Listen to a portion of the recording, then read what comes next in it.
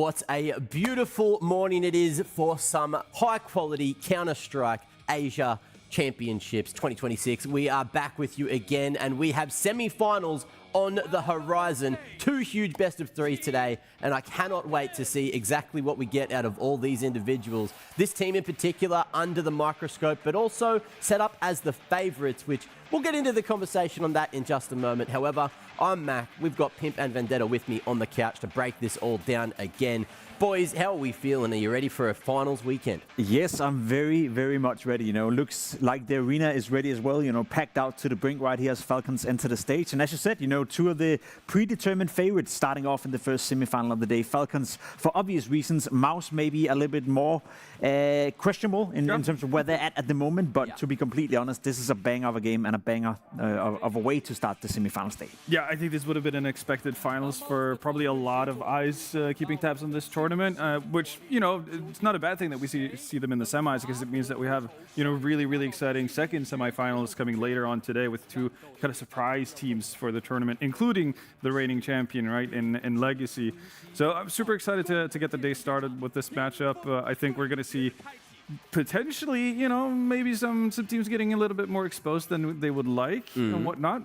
But I'm here for it. Again, this is such a big tell going into the major that, you know, I think it's going to be a very important learning lesson for a lot of these teams. Yeah, and look, you said that we thought that this could have been the grand final, but we're getting it in the semis. There was a whole world where we didn't get it at all, you know. The form that we saw from MOUZ coming through initially through the group stage was definitely lackluster. 100%, you know, MOUZ have really had to fight for it. The team that's played the most map in this tournament so far as well, because all the games seems to go to 3 maps for them, apart from the one they played to begin off yesterday. So yeah, they've really had a lot of play testing, so to speak, MOUZ that is, and I guess one of the biggest reasons why we see this semi-final matchup being played out with Falcons versus MOUZ is the fact that MIBR on the other side have been playing exceptionally well, you know, coming out of almost nowhere to perform at that level. So I think it's a fair representation of where they're at right now. MOUZ haven't been one of the 2 best teams in the tournament so far, yet they have to face off what arguably is the toughest opponent in the semi-final in the form of Falcons. Yeah, it's going to be a very interesting one. Also, Vito, not too far away for this one. But in terms of Falcons, you know, we've gotten a few cool things out of them so far. You know, maybe a couple of shaky moments, a couple of very close maps, which we didn't expect to be as close. But that's kind of what you get at the moment with Falcons. But alas, they still win. They still made it straight to the semis, and they haven't lost too much yet. So we'll see if they can keep that trend up and if they can get that W all the way through the whole CAC. Yeah, I think honestly, for how I guess you know, much we've been critiquing Falcons and maybe not necessarily them looking too polished. That makes sense again, given that they just brought in Kerrigan, but they're probably the only team so far that haven't necessarily really had a nail biter. Because okay, we talk about them like, oh, they could have closed out X and Y earlier, you know, and they go ahead and they win 13-8, 13-9, etc. They haven't had to go all the way to like an OT type of thing, and we've seen that with MOUZ Sports. Again, we've again talked about it with MOUZ Sports as well, that we should be seeing them closing out certain teams with a bit more ease, or potentially not fumble leads that they've created for themselves, etc. Falcons haven't fallen into that trap yet, and that is a sign of strength, honestly, considering where they're at with how new the lineup is and how much they have to adjust and kind of accommodate for with Kerrigan coming in. So that is a very, very positive sign for Falcons. They haven't kind of like slipped up, even though they haven't necessarily looked masterful at, you know. It is kind of fun. The hardest game they've had was against BC.Game in a best time, you know, on Dust 2. They arguably could have lost and maybe should have lost. Another thing that's fun is the map pool we're getting in front of us right now. Mirage, you know, again, open map, you get to express yourself. Love the fact that MOUZ picks it into Falcons. Falcons going with Dust 2. That's been proven throughout this tournament. Against BC.Game as well, they're able to make a comeback, but they kind of ramified that by playing much, much better in the following games on that map. And then Nuke as a 3rd deciding map. A map we saw MOUZ, you know, play well yesterday, and a map that they are slowly but surely finding their form on again. So I think the map pool-wise for both teams is pretty much perfect here. Yeah, I think the only thing MOUZ would have loved is obviously having the opportunity to pick Overpass, but you're not going to get that versus Falcons, because that's their permaban. So while they probably would have loved to see Celix maintain his form, because he's been an absolute beast on Overpass so far in this tournament, they're not going to have that opportunity. So I think, yeah, with kind of what's available to them, they couldn't have asked for better maps than what they were given right now. I think what Pimply said too as well is it just makes sense, right? It's open maps that allow you to kind of express yourselves. And we've seen MOUZ players actually, step up in good, in important moments as well. Like they have solid individuals 1 through 5. So I don't think that's something that necessarily goes against them in any sort of way, even though they are going up against a pretty daunting lineup in Falcons when you think about the names. But yeah, no, it's going to be an interesting one. Now, obviously, MOUZ Sports, I think they, at this point, more than ever, kind of need to see a little bit more out of the likes of potentially JL and Spinks.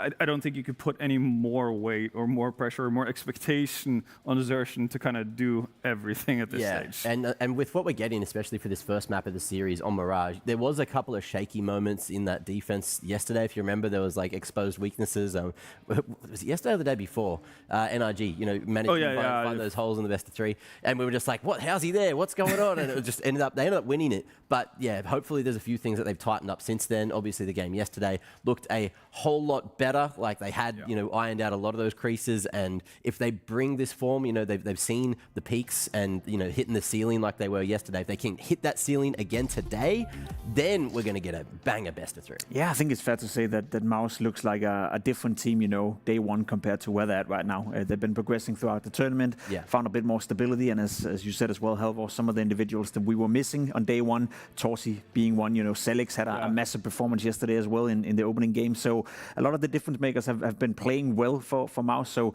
keep an eye out on Torsi, especially on the T side as well. The Spinks lurking capabilities, T side as well for MOUZ. I think coming in with the experience that he has, being a player that's been around for a long, long time, that's something that needs to work out. That's something he needs to find impact with. And then it goes without saying CT side for Falcons, right? You're looking at a Monesi, you're looking at a Nico, the way they can shut down middle, maybe even sometimes together with Kyusuke. It's always going to be a bit of a rough run for the opposition when there's so many playmakers and so many aggressive elements to that lineup. And then, furthermore, just to close out the point, Tessus on the A-bomb side, that's a new position for him. That's something that's changed ever since Kerrigan came in. Talked a little bit about it, no longer the B anchor. He gets to express himself a little bit more over on the A-bomb side. So far, it's been a steep learning curve for him, but he's getting better game by game, so keep an eye out for him. Yeah, definitely. Overall, in terms of all the players we've had so far, in the anchor position, I feel like Tessus has definitely stood the tallest. Yeah, no, he's been honestly the most consistent and most impressive player on Falcons. Again, we obviously have different expectation levels for each one of them, but he's been just super reliable, super solid throughout all of their matchups so far. I wouldn't expect anything less, coming into semifinals as well. But yeah, it is a bit of a learning curve for him as well. A lot of people talk about how miserable the role of playing B-apps on Mirage is as a CT side player. I'm not sure if I'm more in love with having to play the A-bomb side as well, because very oftentimes you'll have people focused on playing connector, they're focused on grabbing mid control, maintaining mid control, and so on. So at times you can kind of just be left to your own devices, and you get that fun 50-50 as do I think somebody's going to walk out the smoke in A-apps? Do I think someone's just going to randomly try to go for a dry peek up A pit? And you kind of just have to play around that. You have to play smart. I think obviously Tessus is the kind of player who's going to be equipped to deal with that pretty well. Yeah. But it is a learning curve for sure. Just kind of getting a feel for what kind of madness you're going to have to expect. Yeah, well, madness is what I want. We've had a lot of that this week. That's what the CAC 2026 has provided. And if we get more of that, especially with a live crowd watching along, that's just going to make it so much more satisfying. It is, and it is, as we spoke about already, this could be the last time we see, or it will be the last time we see either Falcons or MOUZ play before the major, right? So this is the final test, potentially, for both teams. Naturally, the winner goes on to play another one, and there's a third place decided tomorrow. So actually, either way, they get one more game. But there's a difference between playing for a trophy and playing for a third place. So it is sort of like the final test we get for both of these lineups. And I'm curious to see Falcons, how they're going to conduct themselves. I know we've spoken about, the playoff stigmatization, about Kyusuke not really showing up, and Falcons getting over that hurdle. Some of that happened in Astana by beating Furia in that close game. I will say, this is a great environment to do it in as well. This is not the most pressure cooker you can be in, over there right now. There's a hype crowd, there's a big crowd, but it's not a Cologne crowd. So in terms of easing into it and gaining even more experience, if you're Kyusuke and if you're Falcons, this is the perfect setting to do it. Honestly, one thing I am going to be a little bit interesting, and I'm going to soft launch this idea as well. The fact, because you mentioned Kyusuke potentially, not necessarily being there in the biggest of games. I have the same feeling about Nico. Okay. A bit of a downward trend. Let's see if that feeling is going to be validated once we get into Mirage. We've got Naokai, we've got Scriv to bring you all the action for the first semi of the day. Thank you very much, gents. Yes, so excited to get into this, man. I mean, game of the tournament so far, it's going to be absolutely brilliant. I really do hope that it delivers. And we've seen, you know, both of these teams, I think, slowly ramping into top form and whatnot. We've caught them both a little bit as well. So, yeah, really, really hoping that this one delivers as we are very quickly into the action now. If we get anything like MOUZ yesterday, this game has all the makings to be an all-timer for this tournament, right? But it's still that issue for us. We're not fully convinced with MOUZ. If they're anything like the opening couple of days, then Falcons feel like the much cleaner, much more consistent team to really back in this one. But I'm excited nonetheless, and already starts things off well. It's Nico. He'll find the head of Torji. And Modesty under a bit of pressure. A lot of people diving on towards his position. He will fall first. JL gonna get a double, and alongside Spinks, they've taken this A side. Yeah, I mean, Falcons decided to stick around, you know, and really take the fight. I still bomb drop could make a difference here. Molotov as well coming in to make things awkward. Karrigan trying to isolate some jewels, but it doesn't happen for him. Suke gonna be smoked off in towards CT spawn. JL will see him off. A three-piece coming in from, I don't know, the random element of MOUZ, I guess, a little bit. He's in and out, right, over the next couple of tournaments. So certainly as a player, I think he really stepped up yesterday. It was kind of one of the big things that maybe turned their game around. So it's great to see him starting well. Yeah, exactly that. And I think even with JL as well, when he came in towards this lineup, it feels like naturally it's meant to be an injection of firepower. But actually, the kind of the talking point around MOUZ is that it's primarily all come through Xertion. He's been the only consistent real numbers guy on this MOUZ side. And actually, JL for me has looked at times a little bit kind of missing, right? You know, struggling to kind of really slot in towards his roles and positions and whatnot. So that's a really good way to start things off for him. And hopefully a sign of things to come. Spinks, what a way to crack open things. Karrigan was posted on the angle. There is all four remaining here, and Nico's Deagle is going to ring out Supreme, so this could still be really quite dicey. Zelex is sent into the gauntlet of the B site. They've got to cancel this, or they're going to face a lot of casualties, and you can already see this getting a little dicey. Now all down to Nico. 1 versus 2, and he's got the flank. Wow, I mean, genius. He immediately goes for this as soon as he found that opening kill. No. They're going to come towards him. He's got to perform well here up against the Galil of Xertion. Picks up the AK.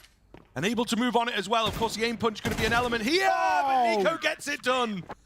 Oh my goodness, the composure to find that final kill is absolutely brilliant, and it's nigh on a hard eco from Falcons. They managed to convert it, and immediately here now, we've got the game that we wanted. They walk into the stack, and just the biggest issue, it takes too long for them to cancel. They're so committed to just barreling in towards B and thinking they can sort of brute force their way in towards the site. Anything but. What a shutdown.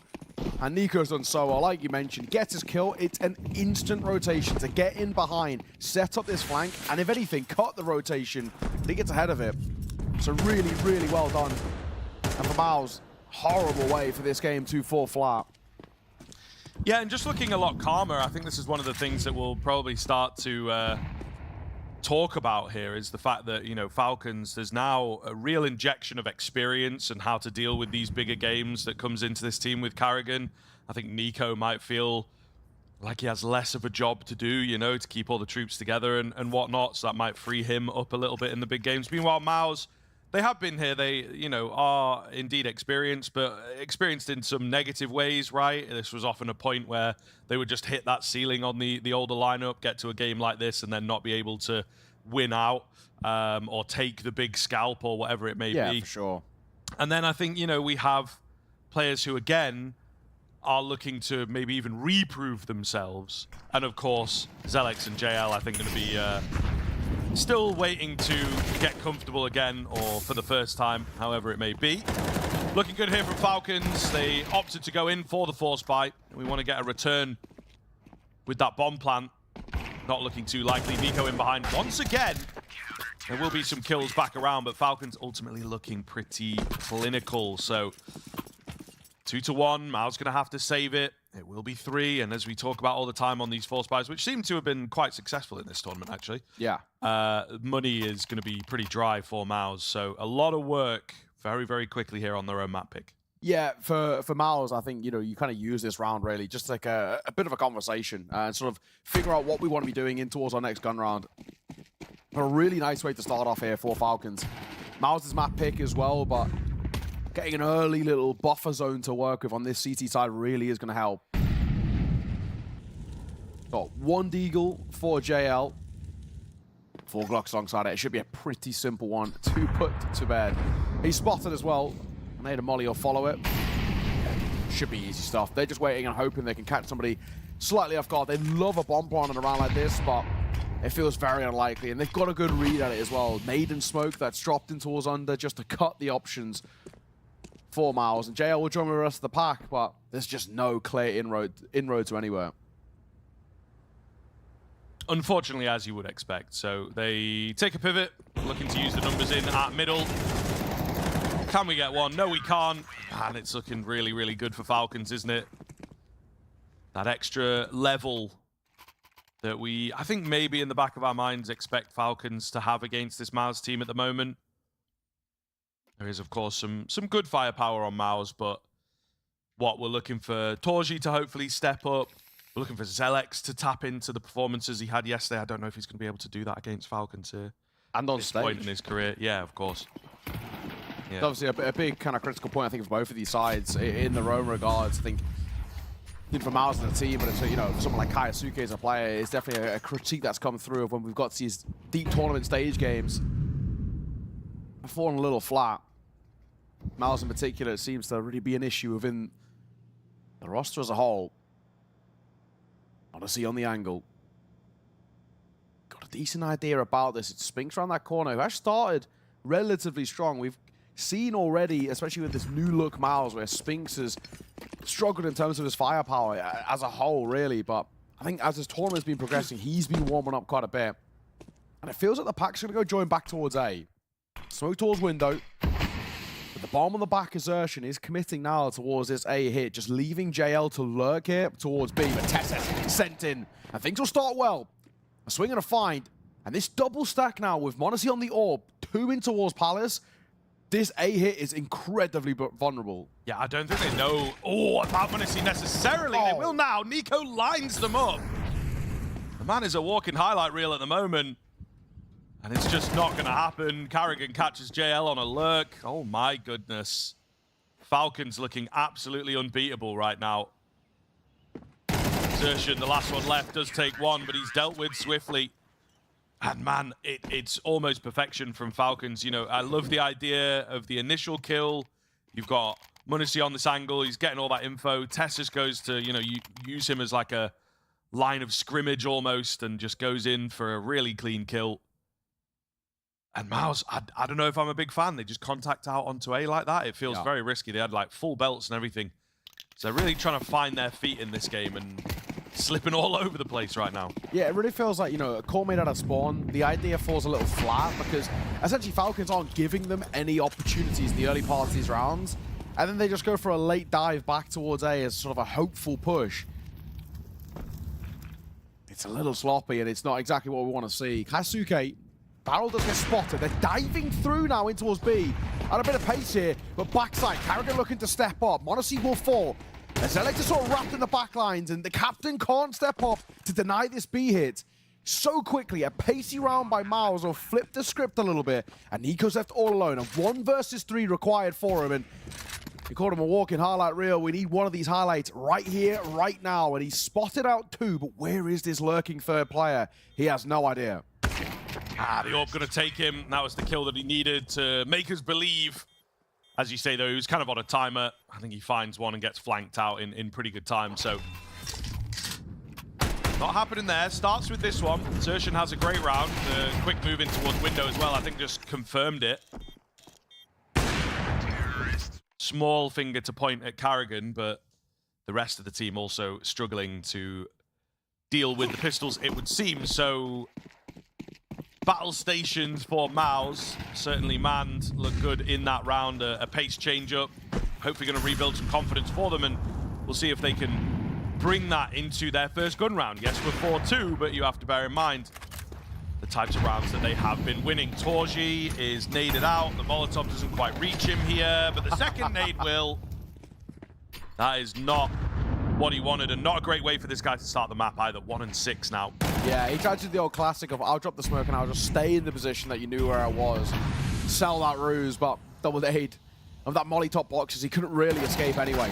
Yuanshen, nice find, but a quick trade coming through from Kaisuke. His second of the round. Back into a 3 versus 3 as Spinks will move forward in towards jungle. There's a minute to work with here for MOUZ, but they've got the A site. And the bomb on the back as Alex will join them for a plant in just a mere moment.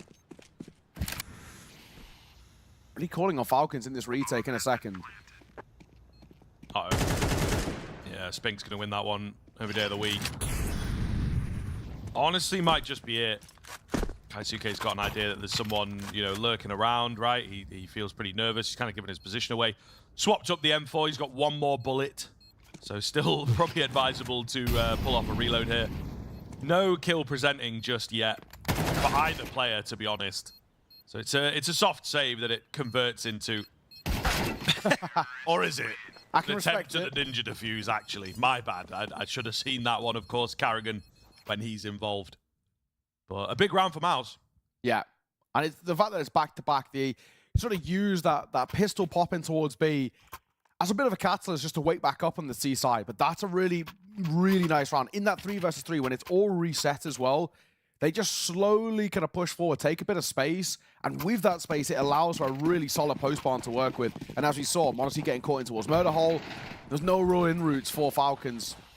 That position by Spinks and a smoke towards top con, before you know it, there's absolutely no roads to safety for Falcons. So, a one-round game, but money broken towards this CT side. It's on the AWP, but you'd assume that's about it. Deagle Carrigan needs to keep an eye on close left, but he won't. Zelex who catches his head. Oh, Nico faded into the smoke here. Does reveal himself. I don't think there's necessarily anything coming for Falcons. Going to need a crazy hero moment. This is just like a protect the president without Yeah. AWP, really. Just keep MongolZ alive, or just keep the AWP alive. Doesn't even necessarily have to be MongolZ, No, but that is true. somebody needs to bring it through and towards the next round. Money is running a little thin for Falcons, and well, now the lead all but gone. So tying it back up, a lot of onus on, well, keeping that alive, but getting a pretty instant response now. It's 3 on the bounce for MOUZ. Really well recovered. I mean, you know, there is a moment for Falcons. It's 4-1. They've won the force fight, and they look quite dominant in a couple of the rounds, right? So you start to think that it's like, this is the position. Do MOUZ actually get into the game? Is it going to require, like, a really strong comeback? As it is, it's a small comeback, but still a pretty good-looking one, right? 3 rounds in a row now for MOUZ. I think all of them looking great. Torji's still struggling, but ultimately as a team, they're getting a lot done here and evening things up quite fast. We've not been here very long. We've not been in this map for very long. It's been pretty quick moving. To sort of like give Torji a little bit of leeway as well, I think T-side AWPing can be pretty brutal. No, that is true. It's a, you know, generally speaking, we look into him a lot more on that CT side. The T side here is about this rifling pack, and so far I think they're all doing fantastic, right? They're all having moments. Yuanshen continues to be such a problem for teams to deal with, which is always even more impressive when you remember that he is now calling. But we're seeing the impact out of Zelex again on the stage, which is what we want to see. Yes, they had an incredible map on that overpass. He's like 20 and 6 at the halfway point. And they're just shy of 30 in a very quick map. And Spinks looking pretty solid, which obviously has been a point of contention. It's been brought up all throughout this tournament about that kind of lack of impact for him since they've made these changes within the team. So far, so good. So 4-all back into the bye for Falcons. See early presence. Nade at the feet of JL. This is Got quick. support here, though. This feels, yeah, like if there wasn't a smoke there, I think they're still looking to go for it. Really thinking about the B hit and a pace change up off the back of the timeout, but, you know, cooler heads prevail. Fast B burst like that is often ill-advised, I think, at the best of times. You might make it work in the pistols, but different game with these guns out. They still really are thinking about B, though, clearing out some angles behind them, but the bomb still remains in the apartments. Yeah, I might just want to be, honestly, just testing Carrigan. We've already kind of spoke about it when that pop came through early on the Tech 9s. It was sort of his individual mistake that cost them, and they might just be leaning on that a little bit as a late defaulting towards this round, saying, I think we can out-aim him. It's Kaisuke on the corner in towards Get Right. Labor spray by Karrigan, so they were right to make this at a terrible time to try and change the silencer, get that setting off. And they'll lose the B site, and with that, the round. MOUZ, a late pop coming through, but a small mistake. He misclicks, goes to take the silencer off. That's crazy. I would have figured like all pros just have it unbound. To be honest. I don't think we've seen like anyone. That's a critical error to make in this sort of a game as well. I know that. Semi-final on the stage. Yeah. Long time since I've seen anyone do that. Who wants to use an A1S without a silencer? Right. One of the worst. There was like that brief moment for about 6 months where Simple was like, taking off the silencer, you know, hiding round in the corners so you can't see the barrel and whatnot. But I genuinely don't think I've seen that for years. Since CS2 came out, I might say, I've not seen someone accidentally do that. It was obviously a huge deal in Go, and they listened and they added it into CS2. And years later, Kaisuke maybe even forgot to turn it off. That is wild. Yeah. Big mistake to make. And to make matters even worse as well for Falcons is that the hunt by MOUZ is really quite successful. Honestly, Falls, they're really trying to keep that CT Econ at bay. And sure, we can buy back in, but there is nothing left in the back pocket. MP9 out for Karrigan. Get the AWP, the M4s around it. But if MOUZ find round number 10, they might kind of loosely run away with this T side, guaranteeing a lead, it feels like, at the very least. Yeah, and they have absolutely turned this game upside down. You know, they are now the dominant force, and Falcons are the ones who are stuck. You got to bear in mind, we had the timeout come in. It's not netted success for them. So Falcons just watching this fully slip away from them. Such a fantastic start. They are now at risk of not being able to really capitalize on that. Just a small selection of rounds.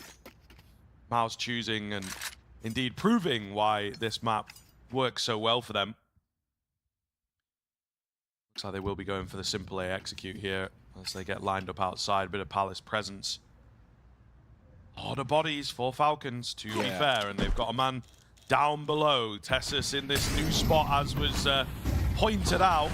We'll see how he performs here. He's going to go unchecked, so a nice start for him, but he is left completely alone, dealt with quickly. Lovely little break onto the smoke, but Nico does lose his life shortly thereafter. Bomb going to get planted here, you would assume. Smoke starting to go down, however, and Kaisuke looking to make up for the mistakes of the previous round as he gets himself in quite an open angle here. The AWP misses the shot, and he is rightfully punished. Kaisuke with the trade. It's Karrigan's MP9 that we look towards here. Not going to be able to deliver, surely, in this 1 versus 2 now. And indeed, he will go down. MOUZ starting to really take over the game.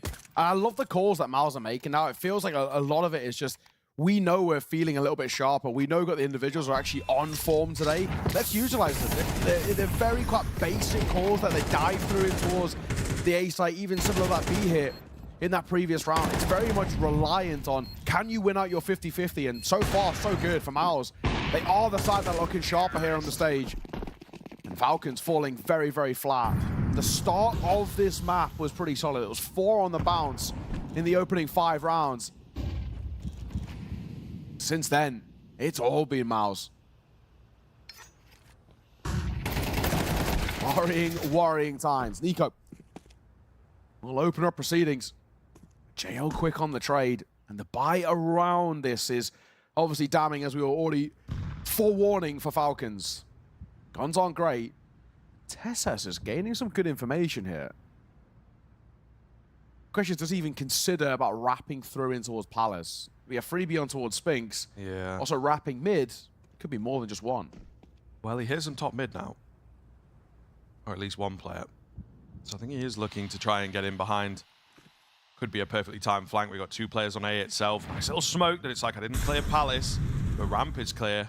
And of course, they're wrapping in. So surely you figure they've got to have a guy in a good position, as Tessus is, unfortunately. He's late. His teammates fall. I think he needed them to just slow them down. He will be spotted. He will be thought about. That is unfortunate. M4 is retrieved, but surely, yeah, nothing coming. It's unlucky. I think 1 kill from his teammates draw them in, and slow them down for just a moment. He might have been absolutely devastating, but just not the case. MOUZ moving up to 7 now, so winning out the half. And a really great run from them, 6 in a row. Timeout coming in from Falcons to try and net this final round of the first half. Yeah, it's kind of one of those things where it's slightly like not his fault, but he takes maybe half a second to a second extra time kind of clearing corners in towards ramp as you would. And it's that costs him the ability to catch a player moving forward just in towards Con. So an unfortunate move by Tessa. I think, you know, he's all of about a second off from potentially getting in for a chance of a double there. But second time out taken by Falcons, and they know the onus on the difference in feeling of an 8-4 half and a 7-5. I want to close things on a strong point, but MOUZ continue to really warm up in towards this game. And this is like without timeouts, you know, they've just been able to turn this game around because they're confident in the map. So they still have a lot of resources in that sense to work with where Falcons don't. So if suddenly Falcons start getting back into the second half, I think MOUZ can easily put a stop to them, at least in theory. Quick moves towards B, MOUZ again, enjoying that as they try and find the opener. Carrigan continues to be a pain point over on that B-bomb site. It's a slightly different philosophy. I'm gonna say, you call it a pain point, it feels like a 3 point, if anything. They've been testing him and winning that every single round. He's never been able to hold that site yet.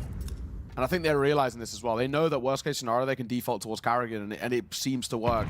Yeah, it's also little things as well. Like if you show presence over there, are they going to maybe rotate someone in because they know that B needs a better hold than they can offer? It's interesting, like sort of where the philosophies are really. Carrigan, I think, has always been a dump the Bianca type role. I think some teams, at least, you know, someone in the middle of the pack in terms of overall star power, just because it can be so influential. Here we go, though. They're going to go contact towards A. This is a great call. We know it with the benefit of hindsight, but there's actually some really nice gaps for them to work with. They spot on the player in towards Palace, and that'll tunnel vision MONolZ in. Nico will also fall at the same time as Zelex and JL, the new boys for this MOUZ side. Give them the A site. And Xerxen, the new captain here to step up. Zelex looking for more. He'll be caught by Tesses, but surely an impossible round to recover. In a 1 versus 5 turn, 1 versus 4, a tag. Spinks left down on 2 points of HP, but with 1 foot in the grave. As long as he's still breathing, MOUZ are going to be walking away with 8 rounds at the half, which is a fantastic showing, considering that early bit of form from Falcons. What a run at the end. 7 in a row coming through from MOUZ to close out their T side. That is fantastic. Yeah, I mean, Falcons just gassing out, I guess. Really, really putting a lot of energy into those early rounds. Great force by win, of course. Can set you up to find like a 6-1 scoreline, you know? You fight off against a weaker rifle buy in the context of how everything unfolds. So you just need one really good, solid follow-up. Yeah. And you can have a great scoreline, but it is not the case. It is not the way that it goes. Falcons will be kicking themselves. 2 timeouts expended. Could not break the deadlock. They are stuck in the mud, and they are potentially struggling, I think, on the stage. But we'll see. It's kind of interesting as well, you know, looking at the individuals that are struggling. Like, obviously, we kind of touched on Carrigan, but we're never going to look at him in a numbers department. But, like, MONolZ looking really quite weak and actually missing way more sitters than we're used to with MONolZ. And it normally feels like he's somebody who steps up to these occasions. But the other one's Tesses. For me, he's been one of the most consistent factors for this Falcon side in this tournament. So many times he stepped up for them and looked so unbelievably solid. And we're not getting it. Nico looked great. He came out of the gates firing on all cylinders, but yeah, unfortunately, he's the only one who's really looked solid towards Falcons. Everybody else needs to step up. And there's always that worry in the back of our minds that at any given point, TYLOO can start to come alight, especially now he's on that CT side. Oh, interesting setup here from MOUZ. 2 holding the underpass. Xerxen, late and dangerous move. Could have been caught off. They obviously don't know how good they've got it, but the flashes are still going to be good here, and Xerxen will be fully isolated for quite a while. So going to have to deliver. He gets 1. Will that be enough? I suppose we'll find out. Really quick flank coming in from those underpass players. So they've obviously thought about all this. Whether it works out is another question. You've got to get past Nico on the P250. He doesn't have armor with it.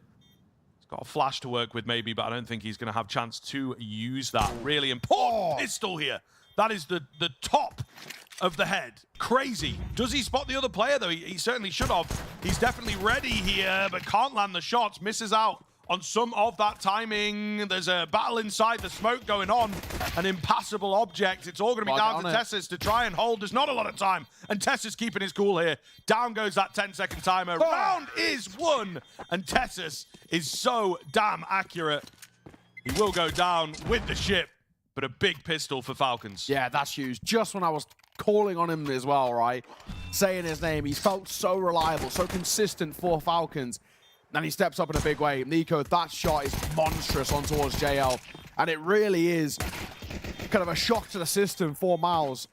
But unfortunately, it was just the wrong read. You know, that they're expecting this late wrap to come back for what essentially looks like an A split, the way in which MOUZ is set up. But it's the wrong call. Simple and effective. Outnet Falcons and opener.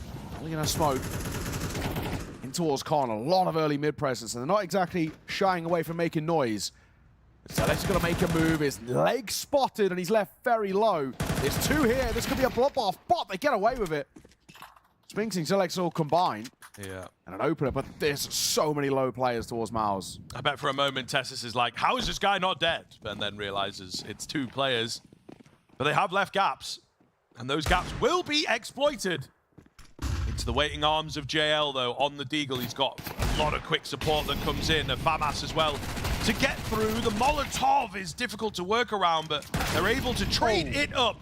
And Xerxen does so well to leave it down to munisi here. This is definitely a doable clutch, though. They're insanely low across the board.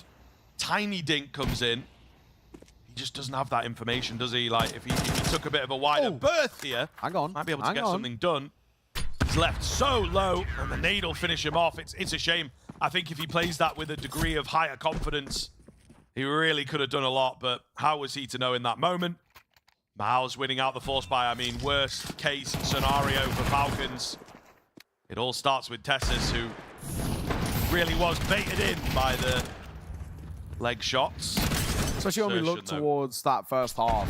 You know, the only real saving grace for Falcons was winning the force buy and getting 4 on the bounce because of it.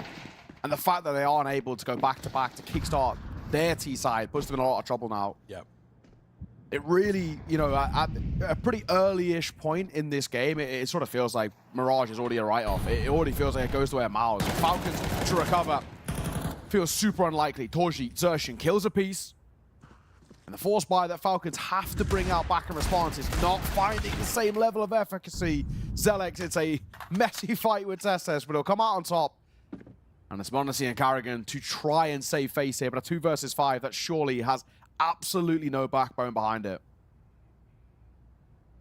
Yeah, how do they make it in here is kind of what you're trying to figure out as a viewer on that mini-map. Well-timed smoke to keep karrigan at bay. munisi got to find some kills. Not going to happen. Okay, I barely get the sentence out, and he is dead. karrigan could force a bomb plant here. There's one player down below him. If he can find that kill, then maybe, indeed, he gets the bomb plant. All right. Fair enough. Nice and healthy. Take another life away, potentially. He's not ready for the man in at CT, however. And he will go down. So MOUZ hitting the double digits. Looking good while doing so.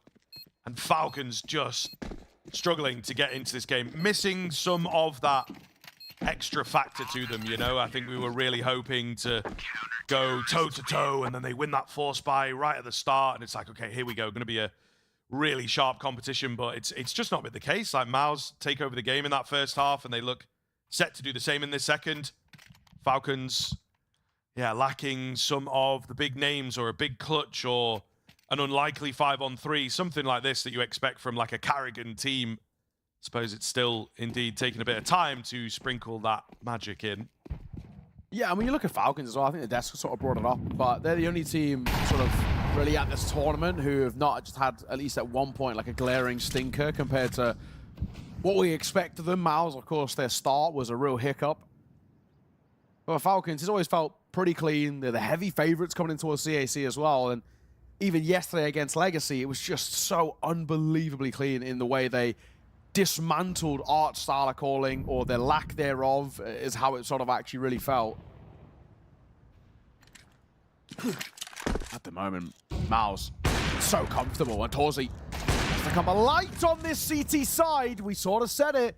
AWPing T-side can often be difficult at this level. The CT is where you can find your comfort, and he gets a double to open up round number 16. So Falcons looking for a chance of a hero AK. It's on the back pocket of Carrigan with a swing in by Yuanshen. Gets one, information on the second. Surely the 11th is all but locked into place. The bomb on the back of Carrigan. And he will get the support of Kaisuke, but JL's advanced through apartments. Difficult angle to clear. There's no flash to force him off this position, so he should be able to get both, and he does. Brilliant from JL. Anchoring towards B. And MOUZ find 11. They are so close to the finish line now. I mean, it's difficult. If you can't trade moments like that, I don't think that you're really in a position to be arguing that the map could have been or should have been yours. Difficult to see as Falcons, unfortunately, falling a bit flat here, which, you know, it's not like it would have been a full expectation. It's not like they're a bad team on Mirage. So MOUZ with what could be a pretty big statement here, perhaps a tougher second map for them, but they're really looking good, and we've got some of those names that we want to be performing actually doing so. What is he going to open here? Nico as well going to chime in. So Falcons with a lot of keen aggression at the top end of middle will absolutely make it work. 5 versus 3 straight out of the gate. MOUZ, it's not over just yet, right? I think you've got to remain attentive until you do hit that 12 rounds and get it absolutely locked in. Falcons still, this is a losable round, right? The way they've been playing could go sideways, and MOUZ are stacking up B. I like the idea.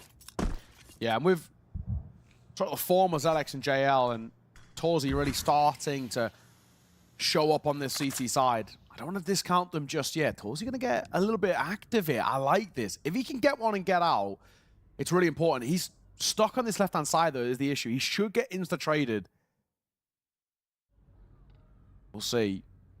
Under the angle, 40 seconds. Carrigan will catch the youngster in the back lines of that flank. Does find form. TYLOO looking to get his kill. I don't know if he spotted the feet, but he'll get one. The insta-trade, he can't really get out from there, so it's all on JL. 55 points of HP. I hope in a dream, and he just doesn't even realize that Nico's jumped out of the window. So Falcons do find one. With only the one casualty as well, that's the sort of round that we like to see that can springboard you forward. Still a fair, decent road to recovery, but I think as you were touching on, MOUZ need to be careful not to get too overconfident here. There's a real world of, honestly, how easy this game has been so far, that you can sort of just take your foot off the gas a little bit. And even against like a 75% Falcons, you can't afford to do that. No, for sure. And I mean, a really nicely played round from Falcons as well. If they'd converted the pistol, I'd maybe start to, you know, believe in them a little bit. But obviously not the case. But yeah, really, really well played on all that timing. Carrigan in behind, nobody over swinging in the apartments. Well read, they knew what was up, that there was going to be a player pushed in, etc. So this looks pretty exciting. Yuanshen trying to answer back and see what he can get away with. I think you call a timeout here if you're MOUZ, you know, losing that kill and in the fashion you've just got to put, well, I suppose nip it in the bud would be the phrase to use here. Just make sure that there is no potential for this to spiral out of control. Interesting way in which MOUZ are playing this as well for them. It's so much mid-presence that it just gives them the viability to rotate quite quickly. And TYLOO is there, catching towards short. He keeps high trading towards apartments. He can catch that lurking player. Nico's sticking around, but the bomb's going to go back towards A. Tesses, he's advanced through Palace. Feels like a good spot, but that's a great smoke. Yeah, that slows their whole roll. Got Nico on a light lurk. Looking to try and find something here in the underpass, and there is indeed an opportunity. Spinks, you know, watching it and maybe taking a fight over there. He's going to move away, of course, as this utility comes in. So it's late up con. Are they going to be ready for that? Again, I think they have half an eye on it, and Nico, he gets the chance but misses the shots. They will now try and take him, and that is sometimes a dangerous game to be playing. Zelix trades him out, but it's left incredibly low. 10 seconds to get the bomb down. They needed that CT kill. They do indeed get it. Torji with the AWP here. What does he want to do? 1 versus 3. Surely has to give it. He is thinking about it for a moment, but he will make his way out eventually. And Falcons scaling up, looking good. Some nice rounds, but the gap is still monumental here. Like I say, MOUZ, they've got all these timeouts. Hopefully chuck one in. You know, it's going well at the moment, but I think just maybe we try and play a slower round, or maybe we talk about this round and rush in there, get annoying. But they just need some fresher ideas, I think. I think, you know, for Falcons, we've become so used to seeing this side when they win rounds. It's like incredibly flashy, and these aren't, but that's not necessarily a bad thing. You know, it's really solid. Everyone's having their moments. The rifling core, MongolZ, all stepping up a killer piece, and they just move quite simply through. The spacing's quite excellent as well. That mid to late round adjustment coming forward is good too. I'm going to get a buy back in, but I think as you're touching on, I'm sort of surprised that we don't get a pause here. This feels like a prime opportunity to get Cyclone on the mic and just get a bit of an understanding of like, what are Falcons doing? What is the sort of defaults that we can break down? They've obviously lost a bit of the control in this game. It's a really bold call because the real risk here for MOUZ, if you lose round number 19, money's broken, Falcons get an 8th, then they get a 9th. That's a 2-round game. That's all the pressure on your next gun round. And yeah, that worries me. Flash trying to force Tessus off the angle. He's been spotted now as well. Zelix is trying to be a nuisance, but the double swing is fantastic. And now having Palace control taken means that there's just no real problems to worry about with that lurk, which obviously was an issue in the previous round. Yeah, I mean, it's a nice adjustment as well. That is something that you might, if you're overthinking things, throw that into a timeout, to be fair, that it's like, right, this is what I want to do. We've got to talk about it a little, but MOUZ are doing very well to keep things quite loose and adaptive. I think that is the style that Xerxen is trying to employ, not loads of, like, deep calls, just very, very simple ideas, and trying to string those ideas together into a round win. Torji with a big spot, nearly does go down on the secondary peak. Risky. Get that smoke in, he kind of knows what's up. That's definitely 3 players spotted. Trying to come in from behind, got to be careful here. Spinks in a dangerous spot. They're going to boost up here, but it still could be good for MongolZ. Misses the shot, everybody falling though. The bomb as well has been dropped. MongolZ is incredibly low. Nico has to do all of the heavy lifting here. He's now the only one left, in fact. And surely not going to be able to get much done. Oh, JL with the recovered AWP will take him. And MOUZ, they do get the 12th. They don't need a timeout in order to do it. It's a small adjustment to just give them the man advantage. And then they work from there. Really well played by those 2 in the Palace as well. Again, the peaks, the trust, the swinging together. Really great from MOUZ. It's all very nicely slotting into place. Yeah, it's also got to be said as well, that's such a risky idea by Falcons as well. They're planting on the A site, knowing there's people so close to them, and they're just hoping that the one angle they're planting for, which was front side of triple, that no one's holding for that, but Zelix, that sort of advanced angle over towards Tetris, made all the difference. No committal of the bomb. You can see it's still left in towards spawn, but 3 early are looking towards A. This is a very default setup here by Falcons right now. Just trying to probe for information. But MOUZ on map point, on their map pick, and it really does feel impossible now to let this slip. And we joke about the caster's curse, but Falcons have not looked that clean. Struggle for Kaisuke. Early utility down once again. There is Palace presence. Smoke will come in. They're looking to try and slowly burst. Maybe even just fully contact out here, actually, and it will work. MongolZ had a good feeling about it. He takes down Torji. Zelix in at triple. Going to be the only line of defense that remains. He's played it patiently. A quick flick across has made the space, bought some time for his teammates to move in. MongolZ finds himself alone. Can't quite land it onto that con player. The bomb's been spilled. He tries to look for a slightly different angle here, and you know what? It might just work. How does that miss? Down he will go. And unfortunately for Team Falcons, they just never really got off the ground. It was a really, really nice start, to be honest, and it looked like they were going to fully take over the map. and then they just disappeared. MOUZ with great adjustments and all without the timeouts. Feels like a rare thing to say. Yeah, no, absolutely. But then again, you know, you then have to critique that start as well. Against low buys for like half of those rounds. Really, really good stuff from MOUZ. We're going to throw it back to the boys on the desk. What a game, and what an almost clutch, a nice attempt from MongoZ to keep the game going. But that is the MOUZ that we've been wanting to see all tournament. Teamwork going out beautifully. You know, it was a bit of a shaky start, but other than that, what was it, 7 rounds into the half time, and then after the second half, they were just, hitting everything. Everything just looked so much structured. Yeah, the rebound from MOUZ was very impressive, to be completely honest. As you said, off to a bit of a rough start on the T side.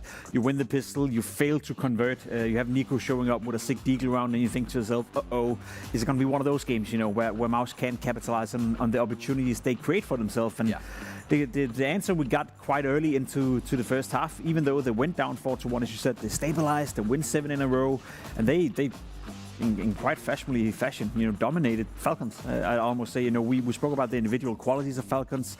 A map like Mirage, you get to express yourself. Well, you're thinking of Nico, you think of MongolZ, you think of Kyusuke, but it was Celix who stole the show. The man you see on the screen right here, finding impact left, right, and center together with the MOUZ boys. So yeah, very impressed by MOUZ, who seemingly from the start of the tournament until now, Hellbor, have just been leveling up every single game they play. Yeah, they've just gradually gotten better and better, and it's funny to think about it because, the way the game started, you think to yourself, like, okay, Falcons are looking crisp, MOUZ failed to capitalize on winning a pistol. What a typical scenario we find ourselves in. Instead, it just 180 degrees flip from that, fifth round, really, where MOUZ win the Tech 9 buy. And they just never look back from that point on. And yeah, in situations where you'd normally look for so many of the individual players on the side of Falcons, it's just never any sort of standout routes from them. We didn't really mention Kyosuke's name at all, for good reason. I think MongolZ's final round there is kind of a good depiction of how it felt like being Falcons for the majority of that game. It's like, you have opportunities. You definitely have the opportunity to find frags, but you're just not landing your shots the way you usually do. And it's good to see that MOUZ are able to punish them for it. Yeah, I think the boys on the cast summed it up well, especially in that first half. MOUZ, there was a point where they started to really sort of abuse that B side a little bit more, just run towards Karrigan, cause him to call more rotations across and then sort of try to get around the map off the back of that. And it was working really well for them.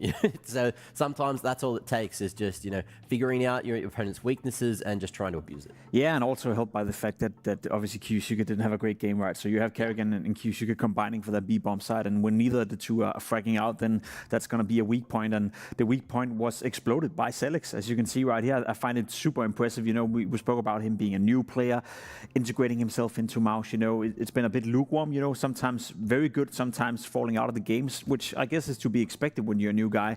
But this consistency in this game, right? He's at 0 kills the first 4 rounds, and then he just steps it up massively, and he becomes the biggest difference maker within the MOUZ camp. So very impressive with what he was doing yesterday in order to even qualify for the semifinals, and he's continuing that today in a playoff game against Falcons at a stage, So we're getting to see more and more of this young prospect, and we're getting to see more and more of the reason as to why MOUZ picked him. And for sure, like, you're getting that kind of confidence, you're getting that skill level up, the reps in front of a crowd before you get to the major, before you start to, really shine, and you need that level of confidence. That's what it's all about here. But that is Mirage out of the way. That was MOUZ's map pick, and it certainly looked that way, especially towards the second half. Now we move towards Dust 2, so we can turn the conversation that direction. How do we think this one's going to go? Because MongolZ was on, and MongolZ the other day was pretty much hard carrying them on Dust 2. Do we expect that to happen again, or are we liking what we're seeing from MOUZ a little bit too much? I mean, I think we could say yes to both of those, really. I do expect MongolZ to obviously be a significant factor for Falcons. I don't think they can allow him to, like in the BC game matchup, for him to kind of be the only thing really going their way. I think they do need more people to show up for that. Yeah. But as we've mentioned, and as Jacob just alluded to, the fact that MOUZ have just grown more and more into each and every game. Mm-hmm. They've gotten better and better and better. So I don't think we can ever really count them out. Again, it's an open map. It's going to allow for them to showcase their individual skill. And from what we've seen, again, they've got plenty of it. Even in this series, even if Celix is going to be the one taking the spotlight, both JL and Spinks had solid performances, solid impact, which is one of the very few things that we probably could have harped on MOUZ for leading into the semifinals. So they are definitely within an earshot here of actually grabbing this 2-0. I think it's a very fair shout considering what we saw from Falcons in the first map. All eyes on Kyusuke. You know, the Yeah. way he's going to play here in Dust 2 T side, it's going to be important to get him activated. We've spoken about him, you know, maybe being a bit of a weakness in the playoff games. You know, sometimes going missing. Yeah. Had a great showing in Astana the first time he was playing with Kerrigan, and we kind of attributed that to Kerrigan. You know, maybe installing a bit of confidence into Kyusuke now. Didn't have a great showing here in Mirage. Plays a vital role T side Dust 2 for Falcons. So my eyes would be on him, together with obviously the combination of him and Kerrigan, creating the space for Niku Monesi in order to thrive. So a lot of pressure now on Kyusuke to replicate what we saw in Astana. Yeah, we'll see if he's going to be able to excel under that pressure. For me in particular, I'm looking at both Tessus and Zelex. You know, that B-side anchor role has been very fun to watch for both these teams when we have seen them respectfully on Dust 2. So I'm keen to see what they're going to be able to pull out. Yeah, no, I think it's going to be extremely massive for them as well. One of the issues that we saw Falcons kind of run into is the fact that you can't rely on Kerrigan being able to be an anchor on that B-bomb side, so you kind of have to cheat rotations over. That creates instability.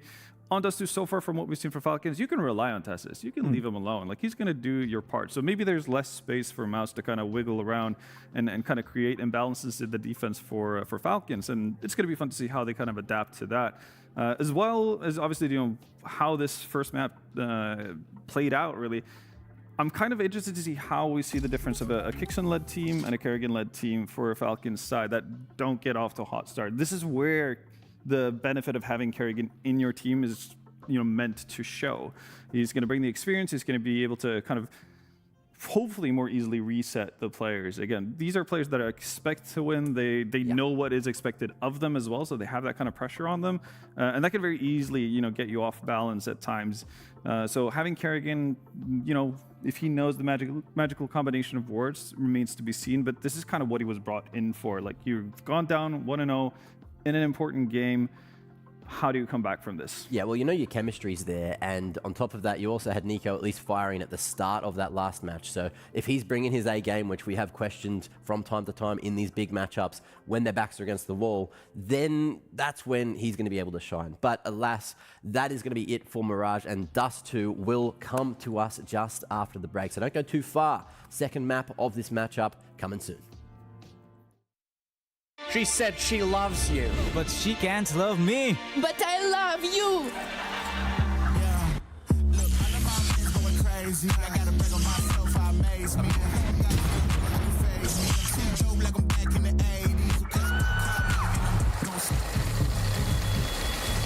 I won't play window anymore.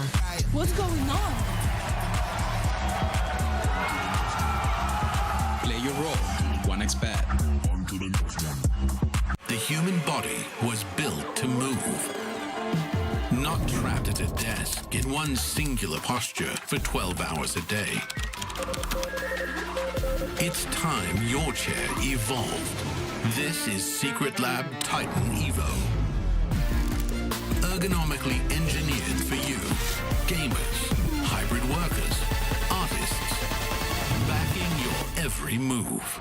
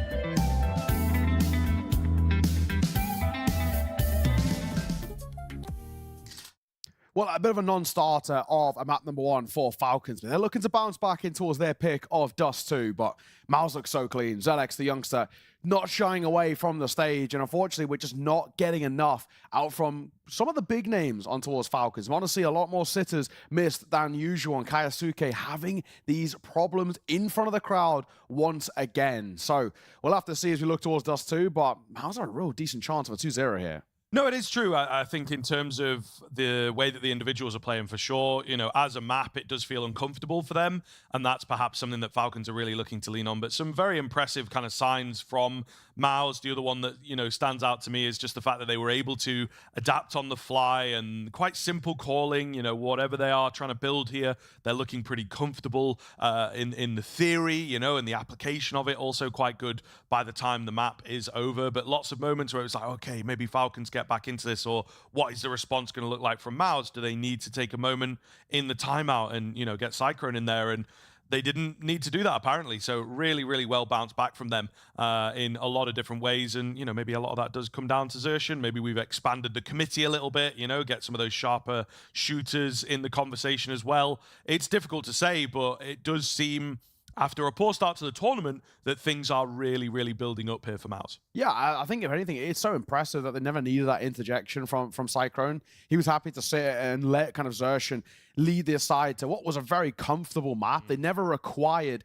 him to come forward. So yeah, it's kind of an interesting predicament now, I think, for us. Like, we're getting Nico playing really well, which is, I think, is still a really good thing. And if you can keep this going in towards us too, that'll be fantastic. But as a whole, we need a lot more from the stars. Like, we kind of spoke about it. It never really felt like there was, bar that one Nico kind of round number 2 insane 3K, there was never really like what we're used to with Falcons, these crazy kind of rounds. We never got these sort of star highlight moments, which we're so used to seeing from Falcons coming through. So I don't know, it feels for me like for Falcons, they've needed a real star kind of talk in that sort of 10 to 15 minute break in between map 1 and 2, just to really kind of wake them up, if anything. Yeah, and there absolutely has to be one, right? Like, we can kind of look at some of the more raw statistics and conversation. I think that's what we like to, you know, just sort of throw in there for a bit of context. But if they are just going to feel like, okay, Dust 2 should be fine, our map, you know, that's a pretty dangerous mindset to go into. I don't think they will, you know, they have so much experience here, and they have Carrigan and Zonic, you know, as an engine room, as I like to call it. That's probably one of the best in the world, I feel,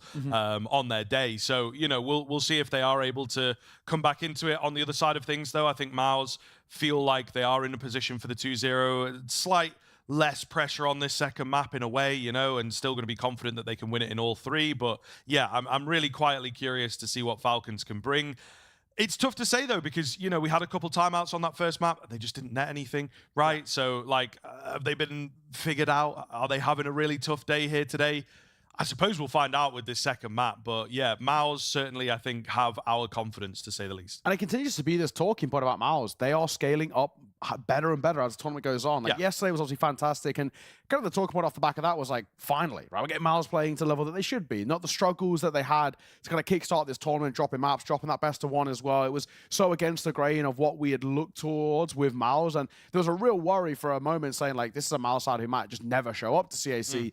As the tournament's gone on, they got better and better. Yes, they look so clean, but I think the beauty of map number 1 is they never panicked. They never looked like they were even in for a chance of dropping that. Yes, there was that kind of 4-round streak against kind of the 4 spy and the half buys coming through from MOUZ, but really when the economy got reset and got comfortable for MOUZ, they just walked away with it. Never broke a sweat. We never really saw Falcons properly put them under pressure or scratch that surface. And yeah, it's kind of one of those worries that this could be set in stone for the series itself. The Dust 2, again, it does feel nice for Falcons. It feels like a map in which we've already seen them play to a really, really high level. It's a map in which m0NESY has a lot of efficacy on. That's where he does a lot of his best work. We're looking towards some of these pushes as well. Tessus, so far when we've seen him at this tournament, has looked incredible in this map. As an anchor goes, he is so unbelievably reliable and so good when he's caught in towards those rotations. However, it's all well and good saying that in the past. Today, are they alive and kicking? And that's the big thing. It really just feels like a MOUZ side who are finally here to really actually kind of make a bit of a statement prior to the major. Now, of course, the awkward thing around MOUZ is that this is not going to be the 5 lineup that they have at the major. Of course, JL on a sort of trial period. We'll have to see kind of what happens following that. You've got Brolin at the major, but either way, it's good signs heading in towards Cologne. I mean, JL's had a great first map. I think he looked good yesterday as well. So he's starting to, you know, re-find his sea legs, which I think in the first couple of days was a little difficult for him. But yeah, he's starting to look good, which is really quite nice. And I think he would slot into this team really well with what they're doing. You know, Xerxhen, maybe a slightly different calling style. It feels like it's gotten looser and looser since the Shuhei days, you know what I mean? And just really trying to play around those individuals and play a bit more of the loose Counter-Strike for sure. And I think as well, that's kind of, in a way, it's kind of a beautiful thing. Like, I think Xerxhen's got so much confidence in his team to be like, I back you to win your 50-50. Yeah, right. And that's how Mirage felt. You know, I think, you know, we were just having a conversation in the green room and talking to Vendetta. The kind of way he put it was like, you know, death by 1,000 cuts. And that is exactly how it felt. It was the sort of more percentage style kind of Counter-Strike of get your advantage, take the advantage, and we'll just keep it. Never squander chances, never squander opportunities. They're so reliable at the moment. So We'll have to see. Fistful's coming round, which is normally our indicator that this map is about to get underway. It is Dust 2, map number 2. The pick of Falcons to, well, stay alive here in this semi-final and bite back against MOUZ to push us towards that decider. But all questions are can they? As we get this one underway, MOUZ, of course, starting on that CT side. Falcons looking to get things underway. A nice pistol here just to shrug off the woes of that Mirage would be the nice way for us to regain a bit of confidence in them. Yeah, and I think for me, it has to be convincing here. It has to be a one-sided map just to scare MOUZ that third is not going to be another plain sailing adventure. We'll see. Falcons start off on the T side of things, of course. An early smoke coming out towards Xbox. A slow build-up as they look for some mid-control, crunching in, see if there's anyone pushing forwards or taking an aggressive angle. MOUZ, as it is, playing it pretty standard. A lot of eyes on that youngster as well of Zelex. Such a good first map. An incredible overpass yesterday. And he continues to prove why he's got this call up from the academy side. They're setting up for a B here, and then they come. They're diving on forward. Zelex is so unbelievably blind. And the abilities of Spinks can't deny them moving their way forward. Zelex taking a couple of hopeful taps, looking to try and slow them down on this B hit, but Tessus is there. Rips his head off, and the bomb will follow. A retake in towards the B side. We know how difficult this can be, but what makes it worse is the lack of kit. Yeah, for sure. Not looking too good, but we'll find out. They are going to give it a go, of course. The response from Kaisuke to track that nade is pretty clean. He's going to keep it going. And I think may well have just netted them the round here. Yeah, and a reluctant save. They've got bits of armor. Try and take a kill or whatever, but the round is just over for MOUZ. Falcons with a really nice start and blindsiding them as well at the end of the day. So maybe going against the grain of their usual pistol or just fighting against the presence that they had tried to display. TYLOO does take some bomb damage, so that affects his head armor ever so slightly, but he'll be happy here. A good force buy on the cards if they want to go for it. Yeah, exactly that. And of course, they already had success in the force buy in that previous map, so I can see where the confidence might come to kind of go for this. But Kaisuke, what a round from him. 3 kills on essentially 1 HP. Brilliant work. Just as we were critiquing him as well. Very, very slow. Kind of map number 1, 10 and 14, 0.68 rating. You know, it's not exactly the stat line you want from a player with so much impact in towards Falcons. But a nice way to build his confidence. You get that force. Upgraded pistols across the board. The scout for TYLOO to round it out. And a hopeful tap will leave Karrigan at 31 points of HP through that smoke.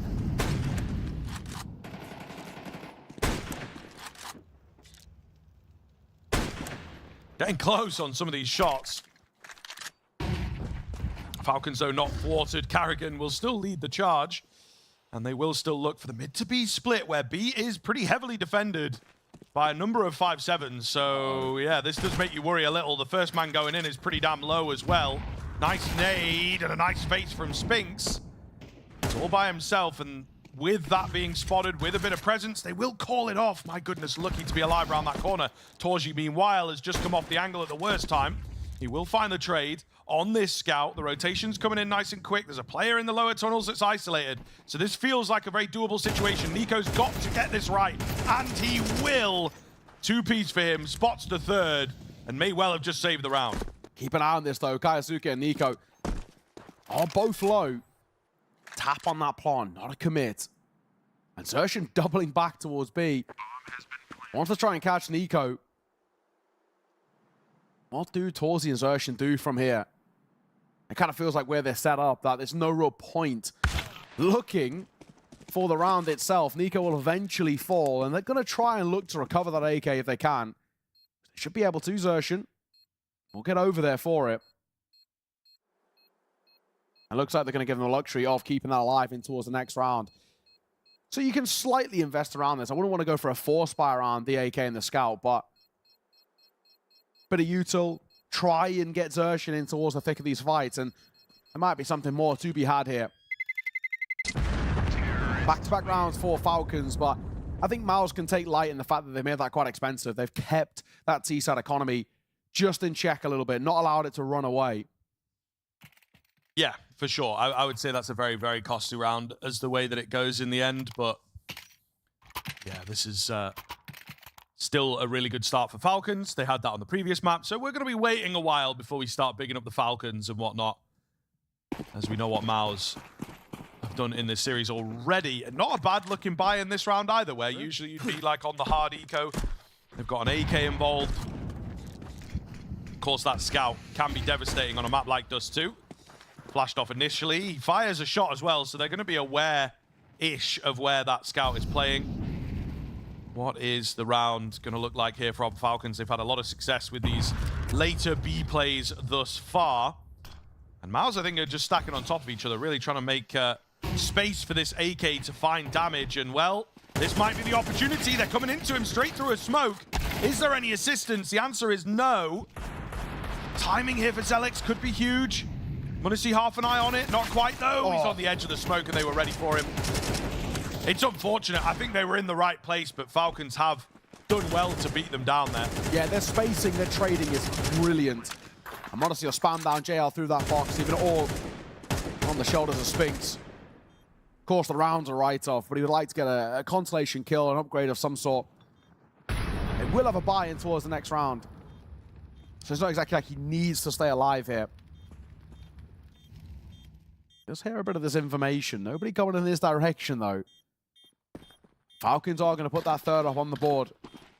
So far, a good start. I'm still a little bit unconvinced just yet, because it's giving me the same signs as what Mirage did.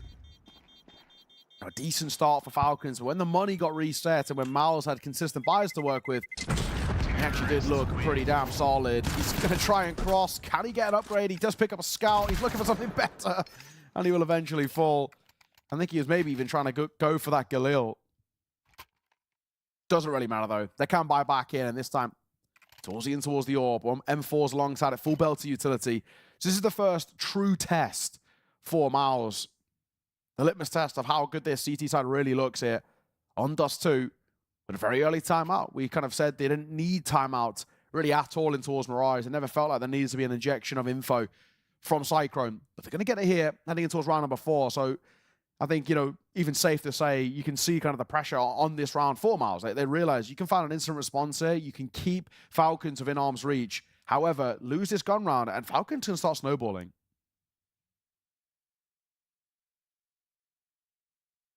Game on our hands, perhaps. MOUZ looking to deliver that. I'm really hopeful for what they're going to be able to deliver here. I hope that there is that adjustment, as Falcons really looking comfortable. It's tough. I don't want to lean on them too much just yet. They have to maybe grow the gap to more like 6 rounds before I really start to believe. MOUZ, first big opportunity for them since the pistol to get something going. A lot of players yet to frag. You know, it's really not a great look scoreboard-wise. Torji in an advanced position to try and kick off the round, but he's Molotov'd away. Yeah, it's still very early doors where not be too critical, I guess, just yet. This is the round which we'll critique quite a lot. We'll zoom in with a bit of a microscope. Smoke down for the cross. They take that control just outside of doors, but they don't commit to it. They double back.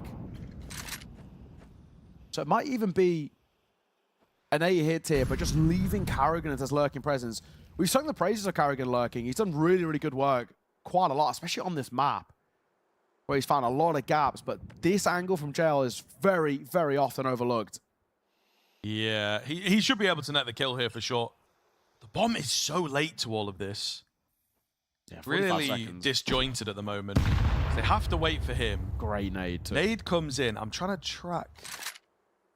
There's no more smokes left, right? And the utility that they do have is on the other side of the map. So it is all just going to come down to the shots, really. 30 seconds left.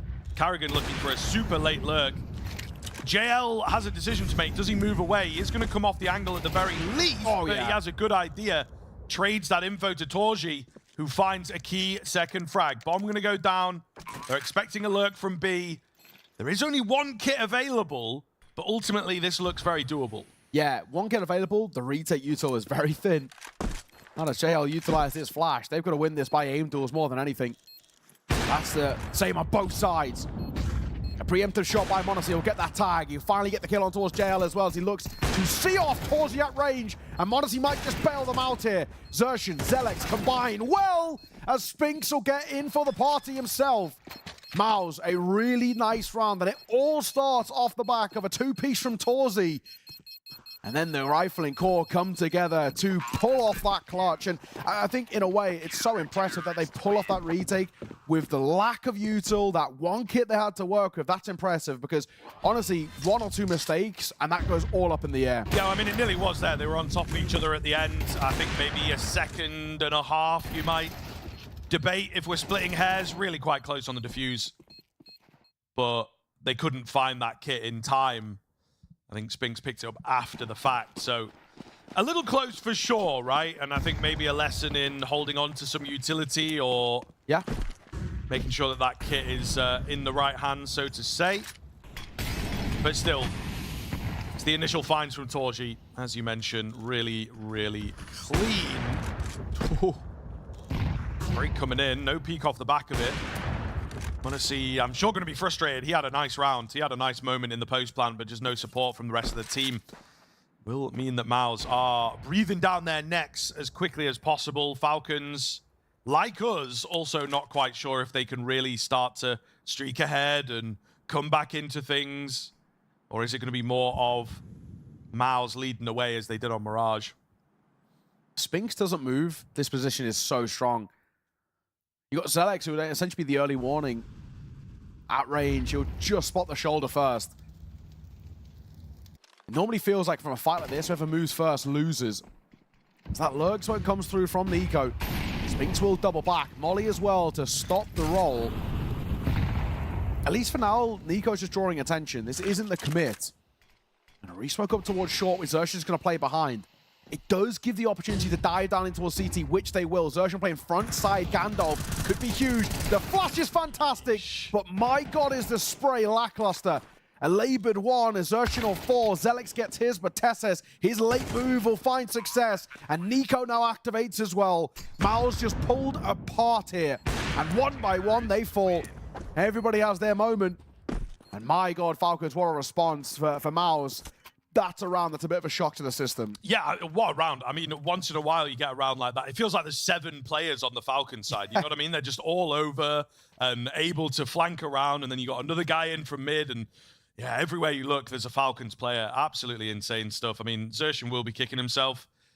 Let's say he gets instantly traded. It's probably not too different of a round in the end. So yeah, Falcons certainly saving that one for a rainy day. A lot of trust in individual players to hit their mark, but they do.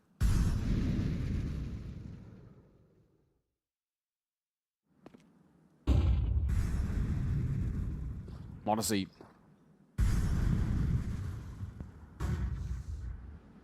Waiting. You've got a quad stack long here who are going to pull back to the A site.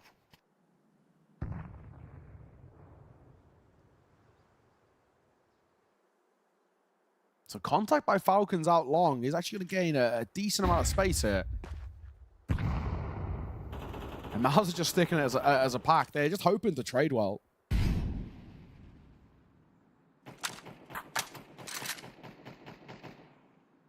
I like it as a concept. It could be messy here. Nico, oh, going to get caught a little. He's got backup. The backup has to be good. He goes down quickly, but it is Kaisuke here looking good, keeping his cool to see off the round. A 4-piece for him. He heard the criticism. He's up to 11-1 off the back of that. And Falcons giving MOUZ a taste of their own medicine here. Another buy round coming in from the CT side. Let's see what they have. And already kind of 2 critical multi-kill rounds from him. That pistol, the 1 HP, 3K.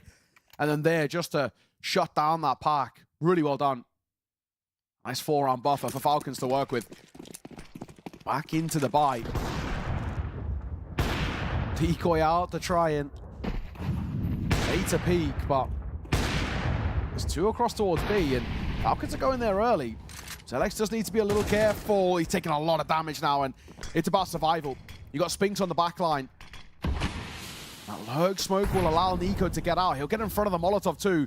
They know this is a possibility, and now they know it's definitely happening. Torzi in trouble, and he'll get caught by Carrigan, who makes his move through mid. Spinks has to stand tall, but he can't because Carrigan comes in behind. Okay, Azuke, one of his own too. As Zelex falls, this round's all but done. Xerxes and JL know there is no chance of getting back in towards B.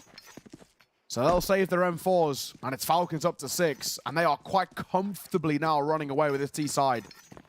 Change-ups, really looking good in that sense, able to find the mix-ups in their approach.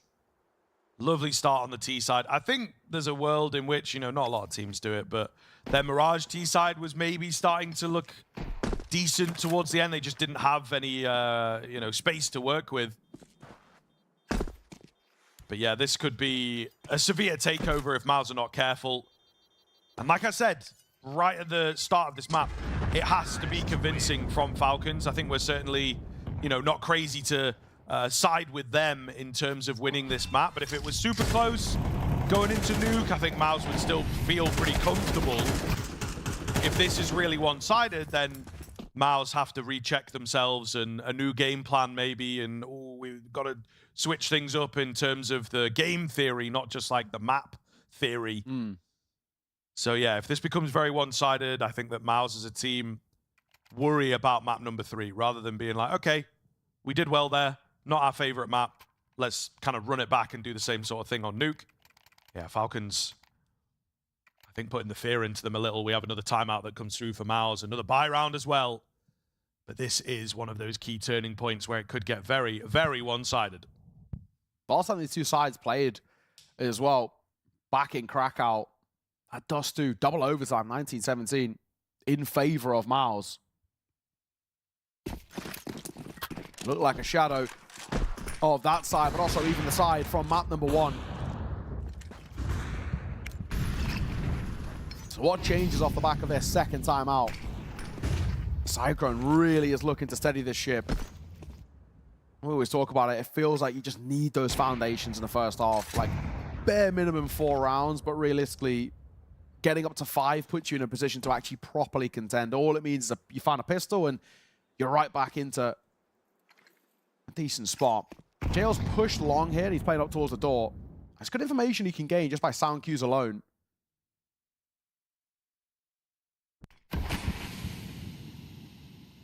Perfectly timed on those smokes. I think they're pretty much on exactly the same timer.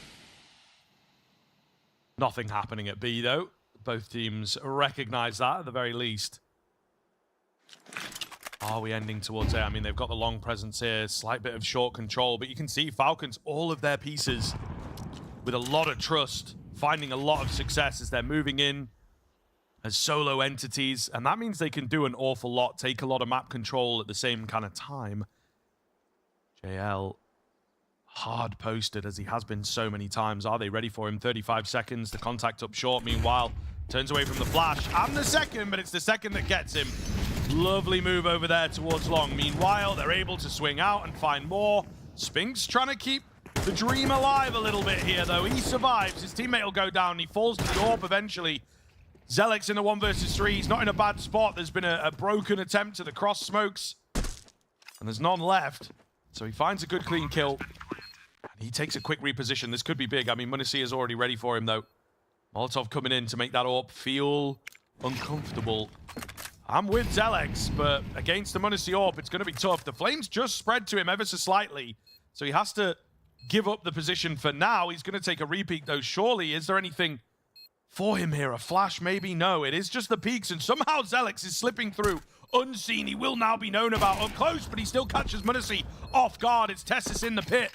It's Tessus in the pit. There's no time on the bomb, and Tessus plays it patiently. Absolute perfection. Once again, the calmest player. There was one right there, and maybe indeed that's communicated as he tries to pick up the AWP, but couldn't quite find it. It's tough in the end for Zelex. He gives it a good go, but a good go is not going to be good enough here. Yeah, exactly. And we're getting to the point now for MOUZ where they're actually really running out of chances to make this competitive. This half is running away from them so fast. Really well played. Just that patience from the pit. The plant for him as well, but Unfortunately for Alex, yeah, I think as you kind of touching on it, he drops down. It looks like he goes for the right idea, at least. It probably was communicated over. There is a kit down ramp, but he couldn't find it. An open shot by MongolZ, misses by a whisker. I might have a second chance out of him and TYLOO. Oh man, pixels away from each other. He goes for a little look. He'll double back as he keeps eyes trained on towards lower. Gets sent forward. Yuanshen. That's the fall. They know it being a boost as well, that they can put pressure on towards short quite early. I mean, they're just getting away with so much. You know, the flash is a bit broken there. He turns into it slightly. It's really not perfect, but he's still able to find the kill despite all of that. Then you've got MongolZ playing one of his dirty angles that he's known for. So they're feeling a lot more confident to go for less successful moves on paper. And this round's over. MOUZ have abandoned the B-bomb site to the chagrin of the defense. Telex is close enough to maybe give it half an attempt, but takes a little ding through the door. I think you just save here, fellas, and they do indeed. Reluctantly have to concede it. That certainly sucks when you're trying to come back into things and close rounds and only lost to one player, and then you just make the wrong choice. You know, there's nothing you can do. You have to accept yet another round going the way of Falcons. Yeah, exactly. This is really dicey. I mean, for if I'm MOUZ, I'm burning this third and final timeout as well in this first half. You just have to. You cannot afford to put up such a lackluster CT side and have any real chance. And the real worrying thing about this is, because this is looking so dominant at the moment, that could really leak in towards map number 3. The Falcons are really alive and kicking. Really feels like a non-starter. That's labored, and JL and Spinks with their kills of their own. AK scooped up there as well. So a silver lining, but it's a dark sky nonetheless, as Falcons are up to 8, and they are steamrolling ahead here in what has been a very uncompetitive Dust 2. And thankfully, they've completely shook off all of the worries we had off the back of Mirage. Rough showing, a poor performance. They never really got in towards that game, and now we're seeing the vice versa from MOUZ, who just cannot get going themselves. They dive out towards long. Spinks, first to fall. Testis will also drop in all of the blindness that we have there. It is reset back into a 4 versus 4, and they're going to re-aggress. Nico's full blind, but he gets away with a kill before he gets traded by JL. How he gets away with even one there is baffling to me. I mean, how many times are we going to do that? You know, there's been so many opportunities for nice kills that they do let slip away. It's a quick response over towards B. Alex is alone and just about makes it inside of that smoke. They surely have to consider it, though. Again, you know, been really playing a cerebral game. He chucks down the flash. But with JL's kill, does not want to give the advantage back. So he will drop away, but they have a good idea of where he is at the moment. MongolZ not a million miles away. They get the bomb plan. The B retake for a team with only 1 round here is certainly a daunting prospect. They've got kits available, they've got the 1 Molotov, and that is all. It's the AWP as well that stands out like a sore thumb. Not in the hands of MongolZ. No, he lands the tag on the second player, goes back in for a bit more and somehow gets that. How has he ever landed it? MongolZ just cannot miss. Oh my goodness. Incredible stuff. The AWP in the right hands for Falcons, and they just can't stop winning, even if they tried. This is baffling now for MOUZ. Things are just not clicking for this side. And MongolZ, what a moment for him to step up. He does so well to isolate these fights. But MOUZ show him way too much respect. They make it too easy for him. No trading. The spacing doesn't allow for him to fall off the back of the first. And they just cannot buy a round right now. Third and final timeout used in the penultimate of play. And absolutely everything is clicking right now for Falcons. This Dust 2 already looks all but over in the first half just by the sheer audacity in the way that Falcons are playing. And MOUZ looks silenced.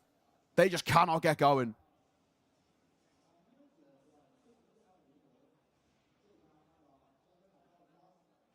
You look across the board as well towards MOUZ. 2 and 8 for Yuanshen.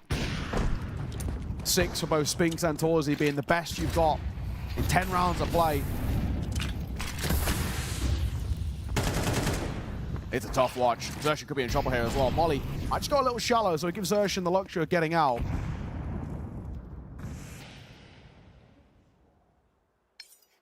Spinks closer to the action than he realizes, but he will drop away. I think you'll take it. You know, the initial attempt from Falcons is usually quite successful. So if you're able to weather that storm, perhaps things are taking a turn for the better. Really big round here, of course. You know, you wake up to the fact that it's like, oh my goodness, double digits. Yeah, we can't let that happen, guys. We have to respond and, you know, give us some tiny bits of room to work with into that second half.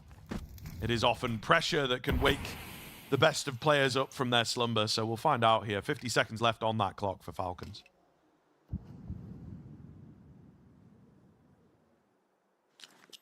"45 seconds. It's a B smoke comes down, but the lurk on the corner too. This is all a ruse the way they're set up.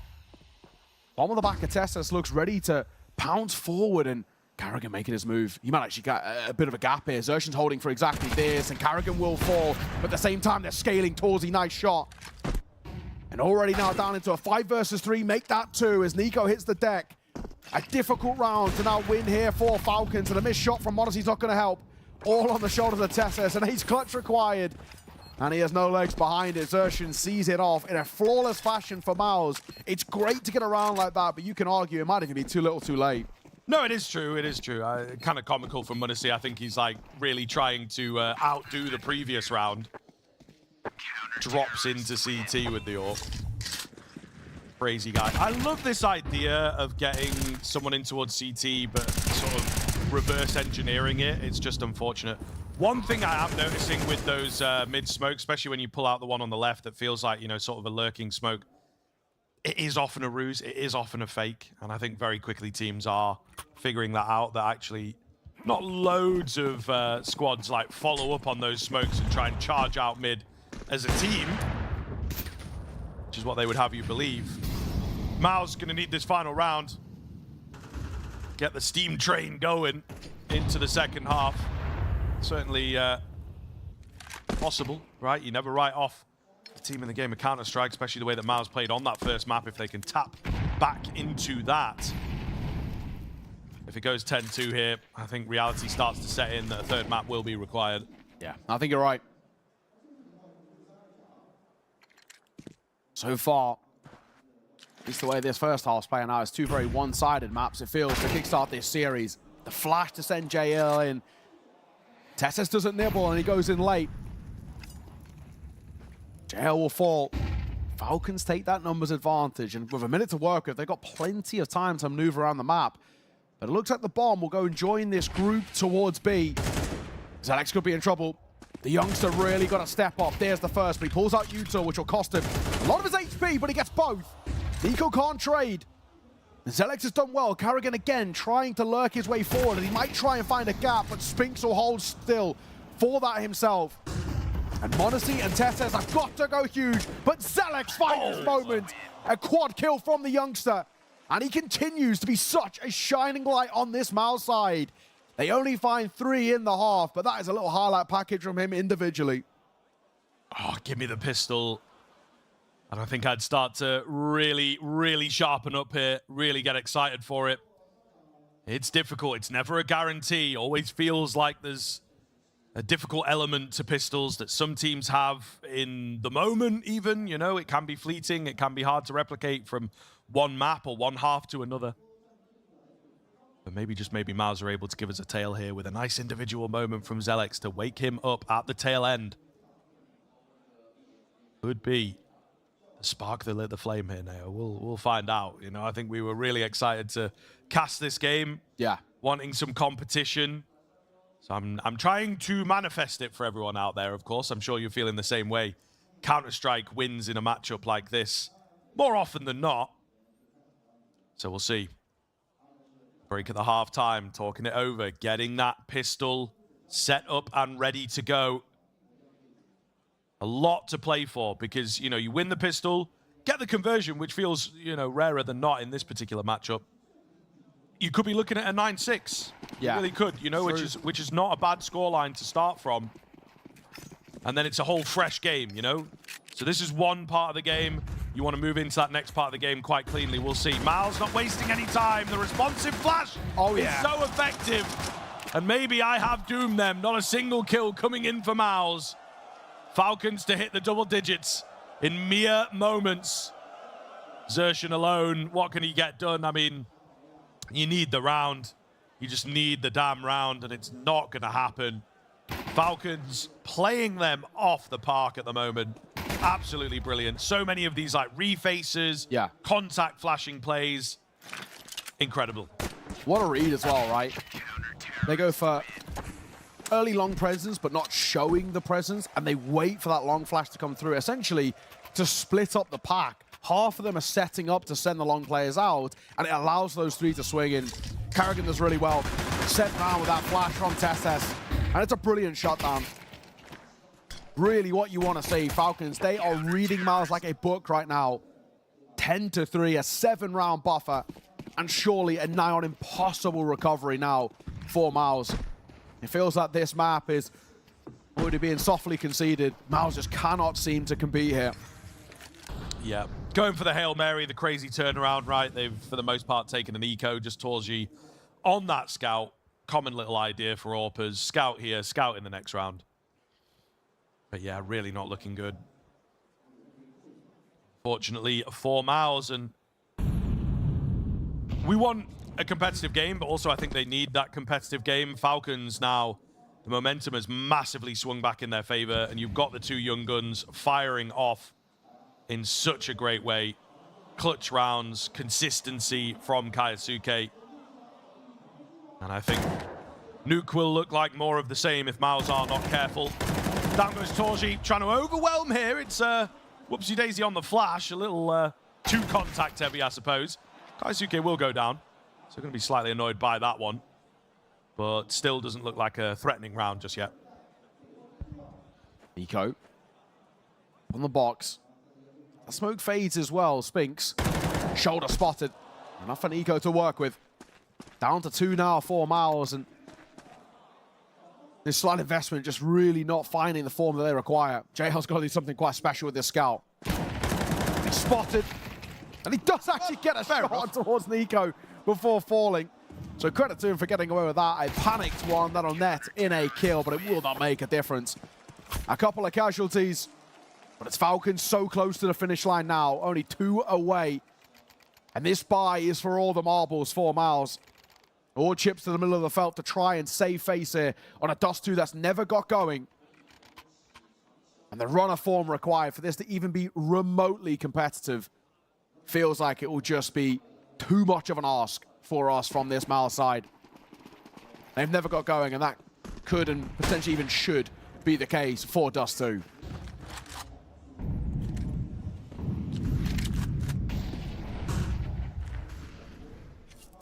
Early utility out. It reads very similar to a Falcons round here. As MOUZ also taking it quite slowly. They look to move up short, however, not trying to get, you know, all the players in completely different spots and just keep pressuring and pressuring all angles of the map. Attempt at the nade, it's a nice idea. They've just gotten beyond that area though. So these nades not quite landing. Leaning more towards the B side of things as well here, Falcons. Relatively well-timed smoke. MOUZ not really being thwarted by the idea. Keep it simple here. We've got a couple smokes left. They're actually maybe looking to maybe burst through this smoke here, which could get very, very messy. I think they'll get a bomb plant, but it's all about holding on to the site. Xerxen drops down. Only back sight as well to deny that short plant. At least 4 now. They've got time to work with here. 40 seconds on the clock. Only will fade momentarily. How do Falcons want to play this? Very slow as they allow for that plant. They're not even going to contest this. It's a couple of flashes, one volley for Falcons to work with, and in they come. Nico will get one. JL, Zelix, and Spinks all combined in quick succession. Before you know it, Nico and TeSeS have to make that call. Tail between their legs, they'll get out of there. So MOUZ up to a 4th there. Much needed gun round on this T side will finally come through successfully. TeSeS trying to keep this expensive. He won't be able to. at least for now. MOUZ live to see another day, but again, it's still such a mountain to climb. Yeah, I mean, they would have, in theory, hit the 9-6 if they'd won that pistol. And also just stopping Falcons from winning any rounds on the CT side. That can often be a pretty scary prospect, pretty scary position to be in. But yeah, it's just going to be so tough, isn't it? They have to keep this really clean for quite a while. And we've not necessarily seen that from either losing side in this series just yet. So consolation rounds building up some precedent for map number 3 at the moment. They, of course, with that eco especially, rather than going for force after force, are believing in themselves that the comeback is possible, and it certainly is. Has the tournament traded that in, you know, with the PARIVISION MongolZ game. Crazy comeback there. Very true. But we'll find out, I suppose. MOUZ hoping that there's a little tiny bit of magic still left.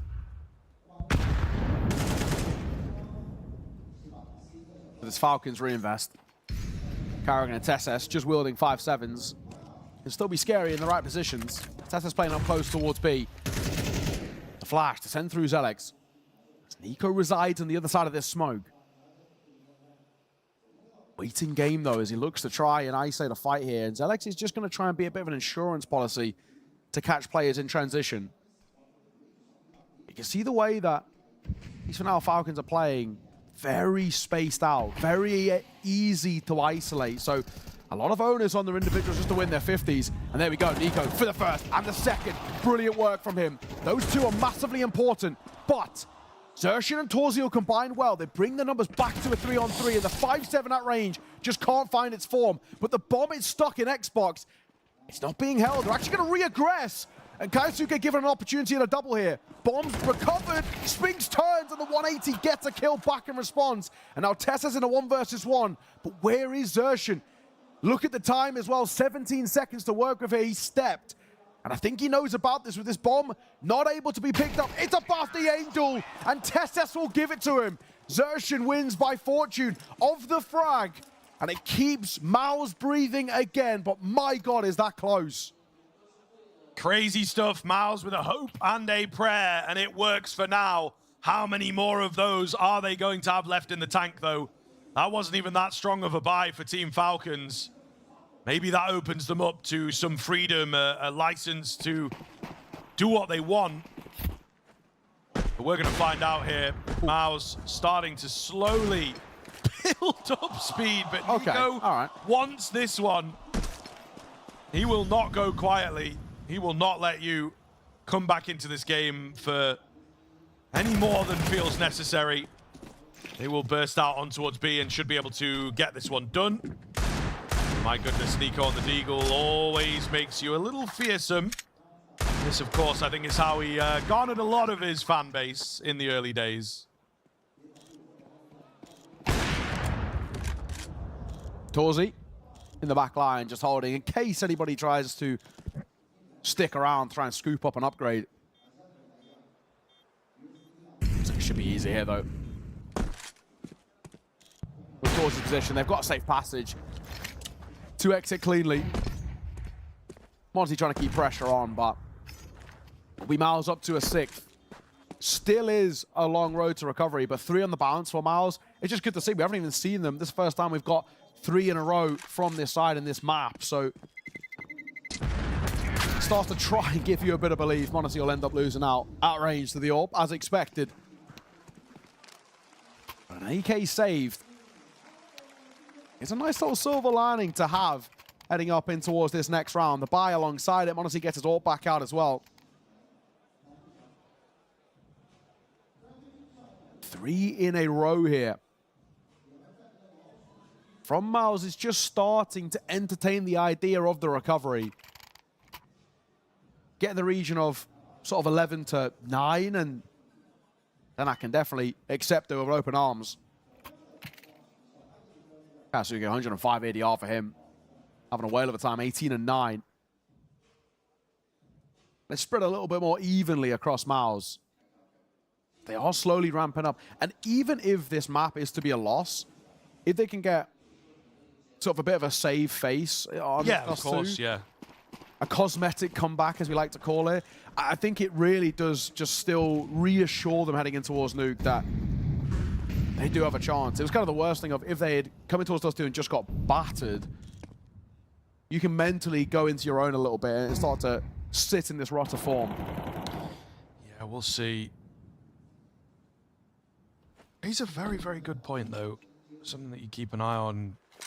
Kaisuke towards the top end. Karrigan and Tessis quieter. The Tessis stats overall are not that bad, but how does it go on the CT side? Chain only as strong as its weakest link. See if they can abuse that weak link. MOUZ certainly looking more confident, slightly faster, going for their early bits of control. They will work it towards short. Just the one smoke. Doesn't dip down. Lurking smoke towards B. What are they going for? I mean, I couldn't necessarily tell you. The bomb is so far away from the action at the moment. It looks like it will be, again, another short move and perhaps all 5 in towards short as well. So I think you're right. Lacking a lurking presence. It's a risky play to go for all 5, just not having any kind of contingency plan. Not a player coming through CT or nobody playing out towards long. Right utility in the right places, they could be shut down here. Monacy can be tested. Xerxin, drop down from him on the edge of this smoke and attack through the wall, but Xerxin, full blind, gets his kill. Karrigan, Tessis combine well to try and shut down the A move, and the AWP cannot ring off true as JL goes back to back to give them A. For Karrigan and Kaisuke, it might even be a soft save call if they can't find a kill in the next 5 seconds. Oh, they feel confident here. Karrigan in a good spot. It does make sense, but he goes down to the AWP. That will, with the smoke, indeed be the save. You know, Kaisuke also sticking around. Try and find a kill, which again, to me, when you're fighting off against the comeback, not a great sign. I think you have to respect that this is possible. You know, Karrigan is in a decent spot, but I think you just give it. You just have to really, really play harsh, you know, and take that save. It potentially could have facilitated the buy into this next round.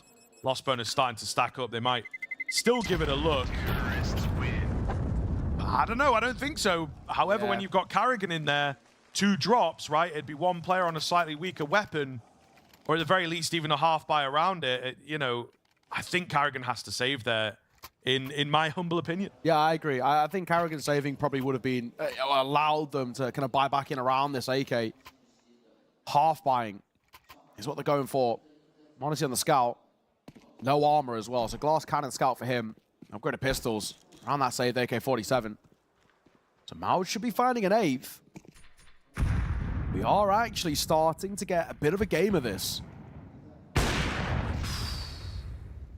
Close, but not quite the tag. Alex on this Mac 10. Got to be careful, right? These are the rounds where you can often make the mistakes against something that's a little weirder, the low bar, you don't quite know what to expect. Have they invested? Haven't they invested?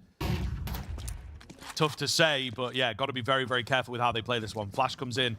Probably another one with Zelex's name on it. Nade, minimal.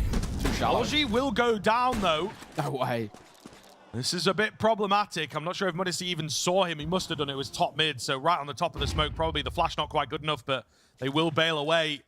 Minute left on the clock. It looks really quite nervy here from MOUZ. They look to try and return the frag, but it's not quite there. Kaisuke with the AK pushes in to find another. And Falcons have been saving bits and pieces. Not a lot of short presence usually. They abused that in this round. Really well found opening double kill. And now on top of this as well, not only have they got the pressures of the numbers disadvantage, they've got the pressure of the clock. There's sub 40 seconds to work with. And Spink starting to try and make his move. The molly will force him out. He's 1 point of HP, and Nico's going to find a 1D. Holding down MOUZ1, and he will get away with one as Zelex will fall. And it's all on the shoulders of JL. On trial and needs to prove why he's worth that contract. 1 versus 4, he's looking for the ace clutch. We've already won netted, but he tagged through that smoke as well. The bomb down's good, but it just misses the mark, and Nico will see it off. What a round For Falcons to scalp away, it felt like they had no chance to turn that one into a 12, and somehow they do. Everything just nets itself perfectly. Break on the smoke, and opener by the scout. The AK comes true, and Nico again making that Deagle sing. Oh, MOUZ, what a round to let slip. It was 4 in a row, and that one, it felt like the easiest one of all of them. Yeah, of course, of course. That's the worst one to lose as well. Yeah, yeah. The slow motion moment in the movie, you know, and you fumble the ball just as you're about to score the touchdown. Oh, man. MOUZ will be absolutely kicking themselves. And you know what's going to happen here? They're going to find, like, maybe up to 10 and then end up slipping again. So, yeah, really, really heartbreaking stuff. At what could have been a monumental comeback. The pistol goes against them, and that round goes against them. Other than that, it's been pretty good. So when the guns are in play, they are on top. Who knows though, right? I feel like mentally you can be put into a really weird spot by losing a round like that. And it's a great move by MongolZ. We have the X-ray and I barely saw him. Yeah, that's crazy. That really is. And again, a dirty angle and that MongolZ saves for the rainier days. Yeah, it's on TYLOO, right? Who actually felt like he's having a little bit more of that impact. He's quite a big element for MOUZ in the supporting department too. So dropping him early is pretty huge. And just keep eyes trained on this for MOUZ. It's only JL who has actually a proper full belt of util, so they have about just enough util for one execute, and it doesn't help when Spinks now falls. Yeah, not looking good. Might just be curtains here. JL with the trade up on that recovered orb at the very least. They do have some mid-presence, of course. Zertian going to be left alone. There's a flank coming in from behind. Keep it cool, and Carrigan will indeed get it done. It's all going to be onto JL once again. Couldn't find it in the previous round. Misses the shot. And Falcons will, as predicted, as promised, take us to a third map here. Absolutely brilliant stuff. And again, just looking so damn good. There's a mini comeback, unfortunately for MOUZ. They win the hard ones. They couldn't win the easy ones. Yeah, exactly that. And if anything, that's more killer, right? So really, really good recovery. And now we go towards this map number 3, which I'm very excited for. And I'm very excited for the boys on the desk to break that one down. Nuke will be a necessity to split the difference between these two. What I'm going to say, Titans today. You know, MOUZ are showing their A game. You could see that they started to manage a comeback, but again, Falcons just too dominant in that first half that just didn't give MOUZ any room to breathe and make that comeback happen. But good to see. You know, we said that Kyosuke was just not quite doing enough so far this tournament, and he must have heard it because he turned the hell up. Yeah, I'm glad we highlighted him coming into Dust 2, especially on the T side, you know, saying that he had to find impact and needed to find impact. And as you said, you know, saw the pistol round, instantly finding impact. The first couple of buy rounds as well. Very, very, very impactful. Always at the center of attention and actually getting the job done, you know. In a playoff game at a stage, which has been the one critique of Kyosuke, you know, in terms of his, I guess, development as a player and turning into, I guess, the superstar everyone expects him to be with time, that he needs to show up in the big games as well, in the playoff games as well, and now he's done it here in Dust 2. Now, over the course of the series, it's still, you know, a decent performance from Kyosuke, not a breakout one, so I hope for him and for Falcon's sake that he can continue what we saw here in Dust 2 on Nuke, because then we're cooking. For that being said, though, I think MOUZ will be slightly disappointed with the way they lost there. I think they fell a little bit flat, you know, could never really get into the game, and then as both the wonderful caster said, you know, making a bit of a cosmetic comeback is not going to be enough for me to say that's an acceptable performance for MOUZ. So that was Falcons showing them, you know, that if you don't play well, if you don't play your A game, we're here to punch you. Yeah, we kind of alluded to the you know, possible, I guess, B difference, you know, going into the matchup. And again, to no fault of Celix necessarily, he was just not able to come to terms with what Falcons were throwing at him, because it felt like for the better part there was a concerted effort from Falcons to actually attack that B bomb site over and over again. On occasion you'd see the standard, you know, I guess, gaining cat control but not necessarily following through on it, but for the better part it was a lot of B contact plays, B splits, etc. that did a number on MOUZ boards. That scoreboard tells you a story, you know. When Exertion is the player with the least frags on the server, the least frags on his team, but has the highest ADR, then you know that the rest of the team never really showed up either way. There was no one standing out for MOUZ. Yeah, and that was kind of the issue, because you did have... Okay, so the numbers on the Falcon side might obviously be heavily skewed towards Kyosuke, and, you know, fair enough. He started off the game fantastically, triple kill in the pistol, some pretty significant frags. Because again, you could say, oh, it's against Eco, but we saw Falcons having more than enough issues with the low buys on Mirage. So somebody needs to get those frags, and he did that, which is great. But even, you know, the likes of Kerrigan, Nico, and so on, even though they didn't have the highest frag tallies, they had pretty significant impact frags. I mean, Kerrigan at one point had, I think, 7 kills, 2 of them being from a mid-split that, again, is at like a 5-to-1 state when MOUZ are still basically getting one good buy every secondary round, right? So that's a huge swing, or I guess a continuous momentum builder for Falcons. Then you have the double kill in the pistol round. You have the triple kill on long, where Kerrigan all of a sudden turns into like Fnatic Kerrigan 2011, starts tapping around. Like weird stuff is happening. But so even though the frag tally isn't like explosive by any means, it's impactful kills. And that's what you want. So you can have Kioski having like his 17, 18, like racking up the numbers. Everybody else is getting that crucial round-changing kill or segment, really, that's setting Falcons up for success. So this never really felt, like you said, it was a cosmetic comeback by all means from MOUZ, because this felt like it was Falcons in the bag the entire time. Yeah, like cosmetic comeback, but hopefully it does, you know, stoke the fire somewhat moving into that third map, right? Realizing, okay, we can do it. It's not going to be like a full, incredibly one-sided affair.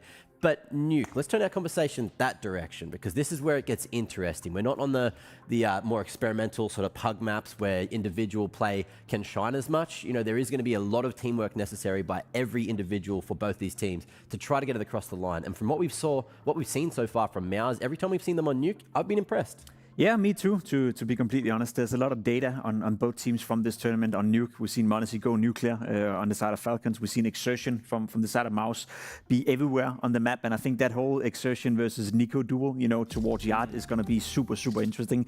Both of these players are willing to fight. Both of these players are willing to go head-to-head against each other, you know. So you have Nico on Yard, you have Exertion on the T side as well. Those two players going up against each other, you'll see them duke it out. And I think without, you know, saying that that's going to be the key matchup in this game, that could, you know, potentially be the difference maker. Whoever gets on top of that one will at least give each other's teams a huge advantage. And I will say, you know, Exertion has been leveling up ever since becoming the in-game leader for MOUZ, and Nico, regardless of maybe showing, you know, a bit of inconsistency in his form, I feel like if there's one map I always can count on him on, you know, one map where I feel like he's always going to find some sort of impact, it's on Nuke. So that duel is one of the most interesting duels we have in the whole of Counter-Strike when it comes to head-to-head versus two players who are super, super aggressive. Yeah, and it's going to be tone setting really for the entire matchup. And I think obviously Falcons haven't played that many Nuke games with Kerrigan at the wheel, so I'm not really like that sure how confident they feel in matchups where they get pressured. Obviously, I think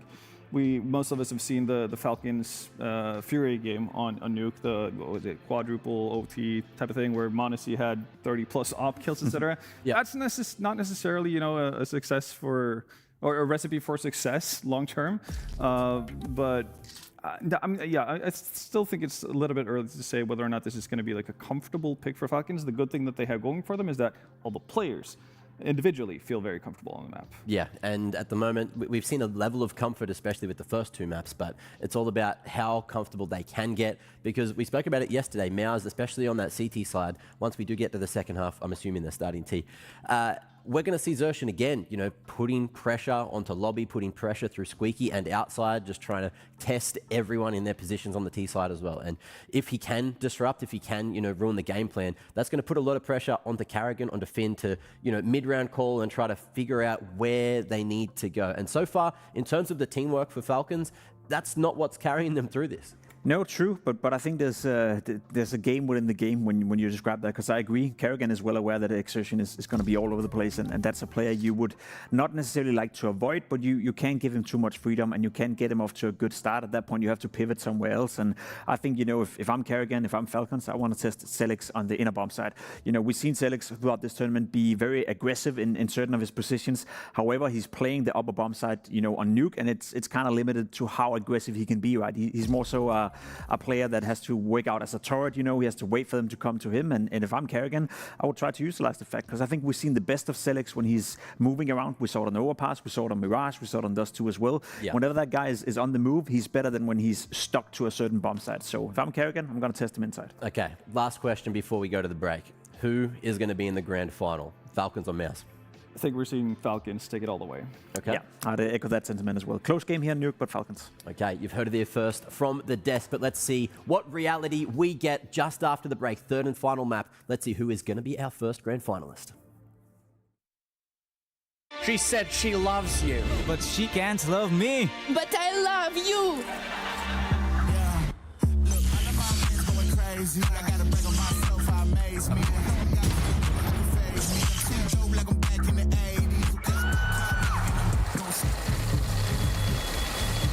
I won't play window anymore. What's going on? Play your role. 1xBet. The human body was built to move. Not trapped at a desk in one singular posture for 12 hours a day. It's time your chair evolved. This is Secret Lab Titan Evo. Ergonomically engineered for you. Gamers, hybrid workers, artists. Backing your every move.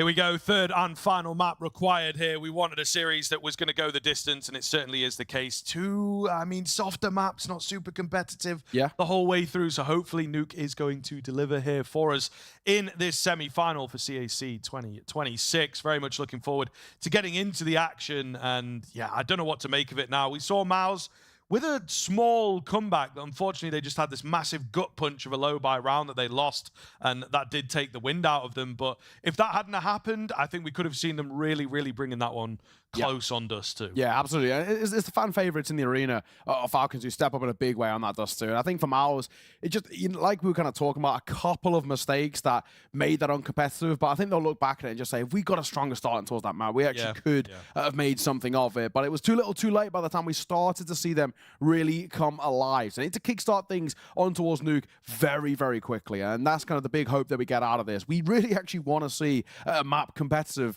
from the get-go for its entirety. We've seen what essentially at the moment has felt like two very one-sided maps, or at least the halves have felt quite one-sided in itself and as a whole. So we're looking at this Nuke, and my favorite map. So I'm excited to see this one. Yeah, it should be really good, and hopefully, able to bring that kind of tactical depth that this map is known for. But we have seen, a lot more fighting going on, I think, than you might expect. A lot of holding for angles, a lot of contacty type plays, which both teams were pretty good at by the tail end of Dust 2. Yeah. But Falcons in that first half especially just really seemed to have a great read on the way that MOUZ were approaching things.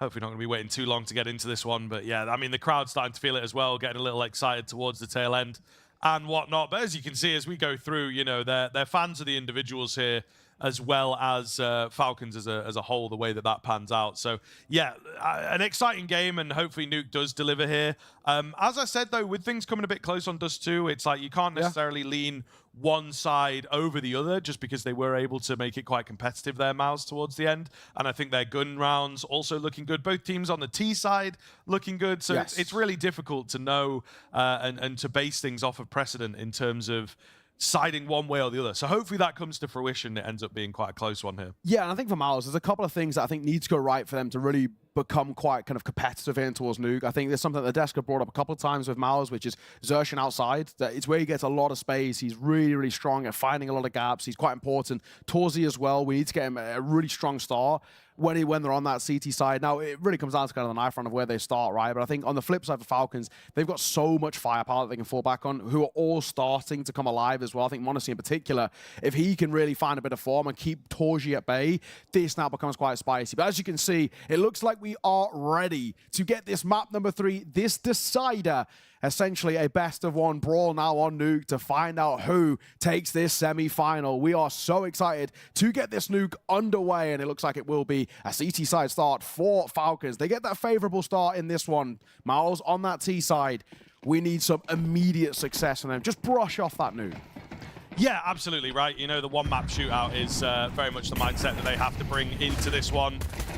It starts off very aggressive with the door nade coming round, and they will follow it up with a quick move out on towards the site itself. It's even so far, it Spinks in the back of the head to take down Tessus, though. A good find from him. That should allow the bomb to go down. Nico moving up the vent quite quickly here. He's got to check all these angles. He nearly makes it out, but not quite. Kaisuke the only one left, and they're taking their time, not rushing the bomb plant necessarily. It's a good position, though. He's actually kind of got a little bit of a gap for them to work with. They're going to go double-checking, but they're still expecting this flank to be a little later on. Depending on his timing, he could actually isolate a couple of fights here. Being held, he might have just been spotted. Now he has, and now the flank coming through lobby becomes all the more stronger. It's a one-for-one trade. Torzi will see it off. And MOUZ start well. And I actually got to say, I love that freeze call that they make as well. They take the numbers advantage. They know he could be anywhere, but when Nico falls, rather than just sticking to the plant and playing that post plant, they just freeze it and know that they've got so much time to work with. They just don't need to rush. Yeah, I think so. And it is good to see, again, able to keep their cool after what felt like a pretty panicked start to Dust 2 in particular. We'll find out here. I mean, Nuke is a great one, I think, to end the series off on as well. Yeah. Generally speaking, can be quite a calm map until you, as a T-side, decide to change things up. Only the one player outside, everybody else chilling in the lobby for the moment. Nico's Deagle's looking very good in towards Dust 2. It's a little bit of a worry to test it. Tag on towards Alex. It's MONOZ as well. Then at range with that scout. The old tag and bag strategy of the pistols and the scout. We'll find the first, but this looks like it's a mid-round move to Ram. Yeah, lovely from the scout to just keep things changing. Oh, he's going to get 2 for 1 there, man. So much damage done. He will eventually go down. Kaisuke has to capitalize here. Fortunately, can't initially, but able to stay alive and drop back. They've bolstered up the B-bomb site. And a really damaged MOUZ looking for a different avenue of attack in the 4 versus 4. Carrigan going to be left low and finished off himself, but it draws them in towards Tessus. He does well for 1. He needs another one from here. He's going to get it as well. We are certainly back on. JL takes him with the wings, but still you have Spinks on low HP. He's, grabbed a pause. JL goes for the open plant, and Spinks was not holding for it. Slight miscommunication maybe between the two of them has allowed Nico to isolate this down. Spinks on 3 HP. It's just 1 bullet required. Spinks has to pick up this bomb. Nico will allow him that at the very least. Oh, the headshot lands. Nico takes him down, and Falcons win the force buy once again against all the odds, and it is immediately brought back down to earth for MOUZ. The prophecy has come true. What did I forewarn? Nico and a Deagle. Look good on Dust 2. Little scary. There it is again, though. What a round from Falcons. They play that so confident, which is honestly one of these things that we get so often. When you're in towards these sort of force buy, half buy rounds, we see one or two things. Either you play just the default setup on the CT side, which is so easy to overwhelm, or you play so scared because you know you don't have the advantage in firepower. Falcons approach that like it's a 4-buy round, and they do so well. They make life so difficult for MOUZ. They're going to pull out a force buy of their own. Carrigan spamming the smoke will find Yuanshen to kickstart proceedings, who now has the call from the grave in this really quite important response required from this T side. Honestly going to be tagged. He'll respond with a nade, but he catches Zelex in transition, just running out of ammo at that key moment, but Nico makes his move from secret. And the force buy back by the T side is being put to bed pretty damn simply here. Torzi might get a chance at 1. But he'll lose his head. 50 cal to the cranium will see him off. And Nico's got the read here of Spinks in towards Secret. What a round from him. 3 to his name. He is on red-hot form to start Nuke, and that's exactly what we want. Yeah, I mean, a great hand-in-hand round there from Nico and MONOZ.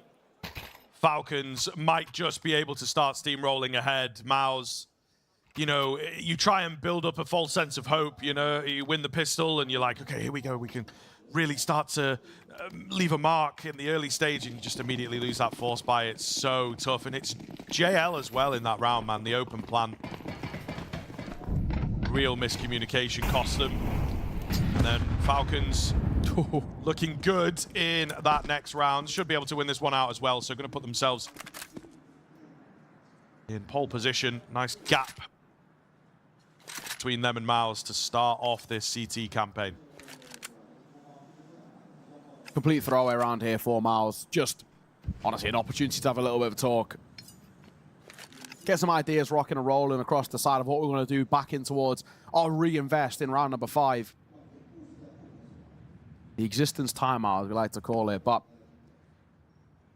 you'd like a plan here just to bolster up the investment in towards the next round, shore up the U-turn more than anything.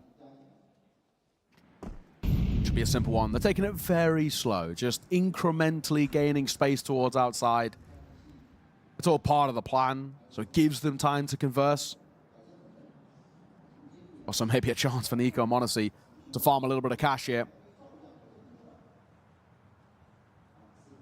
Quite slow going, considering it is just Glocks. I think they're really going to try and brute force the bomb inside, but unfortunately it gets spilled. They have to backtrack, and nothing gets going.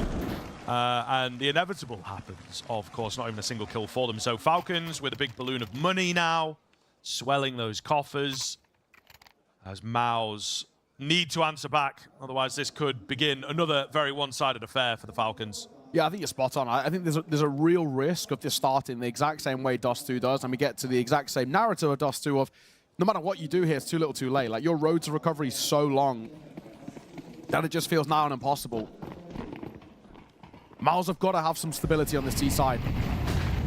always talk about it, the foundations required for them moving into the more favorable CT side. Sure, we expect more from MOUZ on that CT, naturally being it that it is Nuke. But they've got to have a bare minimum of 4 rounds. 5 is where we start to feel like this is a nice enough half to work with. This gun round is ultimately very, very important. MOUZ, you lose this, you're in a little bit of trouble early doors, and that's where I would be taking a timeout. Yeah, again, starting very, very slowly. The outside executes, but they're lacking some pace here. So I hope this round works for them. Otherwise, the next assumption is that they try and pick up the pace. Falcons will be ready for that.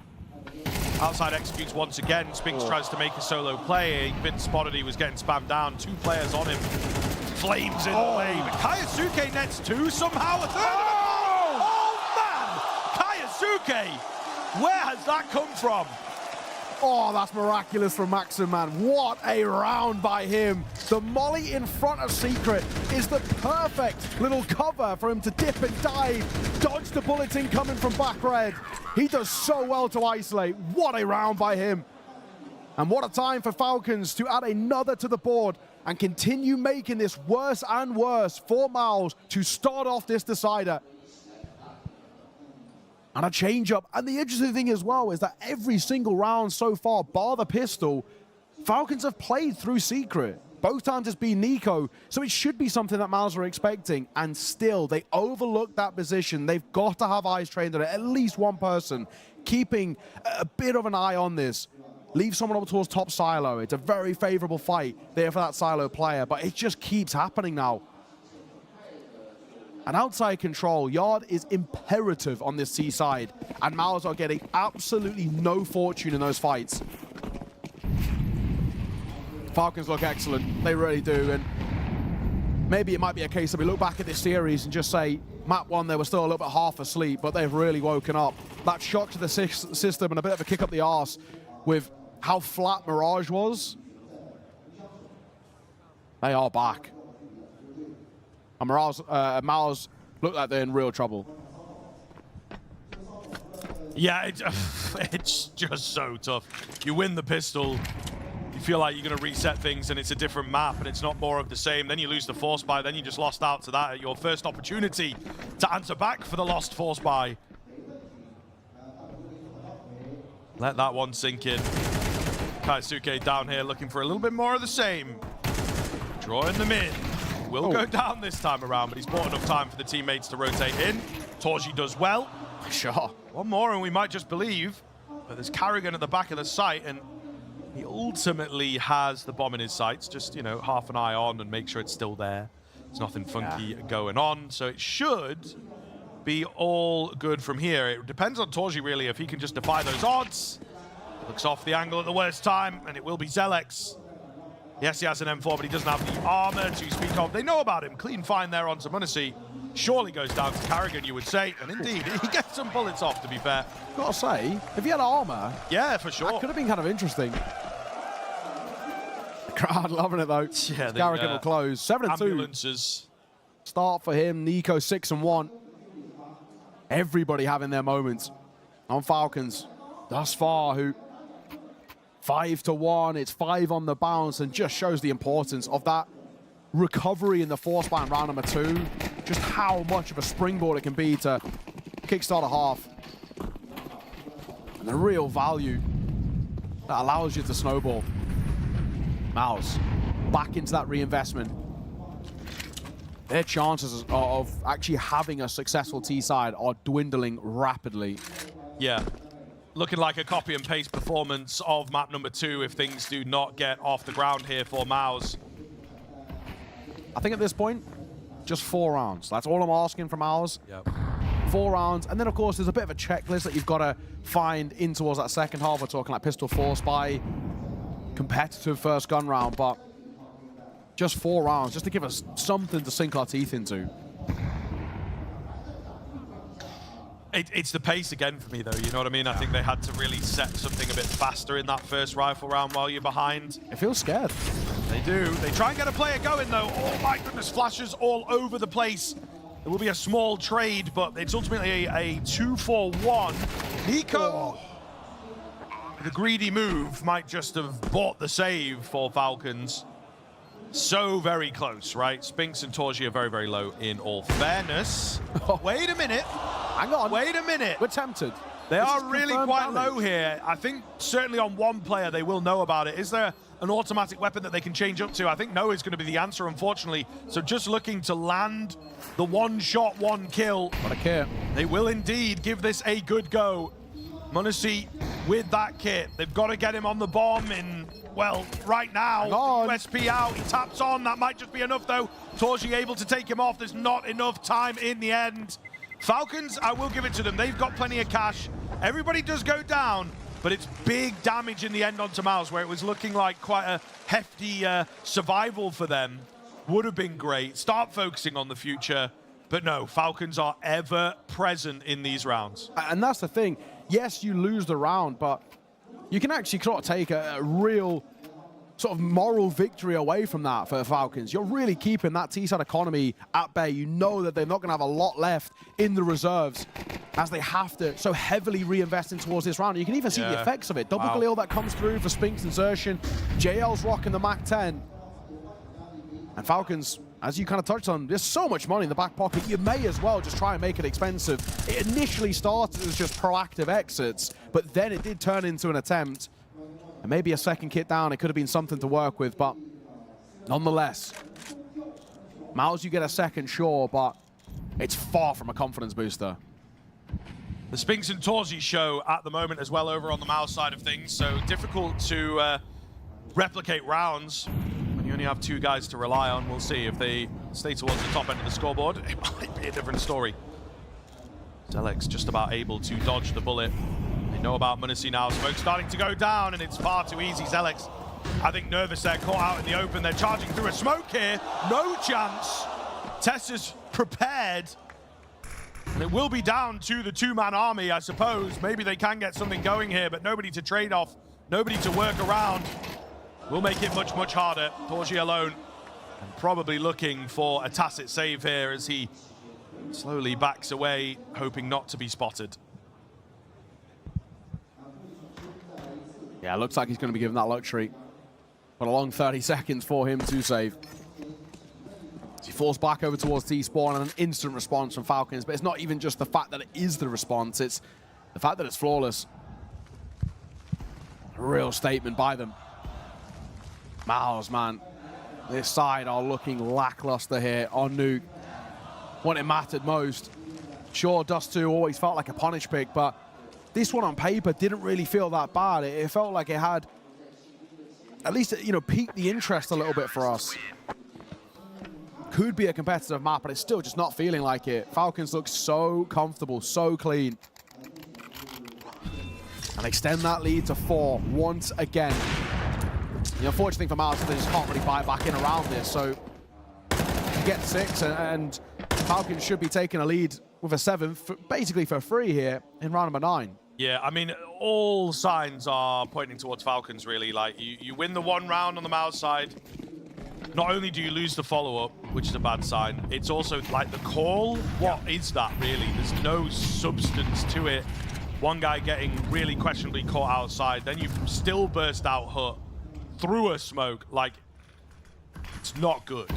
I think it's putting it lightly, to be honest with you. It's the kind way of putting it. Yeah, MOUZ severely stuck for ideas. They'll be on the half here, going to eat a nade to kick this one off as well. So it's really quite difficult. They are just being kept under the cosh at all times. Bauer Falcons hovering around, looking for the killing blow time after time.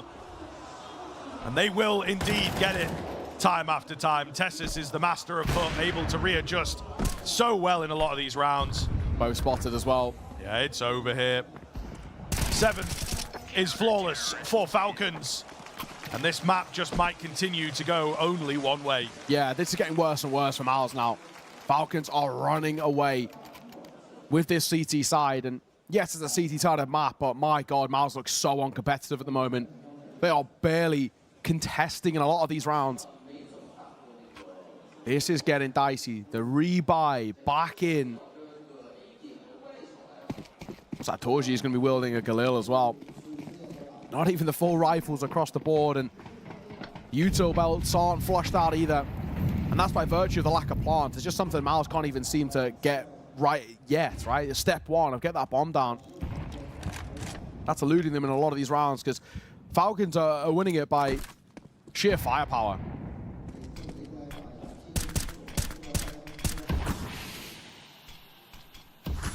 Outside smokes here, so MOUZ going back to, you know, the old classic here on Nuke. Quite wide as well, wait for the break. Don't rush things, but what is the plan off the back of these? Are they going down? Are they waiting for a fight to come their way? Hard to say at this point. Smokes will start going down. There's actually no hard eyeball on it. Falcons choosing instead to have a player watching in the halls, at least for information, if not some kills. Nico nice and confident, takes one, backs off, calls for some support. Ooh. Which he will get, but the support unfortunately falls quite quickly. Meanwhile, you've got to get through Kaisuke here on the ramp, and he has been looking absolutely unstoppable alongside MOUZ, alongside Tessis. The three of them, plus a bit of Carrigan, have been really difficult to break through. Single door into a two-man setup, it just does not look doable for MOUZ. Crazy shot's going to be needed here. I think they know it. Yeah. You know, it's really unconfident. They really don't want to make this wrong step because they just can't afford to, is the real issue. And there it is, but it doesn't kill JL. And MOUZ will get out in front of the molly. He'll reposition straight into Yuanshen.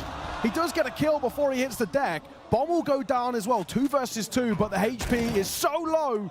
And yes, the numbers get punched in, but it's all on the shoulders of Yuanshen.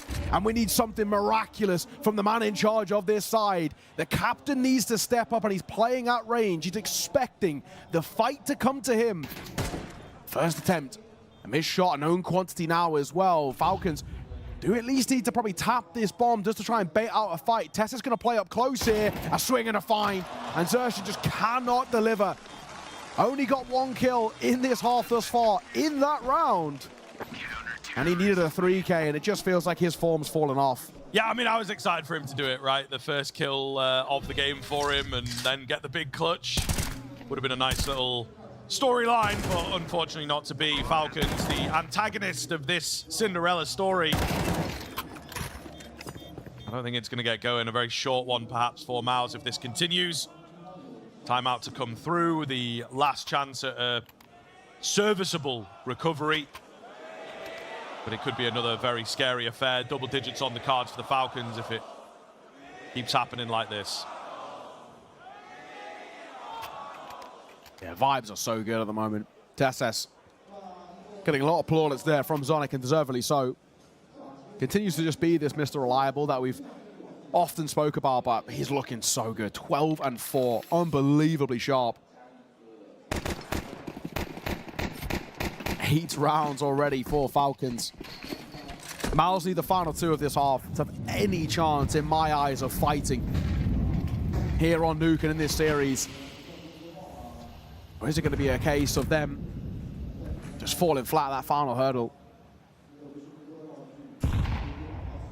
An ultimate round of play here on this MOUZ side.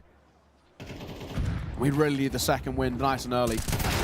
Oh, how does Zenek get away with that? The trade is instant, and Carrigan doubles it up. And Tessas will make his move. He gets one, but a quick trade from Torzi, who falls away. Man, the A defense is just so good. Kaisuke as well has been a real boon individually, just been left by himself, but able to deliver and deliver and deliver and read the situations well enough. But the A defense, yeah, absolutely impenetrable. And I think MOUZ love it as an option to move fast and burst out hut, different variations on it, pushing smokes at the same time, but it doesn't matter. It's absolutely brilliant from Carrigan in particular. Yeah. Who, of course, has had some rougher moments in the series, and even mechanically on Dust 2, I just saw him looking really shaky with the aim and things like this, but he feels comfortable on Nuke, that is for damn sure.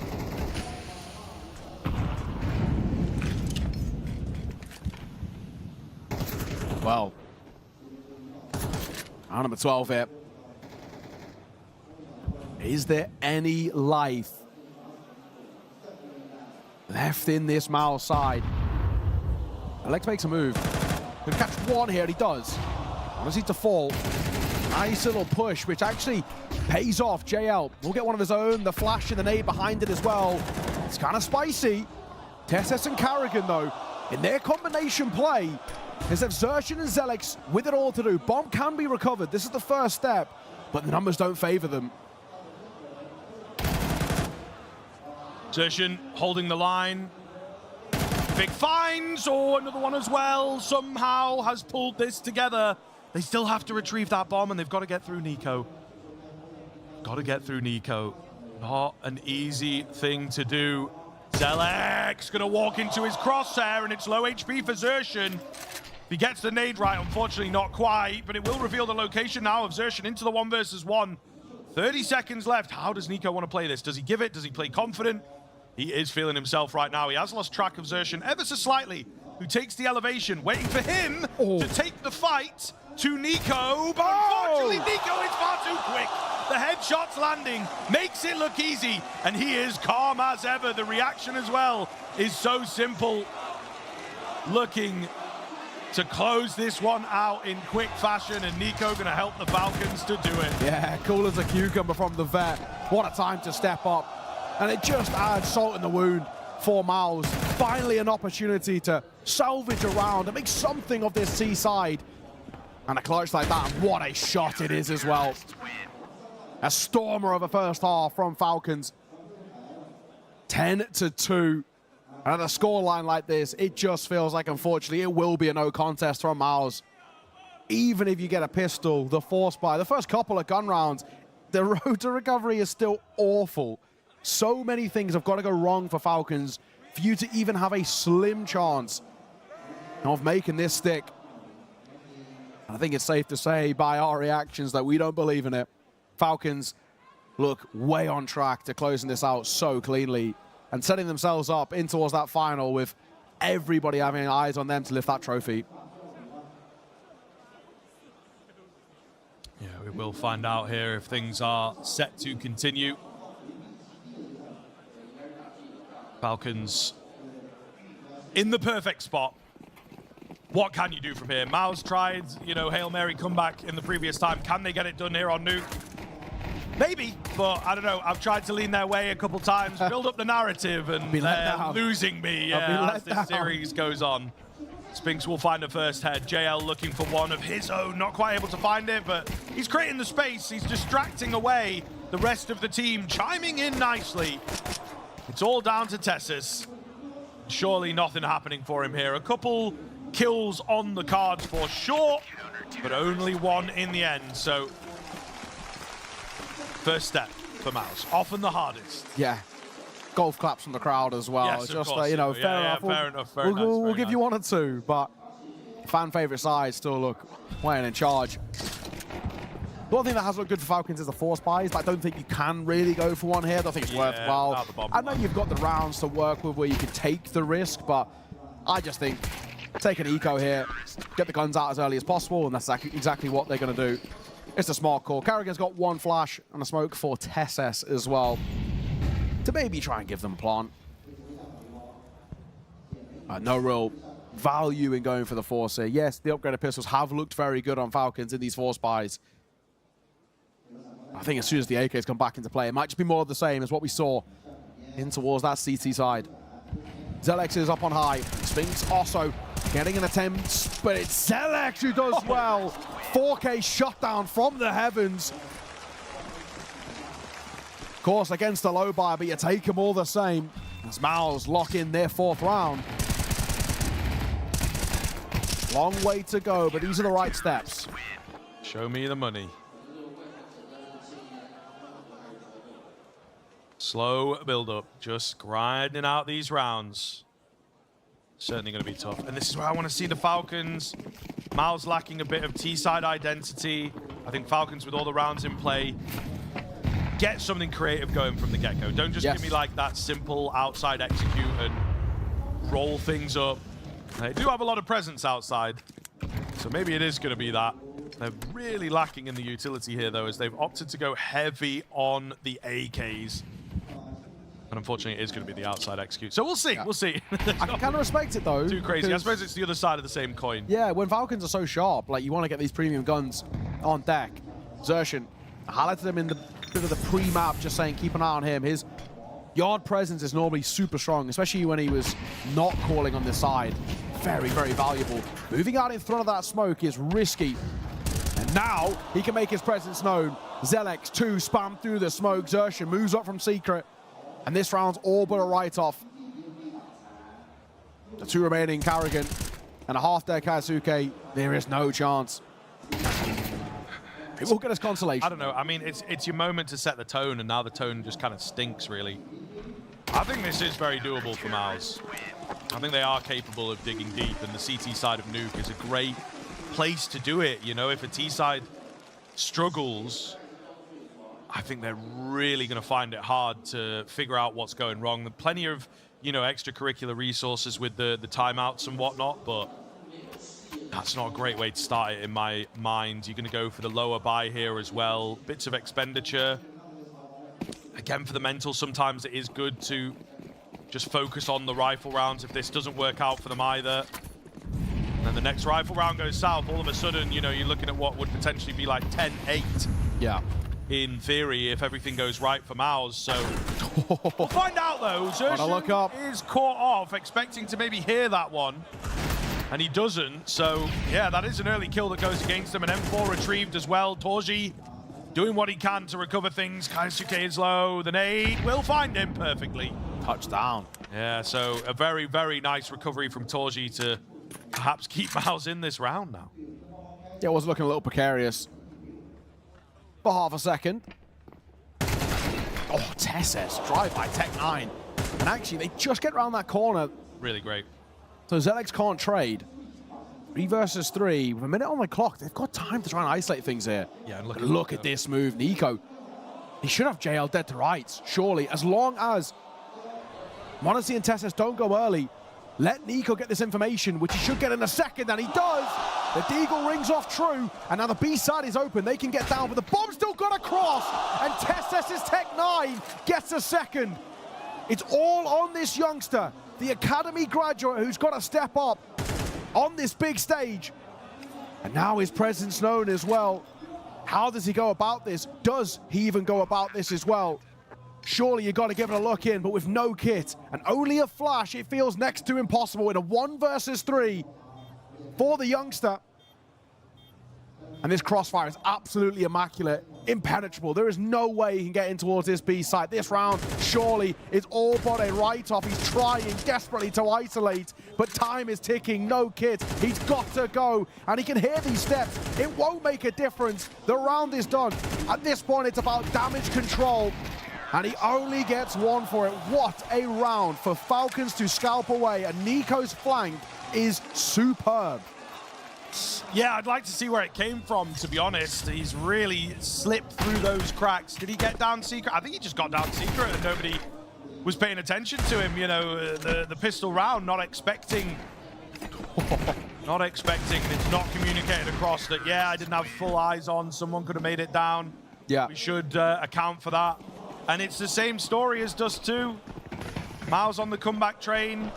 Sights set on, actually closing that gap pretty well. They let the easy one slip through their fingers. So I think if that's going to happen a couple times, maybe you shouldn't be making the final.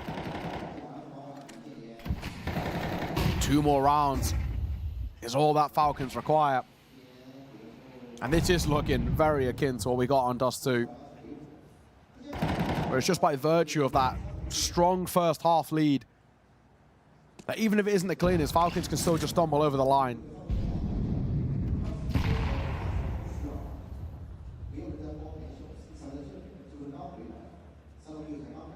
Pretty slow roll here, though, yeah. Got to figure this out.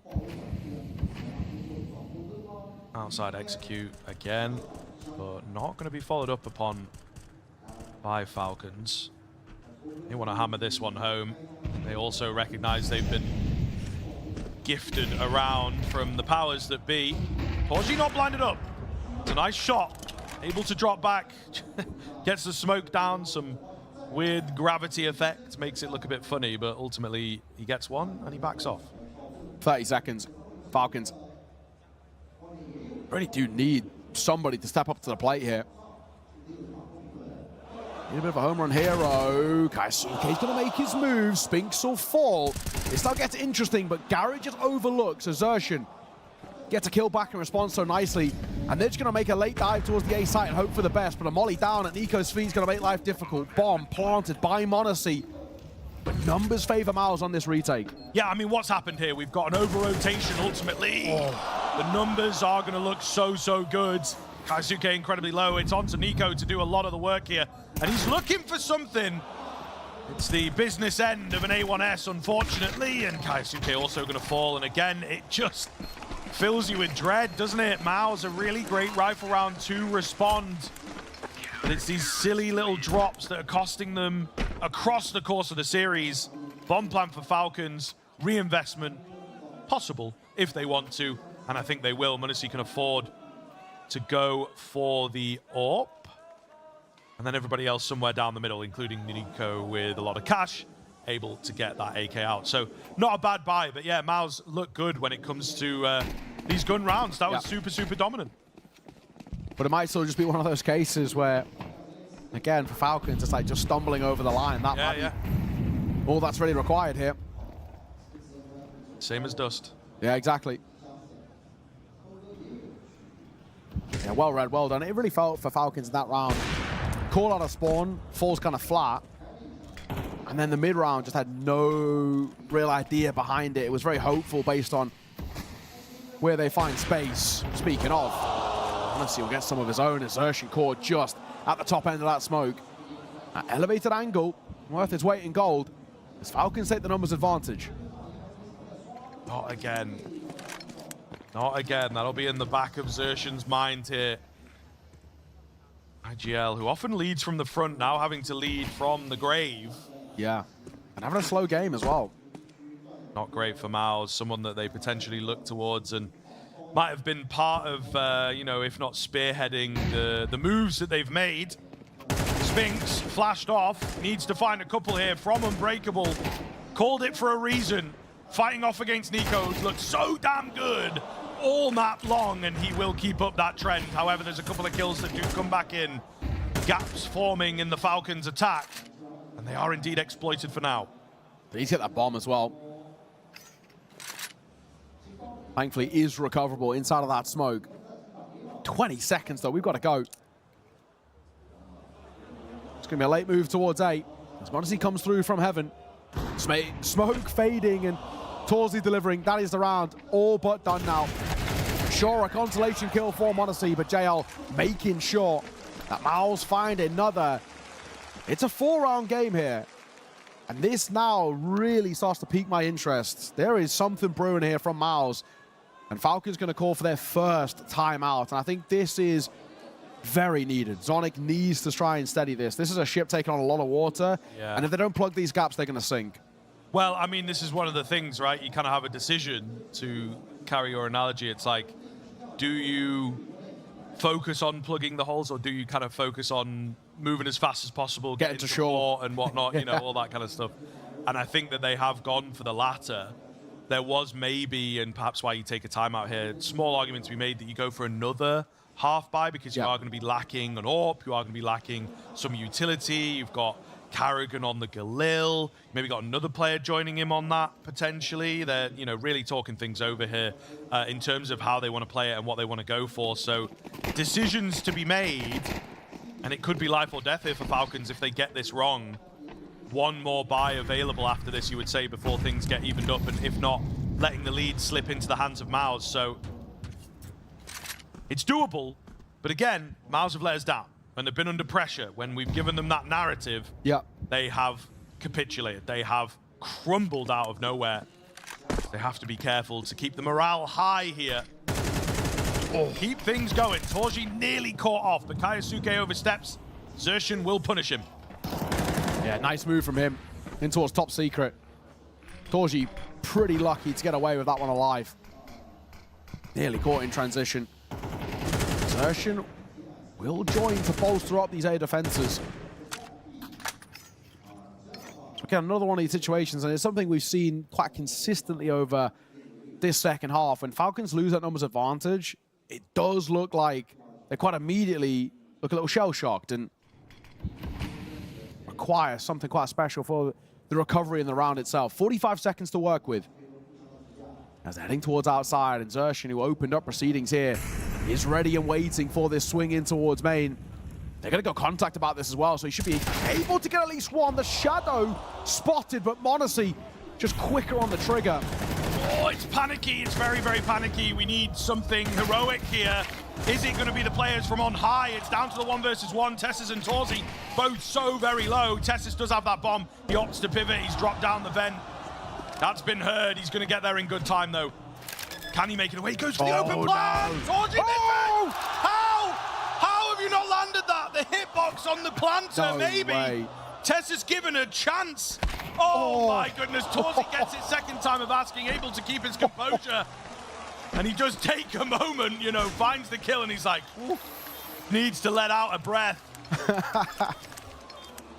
Keeping the vibes high. Of relief, man. If he had lost that. Goodness. If he had lost that, that's a clip that goes around the world.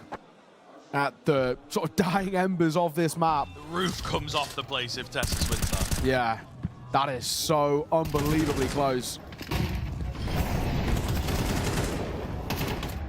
My God, though. So panicked from both sides, to be honest. But MOUZ, they just give them opportunities. It's actually a really nice flick from his POV. To cut the lead down to 3.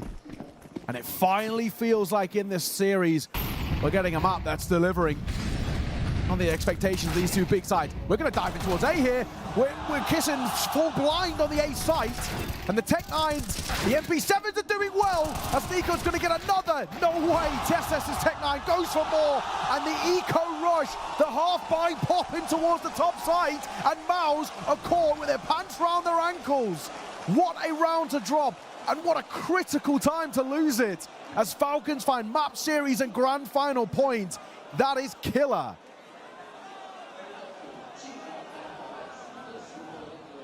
Let that sit for a moment. The 2 rounds that MOUZ have lost are against the low buys. How ridiculous is that? We should be even. It should be a flawless CT half. And MOUZ know that. More than anybody. Unbelievable. I mean, a great call, though. You have to hand it, right? Yeah. Like, you go down the middle, makes sense. That's what you want to do. But after losing a big clutch, you expect like a harsh readjustment from, you know, high-level, high-stakes game. But no, they take it way back to basics. They go for the A burst and they catch MOUZ sleeping, severely sleeping, and also then panicking to try and mount that retake and, you know, stop the bomb plant, get some kills back. Could have been a moment if they slowed the roll slightly and tried to play around the 5-on-3, but not what we get. Timeout comes in for MOUZ. They have a rough buy now themselves with 5-7 sticking out. The MP9, no kit available, going to have to get an advantage to work from in the early stages. And they need 4 in a row to take us to the overtime. I mean, it's got the energy behind it, but not enough rounds in the first half. Dropping some really questionable ones in the second. MOUZ may look back on this and feel pretty disappointed if it goes the way that Falcons expect. Yeah, and to make matters worse as well, it's not even a fleshed out buy for MOUZ. Yuanshen, just a pistol, MP9 for Zelex. And the util is so thin. They really have to win this by virtue of the firepower and by virtue of just the aim duels. Not a kit to play with either.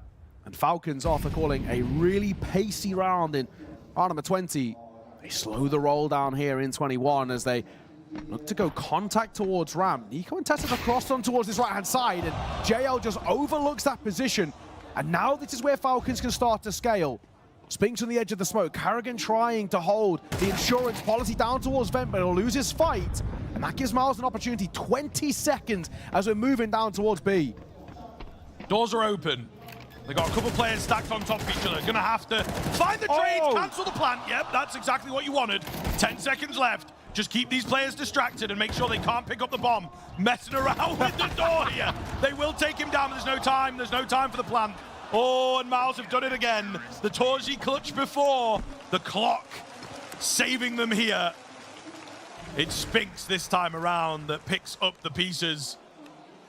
That really does sum it up. Zelex has stepped it up into the second half, but Torji and Spinks, a lot of moments to keep their team in this game. Yeah, that denial of the plant is everything. And it's the risk when you play the clock like that for Falcons on the T side, leaving things very, very late as they're moving forward. About 25 seconds, they're heading in towards B.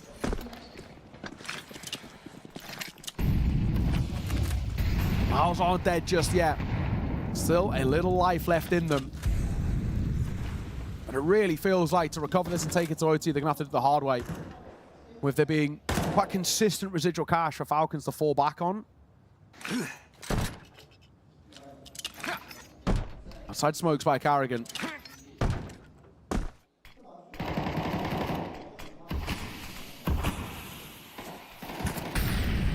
Just the idea here, it did feel like the B hit as an idea was good. They just needed to give themselves an extra 10, 20 seconds to really shore up where to plant.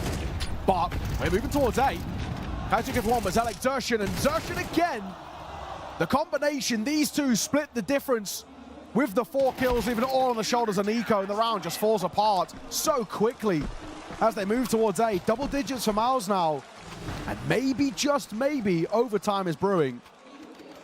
Timeout in for Falcons. But yeah, these gun rounds again just look so convincing from MOUZ, and a bit of clutch factor to them. The opposite story, if not for those silly rounds, man.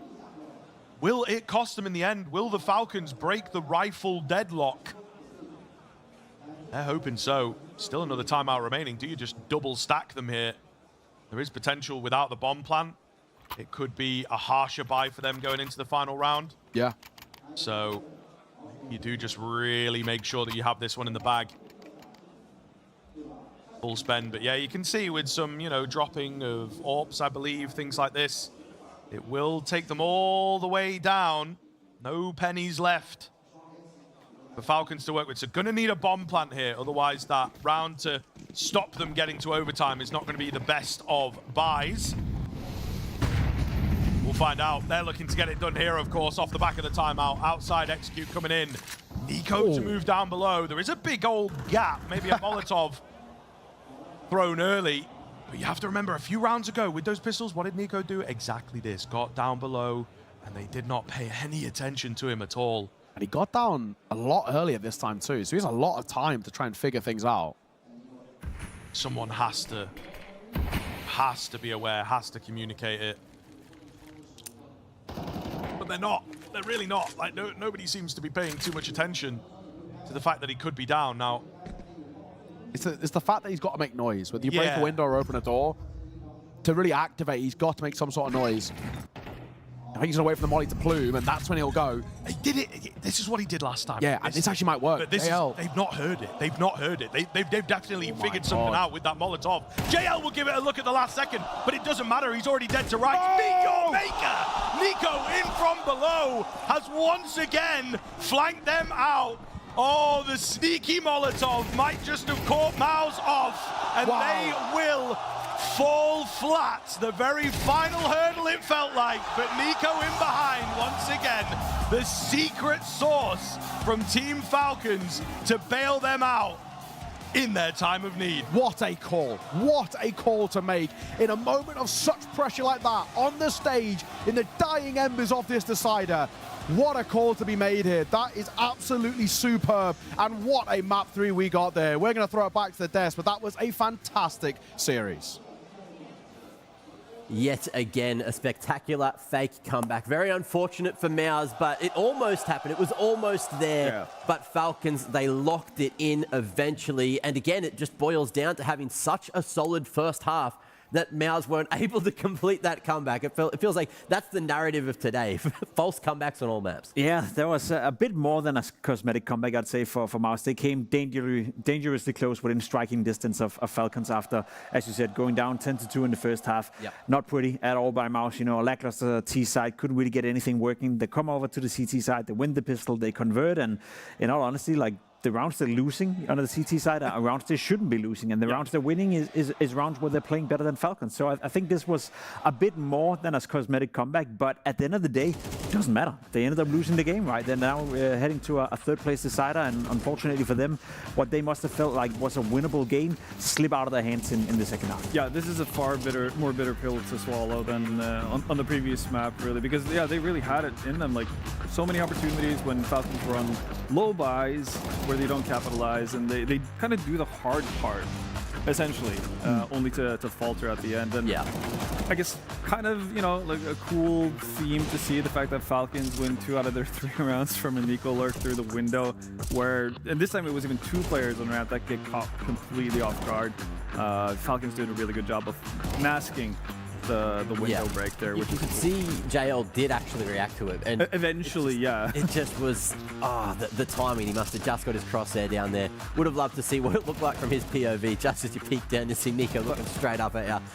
Either way, though, that was just a phenomenal performance. A great series in the end as well. Like, it just blow for blow, back and forth, and it kept us on the edge of our seats all the way to the end. But unfortunately, we do have to say goodbye to MOUZ, and congratulations to Falcons for making it into the grand finals. A lot of people saying that they should be in the grand finals. They were looking like the favorites, and now they do have a chance to make that happen. 100%. They are the favorites. They were the favorites coming into the tournament. I think they've also played like the favorites for the vast majority.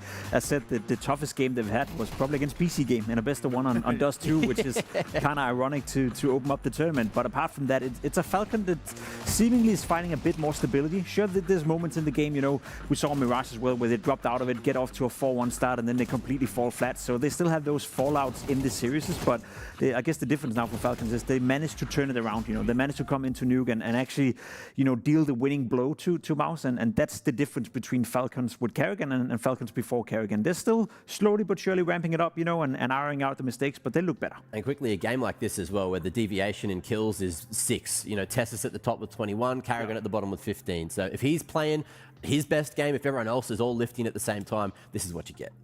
Yeah, and Nico obviously like having a pretty hefty spurt on the scoreboard towards the end there. And also, what's really cool, and I think this is one of the distinctions you pointed out, again, like the difference between Kixon and Kerrigan. Like, this wasn't a fantastic T-side by Falcons by any means, but it's the matter of having the composure and showing the restraint that they did. And whether that is necessarily Kerrigan's call mid-round, or if it's the individuals sorting that out at the point, or at that time, we don't really know, but it's a sign of good things to come. Though, we will get back to that in just a moment, because we have MongolZ to have a chat to. MOUZ after the earlier losses this year, and it's a comeback. Congratulations on the comeback. How do you feel about the series today? I feel great. I feel very happy for the team that we bounced back after the first map. On the first map, we were a bit sloppy, you know, doing a lot of mistakes, but I'm very happy that we could bounce back and show very good CS on the second and the third map. A little bit hard ending, you know, on the third map with a lot of rounds in a row lost, you know, so, but it was good. 我现在感觉非常的好，我们第一张图打的其实不是很好，但是我很高兴我们能够绝地反击。在输掉第一张图之后呢，第2张图和第3张图翻了回来。然后其实第3张图，我觉得在我们第1张图犯的失误比较多，但是我们在第3张图当中结尾。在结束比赛这段期间呢，还是犯了一些小失误，然后它是有一点点难结束比赛的。但是我很高兴我们坚持下来了，并且我们能够结束这场比赛，以一个胜利的姿态拿下这场比赛。 今天的这场 BO3 当中，你和 Qski 都有非常多高光亮眼的餐具，包括最后一回合 ，Nico 也有很亮眼的发挥。我想请你谈一谈，队伍是如何帮助你们这些关键的火力点去释放火力的，以及你是否比之前你觉得要打得更舒服？ You and QCK have had a lot of clutch moments and a lot of highlight replays, highlight plays throughout the tournament. Also, during this matchup, Nico played really well as well today. So it seems like everyone just found their momentum. Do you feel more comfortable now compared to before? And how do you feel your performance? I think individually we're in very good shape. I think a lot of, I mean, we had a lot of good plays today, especially Nico on Nuke, I think on T side, and Maxim on CT side. We had a lot of good plays, and I mean, I think thanks to Finn as well on T side, we are able to do these kind of things. And yes, I think everyone is playing good individually. Yes. 我觉得我们今天发挥的都特别的好，我们队伍当中的队员们都好像找到了自己的最佳状态，特别是今天 Nico 在Nuke 这张图当中，不管是攻击方还是防守方，他都打得非常好，特别是在防守方，他打出了很多精彩的操作，然后让我们觉得就是队伍是越打越顺，所以我觉得我们每个人发挥的都非常好，然后打的都很得心应手。明天将会是你们新阵容第2次总决赛，你对明天的总决赛有什么期待？ This will already be your second grand final with the current roster. What are your expectations walking into the grand final? We want to win it. 我们当然要赢了。现场的粉丝也回应了你的应答，所以 MongolZ， 你要知道，今天几乎到场的所有粉丝都是为 Falcons 而来的，而且现场也高歌了 We are Falcons。所以 MongolZ 有什么话要对现场这些狂热的粉丝们说的？ I'm pretty sure you heard the fans, the crowd is very loud today. Any words you want to say to the fans supporting you online and in the arena? Wait, what? The fans, they're like, we are Falcons, and I'm pretty sure you can hear them, you can feel the energy. What do you want to say to them? Yes, of course, I feel the energy. Let's go tomorrow, guys, and let's win this. Let's win it. 他说：“当然，我能感觉到现场给我的这些能量和支持。明天大家继续加油，让我们明天继续赢下这个总决赛。” 所以各位，再次高歌好吗 ？We are Falcons。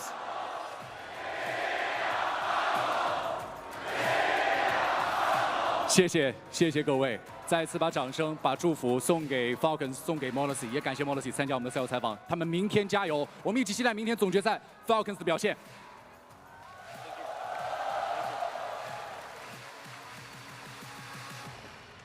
当然，在我们的 赛后采访结束之后，各位先不要离席，以及不要离开你目前所在的位置。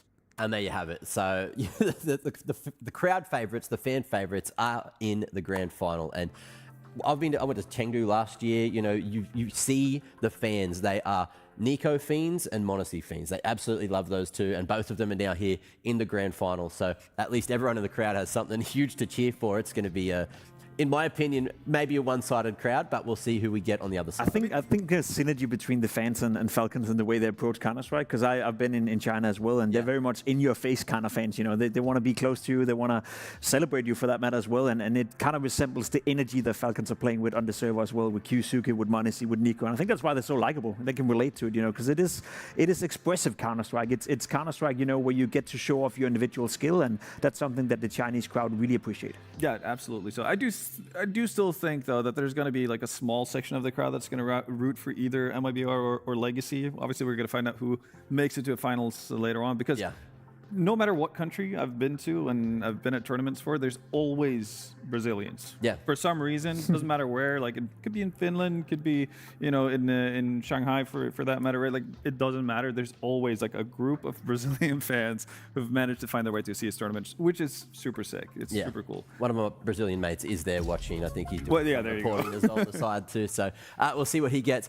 Did you want to quickly go back to the point you were going to make? Well, I guess, yeah, MongolZ kind of touched on it as well. Obviously, you know, giving the plaudits to Kyosuke and Nico for how they played on Nuke, obviously, but also mentioning the fact that Finn kind of allowed us to play the way we did on the T side. And I don't think, obviously, he's alluding to the fact that they won a bunch of buy rounds necessarily, because they didn't. But it's something about, like, having the presence of mind to slow things down when you see an opportunity that maybe someone who's already alive isn't necessarily spawning out. If that's, you know, Kerrigan being the voice of the team, telling them to, like, hold off, wait here, do this, take your time to kind of set up a proper plan and whatnot to finish out the round. That could prove its weight in gold, really, because we saw really Falcons getting over the line in that way in this game. That being said, though, we have to tip our hat for Nico on that T side. I know MONIZ said it as well, you know, the impact he came in with. I think we had the kill distribution from Nico as well showing earlier, where he had 8 kills in the last 5 rounds on that T side. Huge on that. 1-on-1v2 towards ramp, where Exertion couldn't pick up the bomb. He was the difference maker, you know, going on the lower bomb side. You see it right here as well. You know, we're talking massive impact. 8 kills in the last 4 rounds, and in all those 4 4 rounds, he was able to either make the difference and win the round or getting close to it as well. His lurk plays coming from the lower bomb side with the Deagle, with the AK. It was NiKo's T side, and that's what it took for Falcons. So, to be completely honest, that T side was not well called by Karrigan. It wasn't well played by Falcons, but when they needed someone to step up, when they needed someone to make the difference, well, it's the most experienced player on the server, NiKo, getting it done. Yeah, and this brings into the conversation the kind of thing where, NiKo has always been making sort of some mid-round calls for this team, and now with Finn in there, I'm sure he's got a heavy voice, like a large voice in the team, but there's still a lot of chemistry between all the individuals. So what is NiKo saying when he's down there? How's the coordination going? It obviously worked out this time. And then there's also that trend of people thinking that NiKo isn't going to be able to perform in these big games, but he's locked in today, going into the major. He feels like he's starting to step up that game. It's a good trend. I think it's important for the viewers at home to understand the dynamic between NiKo and Karrigan, because you're right in saying that NiKo still has a big voice, and I believe Karrigan has even said, publicly a couple of times now that CT side, he doesn't want to call too much. NiKo is calling great CT sides, great at calling the rotation, so his main focus is working on the T side together with Sonic, right? So when we label Karrigan as the in-game leader of Falcons, yes, he is the guy with the final voice. He is supposed to be the guy, the designated in-game leader. But when you're playing with NiKo, you have to accept the fact that it's probably a 60-40, split, whereas NiKo is always going to have a big voice in your team. Yeah, I think it's inevitable. And again, he's had success with it as well. I mean, you can't really argue with the career that NiKo's had. So he's obviously got something to it with what he's saying. He's a smart player. Obviously, people are going to think about NiKo as obviously a bit of a mechanical god who's just known for his, well, just is a bit of an exaggeration, but that he's known for obviously like his extreme aim, being able to wield the Deagle and an AK better than just about anyone in the world. But it's a smart player. He's always been very cerebral in the way he plays Counter-Strike. He's not over-reliant on his aim by any means.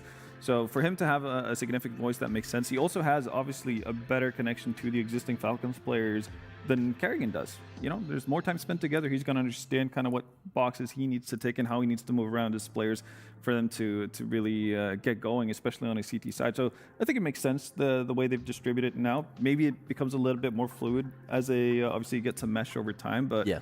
I would never deny NiKo from obviously having a say in a team like this. Well, it's good to see the progress so far is looking relatively good. But speaking of progress, we need to move on with the day. That's one semi-final out of the way. We have one more to get to, which is going to be a Brazilian derby, for the most part, of course, MIBR, with the European flair now as well.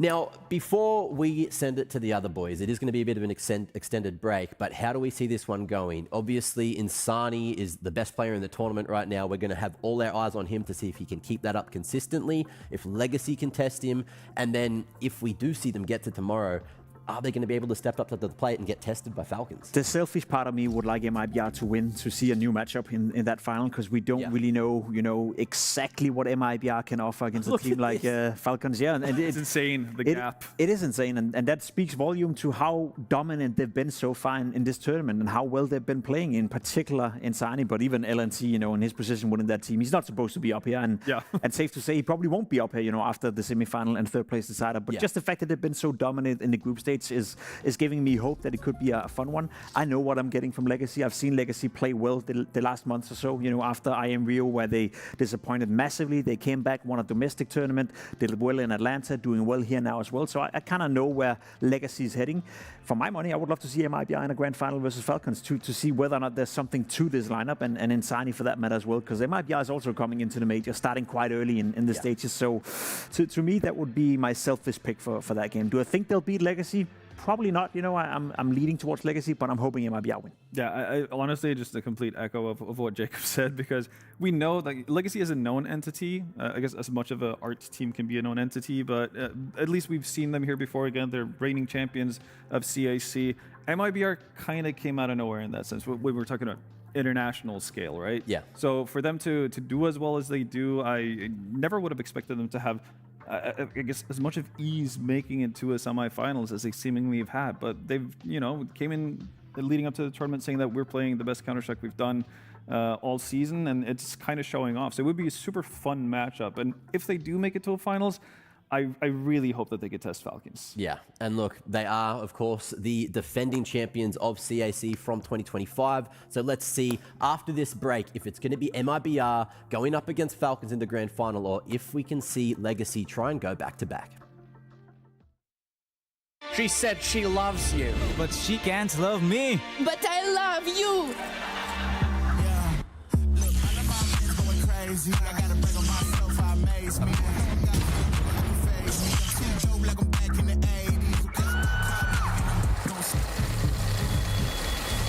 I won't play window anymore. What's going on?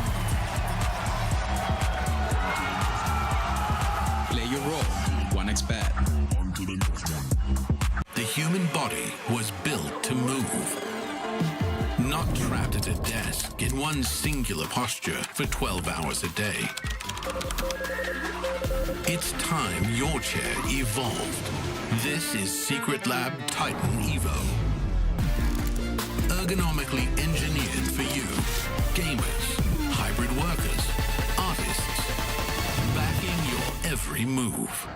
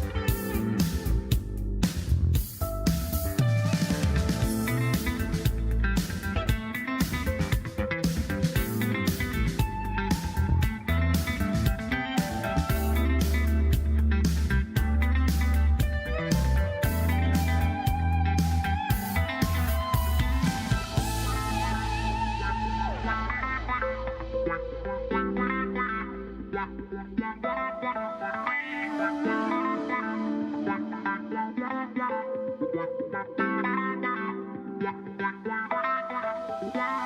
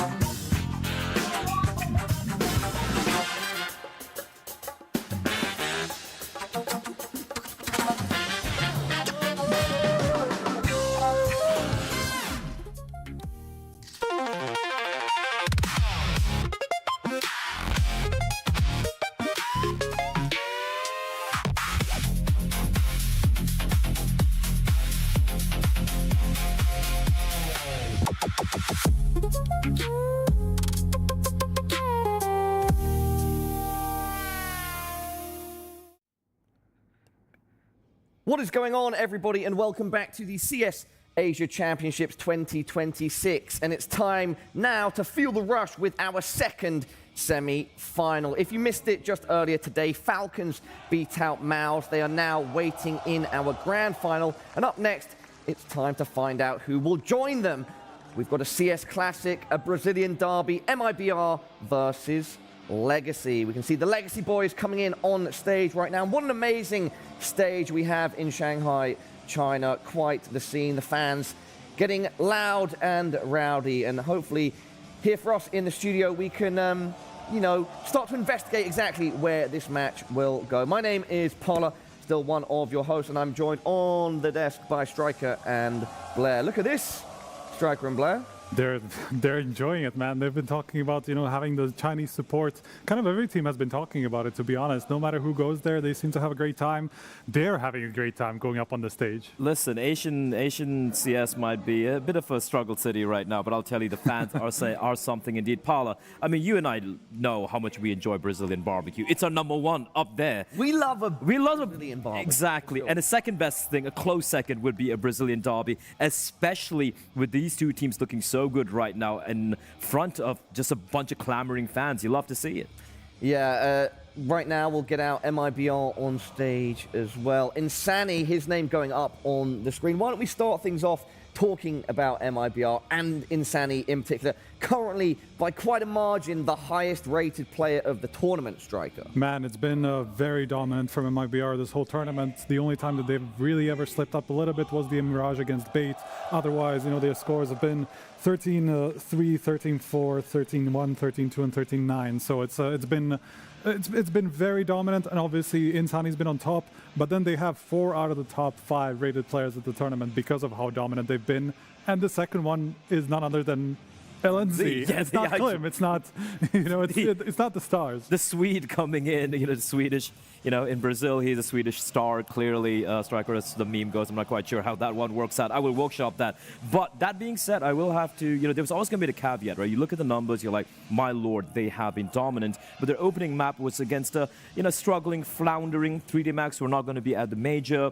PARIVISION, we know the struggles right now as well. But that being said, still demolishing them in the way they did is still pretty impressive. And against Bait, who have been kind of looking solid so far, they've taken them down. But that's my, I wouldn't say issue, but that's where I worry a little bit. How sustainable is this overperformance coming out from LNZ, from, you know, Klim for that matter? And even for Insani, I feel like 1.6 is not something he should be able to maintain throughout the playoffs. Yeah, it's not exactly what you expect a player to keep up throughout a tournament unless your name is Donk. That's effectively the only guy that can kind of keep up those numbers from one tournament to another sometimes. Careful. You might have some French fans attacking you on Twitter right now. Right. I mean, I've had a lot of that coming my way, so I can take it. It's all good at this point. Striker, good to know. I think an overall theme for MIBR at this tournament that we've been touched upon is that they've just been playing good team CS. Yeah, no doubt, as Blair has mentioned, the quality of competition has been up and down. They haven't necessarily had to beat out the best teams, but they've been looking good whilst doing it, Striker. Yes, 100%. It's not necessarily even that the individual performances that have impressed me. It's been kind of how solid the brand of Counter-Strike that they were playing has been. It has been so, you know, very well put together, nothing too crazy. Nobody's going for like crazy individual plays. They're not going for like crazy smoke pushes or anything like that. They're always waiting to get the crossfires going, you know, wait for the post plant, for it to come together properly and all that stuff. So just very, very impressed with how far MIBR have gotten in only about a month and a half since we've seen them last time. Yeah, for sure. Especially, like, you know, as you pointed out, they really haven't played much a lot. And coming in right now, this is the brand of Counter-Strike, like you said, right? Just super solid. And I won't lie, initially, beginning of the year, I'm like, this is the poor man's Furia. But right now, they're proving a lot of people wrong.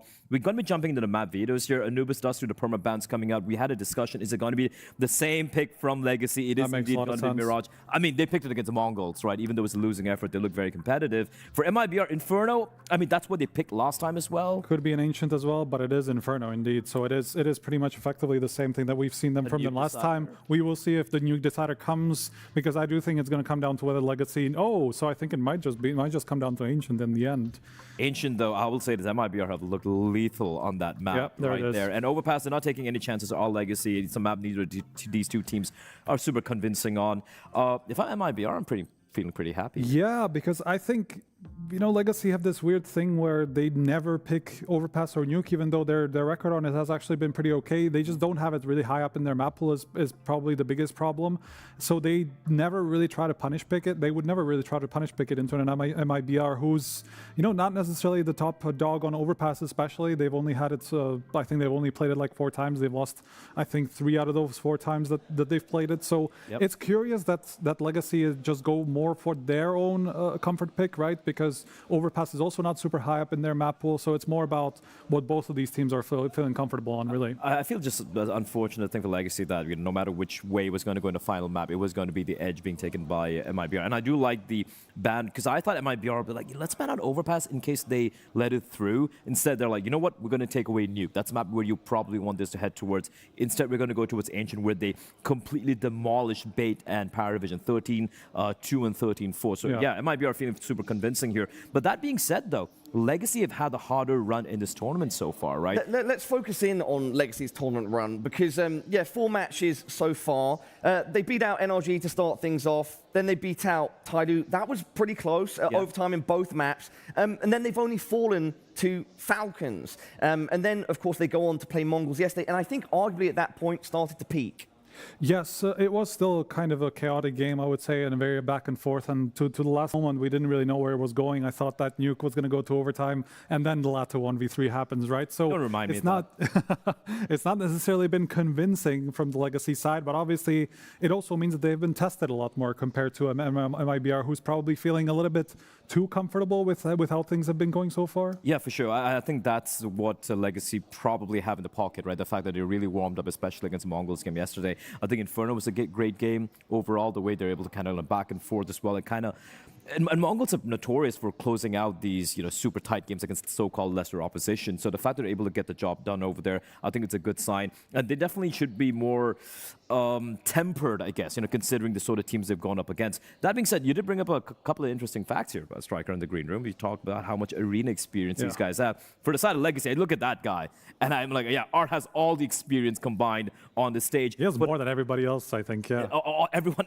on the server right now. Yes. But if you look at the side of MIBR, right, like not too much experience apart from some of the imports in the name of, LNZ. Yes. It's interesting because even, for Insani, this is only the second arena game ever in his career. That's crazy. Which is insane to me, Like the last time is from Astana, from last year's Astana, from the quarterfinal, where they play against Furia and didn't really get too far in that game, So it's very new territory for MIBR, for the MIBR guys. I mean, look at these stats. Look at those stats. That's insane, bro. Yeah, #1 in rating, obviously quite far. I think by like 0.24 to LNZ second place, and ADR, of course. Yeah. Insani's been incredible, of course. We will see whether he can keep that up. It's always a different game when you go up on the stage, and especially when you go up against your regional rivals, which is also something we haven't necessarily touched on.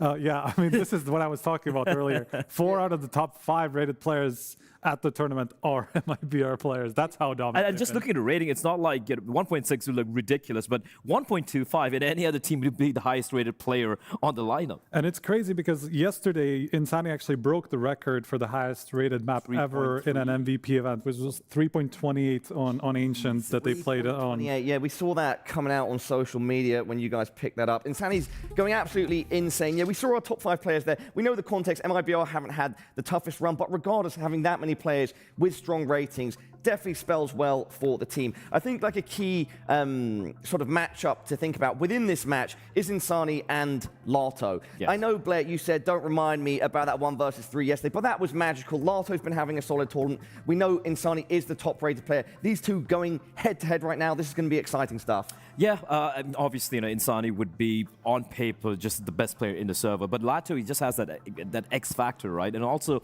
coming to this event, it was being kind of the Dumao Lato 1-2 punch combo. Dumao a little bit more quiet, obviously depending, because he's going to be in the T-side entries and whatnot. But overall, he's been so very dependable, even in some of these tight games. They're having a good time, man. I really want to hone in on this because it's been a big difference between the way that Legacy came onto the stage, just like welcoming the support, like high-fiving everybody, fist bumping and all that stuff. They're trying to hype up the crowd. MIBR a little bit more tempered for sure in terms of What was that? That was Senzu, no? Was I don't think that was Senzu. No, I don't know, but there was like a... That was definitely not Am I Senzu. crazy? You're crazy. There was some little plus. I saw it just in passing. Are you going to confuse me for Paula now, bro? Come on, man. I wonder if that was CAC merch, because Perfect World have incredible merch, or if it was something that guy's brought from home. All I saw were 2 long, fluffy legs being thrown around. I didn't see that part. Some people like long, fluffy legs being thrown around, Paula. But what I want to see is I do want to see, Legacy really kind of deliver here, because they've had a very close run in Atlanta, right? Like we saw them come to a 3rd place. They are the defending champions as well. So I feel like there's more to lose. I know it sounds weird because of how good MIBR looks so far, but I feel like there's more to lose for the side of Legacy over here. There's Brazilian support even in China, of course. In Shanghai, love to see that. Every time. The vibes are incredible right now. Sorry, Blair, carry on. No, the vibes are definitely immaculate. Yeah. But no, I feel like for Legacy, it was a bit of a disappointing 3rd place in Atlanta because they did beat Na'Vi, right? So they would be looking for vying for the title right there. So for them, great opportunity to just go one step further, reach the finals and duke it out against, well, the best team in the tournament, that's the Falcons. I'd like to bounce off something that you mentioned just before, Striker, which is, well, we all sort of noticed it. Legacy coming in, that hype, that energy. That is a story that we've known is attached to Legacy for quite some time. You know, a team that operates on emotion, high energy, Dabao, the memes about him always shouting. They definitely seem to be at home and very excited to be playing off this crowd. Yeah. And I wonder if that will give them an advantage. Hopefully, they can keep their emotions in check. Look, the arena experience factor is obviously going to come into as a factor, because we just see how much more they feel at home in front of this crowd. Obviously, that dates back to last year's CAC when they ended up coming out on top. Whether he's got some big guns, bro. Those are some guns, yeah. I want to know what he's saying specifically.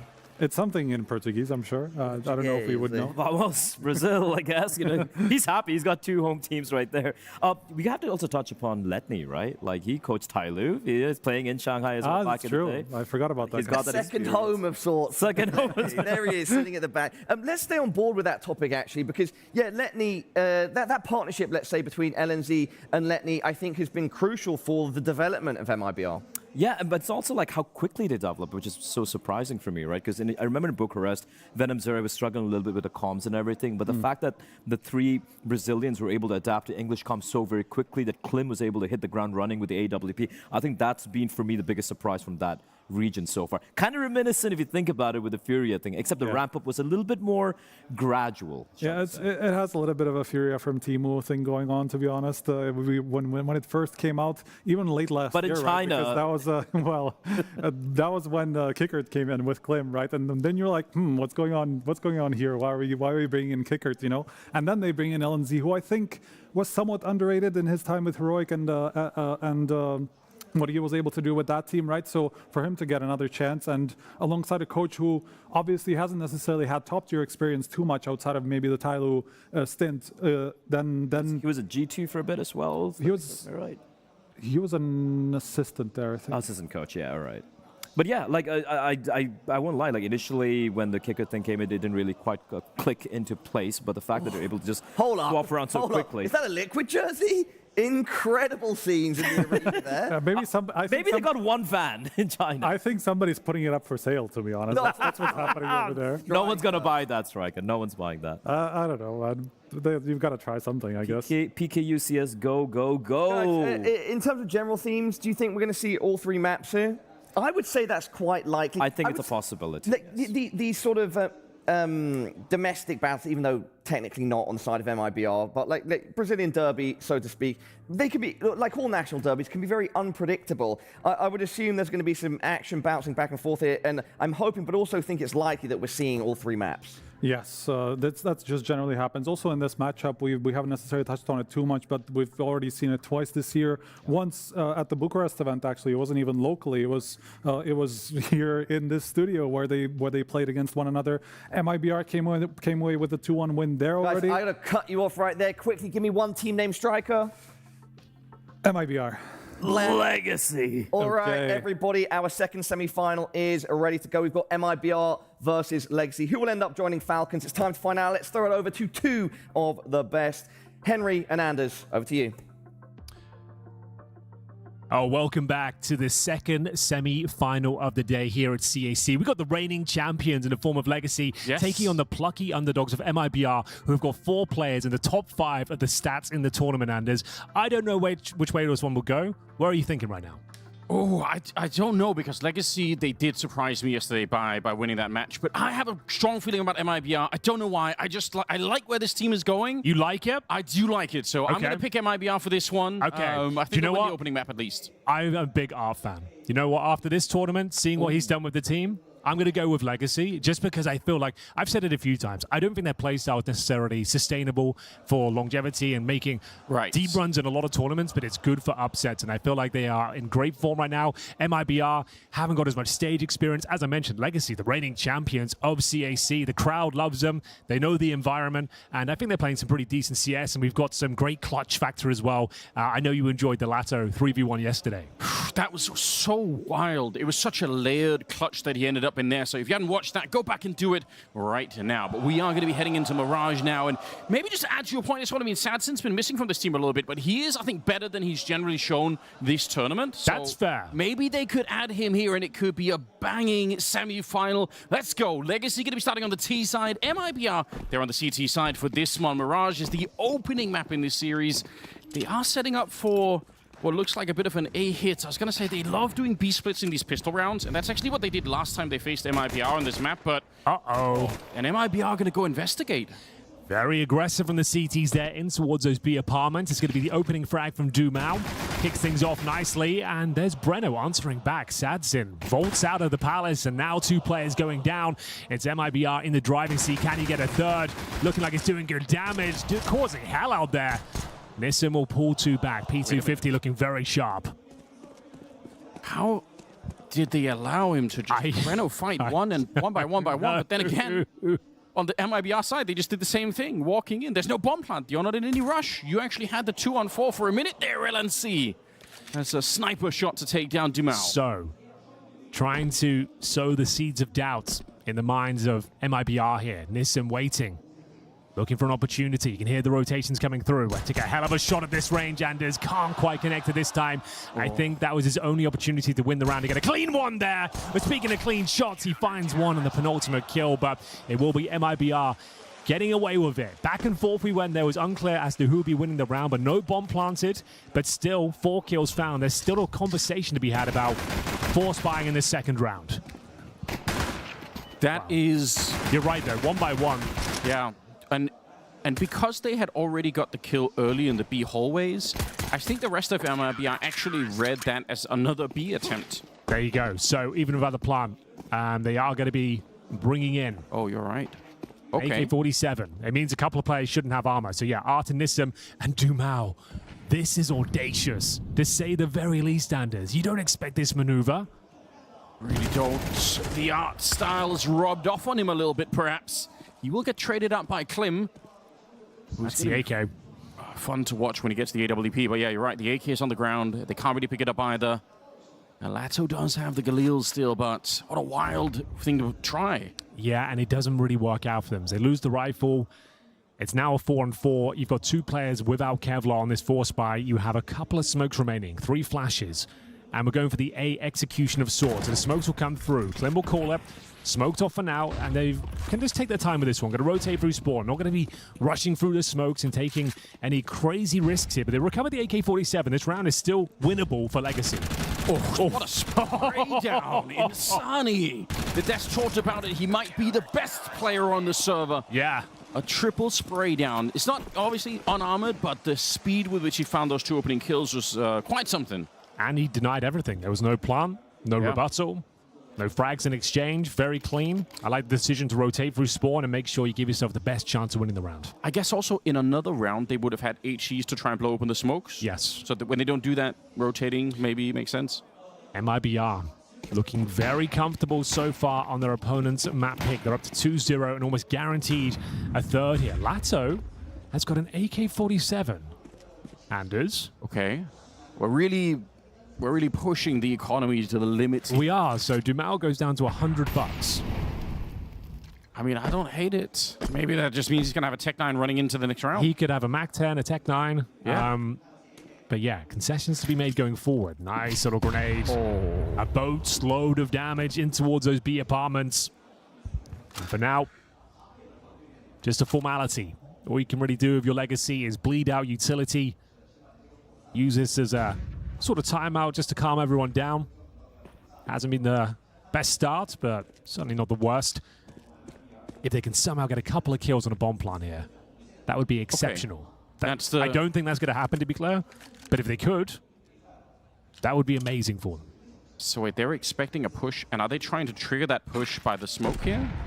Because they were looking into the hallways. It looked like they were waiting for somebody. No one's going to show up. They smoked the connector. And we're going to be going up towards short, or maybe into towards the connector itself. Looks to be the latter. So you flood in a couple of pistols first. The cannon fodder. Yes, I like that. Insani, though, unimpressed. Oof. Thought he was going to hear some of that jumping there, but okay, they're going to be boosting on the other side. You got to be careful here, Insani.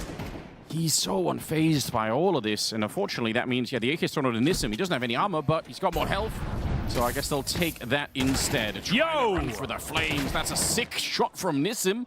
But like you said, unlikely they could get the bomb planted. You're exactly right, Henry. They do get one kill.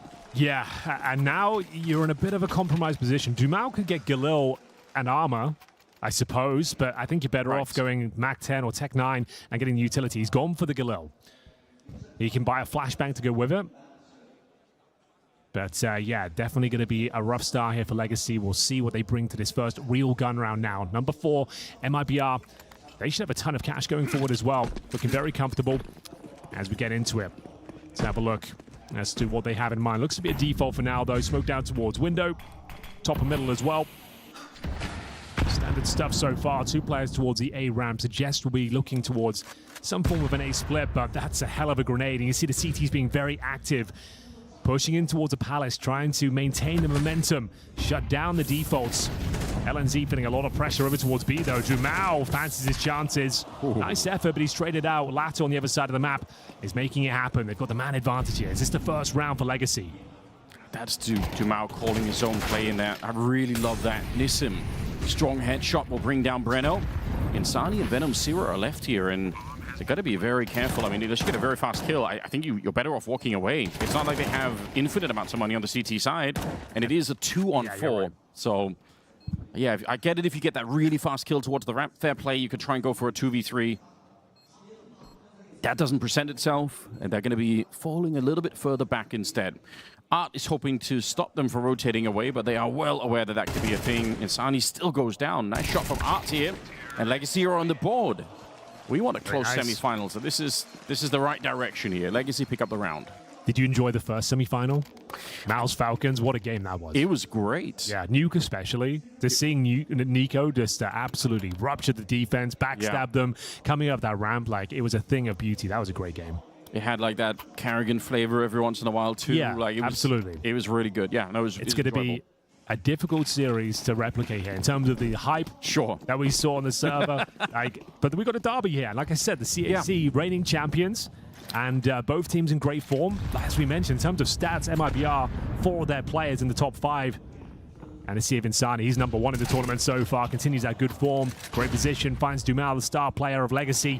5-on-4 early here. MIBR looking to fight back. They've got the AWP in the hands of Klim as well. Incendiary down towards top and middle. They find their second kill of the round. It's Art, in-game leader, going down. Oh, Insani's getting burnt to a crisp. Couldn't get away as Legacy pull one back. He even threw down the smoke beforehand, but it landed too deep. Indeed. Oh, that's a great read, but it doesn't really make a big difference here. Insani, that early kill is really worked out for them. They get 2 more behind it. And now Sanson and Lato.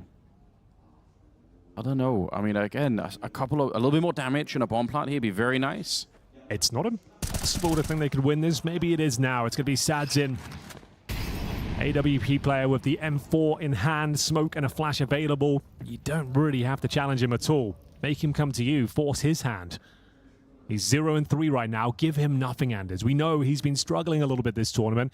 And sure, they managed to make it to the semifinals, but it's been notable in terms of his lack of performance with the AWP. I think that's important too. And it's always hard to know whether or not you could, that could be obviously it's not good this far in the tournament, but it could also mean they've got more in reserve. They could do more later on if he rediscovers it. Because I've seen Sanson miss shots that are relatively easy, and I know for sure he could do better than that. I would even say I still feel like Legacy are missing, perhaps their strongest player in Dumao. Not that he's been doing badly, but I think he's got more to show. I think he's got like an extra 15% on top of what he's done so far. Well, there's a time to show it, Anders. This would be the time to do it on the big stage in the semi-final, looking to play the Falcons tomorrow. That will be a hard game, no matter who's going to be facing them. It's a best of 5 as well. It feels like Falcons got that nice honeymoon period right now. You know what I mean? Everyone's turning up. Everyone's like locked in. The vibes are immaculate. Yes. Instead of them being wretched like they usually are, to be honest. So yeah, loving what they're doing right now. They're looking very, very scary indeed. Definitely the favorites for the tournament at this stage. Oh yeah. And MIBR trying to make a convincing case as well. Lovely round there from him. Now we are going to see MongolZ confirm things with that kill towards the B apartments. 4 players survive, but they did save an AK, and there is going to be a Sadzin AWP, and he goes down to the M4, Anders. Yeah, it's not the start we're looking for. It really wasn't. He was even flashed into that fight. It should be one that he's able to win in that moment. That's exactly what we've been seeing throughout the tournament. Like shots where it seems like he has the advantage, just fall awry. But here we go. Art's no stranger to an AWP himself. We've got a 3-man Palace attack coming in momentarily. Insani to defend, though. The final boss of the A bomb set. They're actually going to be taking some territory towards the A ramp. They've been very active on the CT side. They have, right? In the pistol, they pushed the B hallways. They've been double pushing Palace. Now you they're can down see the ramp. the teaser looking behind them as well. In the Palace, you very rarely see that. They're suspicious of a backstab from T-Spawn. Oh, I wish they would stay there, but I don't think you're going to realize. If Legacy take this fight, they won't know all 3 are here. They might know a second. They'll never suspect the third. Insani, he's so good right now. It's another spray down. Does he expect another? They've snuck down towards the shadow position. This is Lato, the clutch king. Nice shot. Surely never guessed that. Yeah, knife out. That's a 3rd player on the ramp. No T side will ever suspect that that's going to be happening. I don't know if he could do this, Lado. I mean, he's got some clutch in him, but this is going to be tricky. They've got 2 HEs as well. If they can keep him locked in behind this box, then he might be in a little trouble on that alone here. Oh, LNC, dangerous jump. Yo! Breno goes down. Nice shot from Lato. He hasn't even taken a lick of damage yet. Throws out a flashbang to put a bit of pressure. Oh, you can see he's hyped up. He's not afraid at all. He wants to fight, and he will get it as well. Another strong clutch for Lato. He just keeps on racking them up, huh? 2 versus 1, ice cold on the A bomb site. It was looking so promising for MIBR there. Very active, opening picks going in their favor. The double kill from Insani. But Art, he gets him into the round. He finds Klim on the other side, and Lato sneaking down towards Shadow. They had no idea. They didn't suspect 3 players coming out. And he comes in clutch once again. Very calm, very calculated. The HE grenade barely scratches him. And now begs the question, do MIBR have the finances to bring another full buy to the table? There definitely will be a few compromises here. We're seeing a Famous, a 5-7, the Klim AWP. No armor. No armor, you're right. Didn't even spot that. So I think we call that a glass cannon, Anders, historically. Yeah, you were exactly right. It's a good name for it. I like that. Yeah, it is good. Don't want to invent new terms all the time. No, that's worked for about 10 years now. We'll just stick with that. But I think Klim has great promise. I really like his AWPing. And I was about to say, because I didn't think they would have the money for it, so I was about to say, man, they're going to really delay that AWP, but they're not delaying it. They are fast-tracking it past the point of buying any Kevlar. It is a very eccentric default coming out here from Legacy. Waiting. They do have... Oh, they only have 2 smokes. I was going to say they could do sort of a double pump here, but they might be lacking some of the utility for it. They're checking out down below as well. Art's going to be clearing this out. And they're going to be boosting into the window at the same time. So yeah, the smokes over on B probably designed to draw away the window player. Oh, boost up there, but that didn't work. And I think we saw this yesterday. Dumao is behind enemy lines, though. They have no idea. He's got a free kill on Breno here. Dumao makes himself known. Back to a 4-4. 1 minute on the clock. CT scrambling, trying to get a handle on the situation. It's LNZ, though, from the ladder room. Beautiful shot. Bring things back into their favor. He is low. He needs to be very careful. He's got Nissim towards middle, watching for the exit out of the ladder room. Lato trying to thread the needle over towards B, and he's up against the 5-7 of MongolZ. He's trying to tuck himself into a close range position.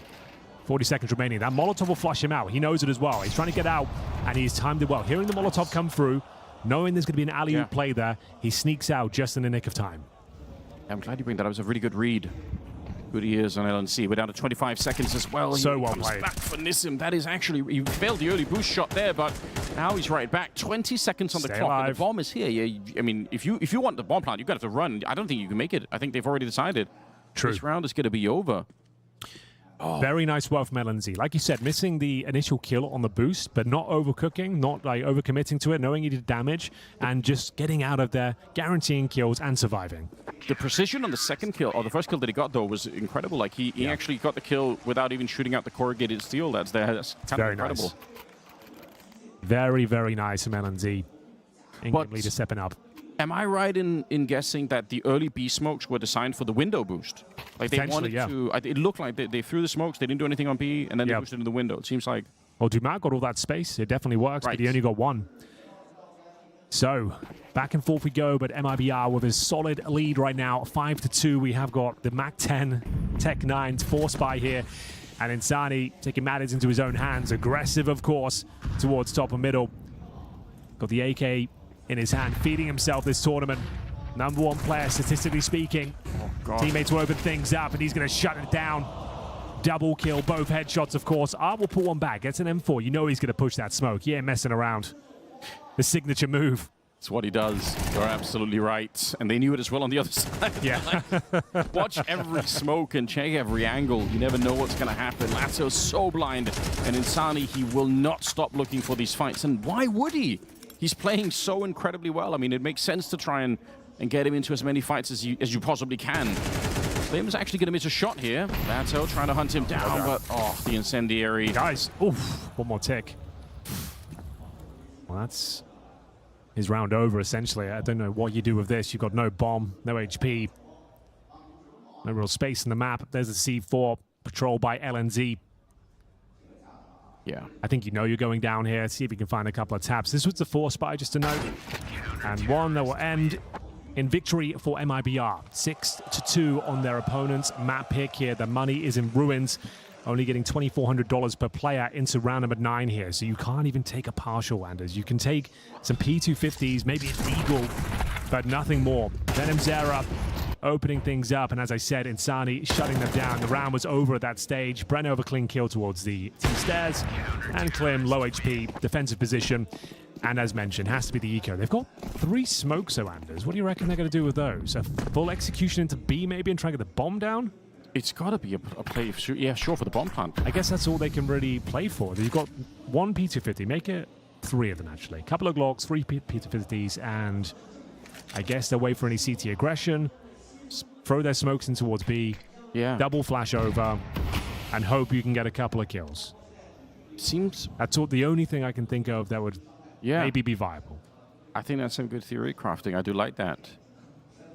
Maybe a little bit desperate. It's not too late, though. I mean, they're going to be at 7 rounds. A good lead for MIBR right now, but it's not over at all in the first half here. Legacy can still do some damage, but they are going to have to start to pick up a couple of more rounds here. Yeah, that's fair. But MIBR looking really, really good. It's one of the reasons why I thought that they would do well on this map is I think both Insani, LNC, and Breno have their best roles on this map. So they have a lot of comfort playing Insani here towards window and top connector. Breno's going to be angry at the A-bomb site, and LNC over at the B site. Clean. All of them love it. So those smokes being deployed now.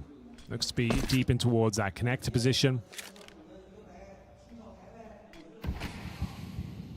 I just don't know what you do next. I don't think anyone knows what it's like. Right, we've got the connector, I suppose. We'll smoke in front of the bomb site and try and take some vision away from the AWP, and in we go. Okay. Yeah, I think you're right, though. That's exactly the plan. Like, throw the flash, hope that you can... Oh, Sad's in. Ooh, okay, got one. Oh, a second one, too. Hold the phone, picks up the AWP. Oh, he did that shot. That would have been a lot more fun. But no bomb plant. Not too bad. A couple of kills there. Sadson, if he hits that AWP shot, maybe he was onto something, but it is going to be 7-2.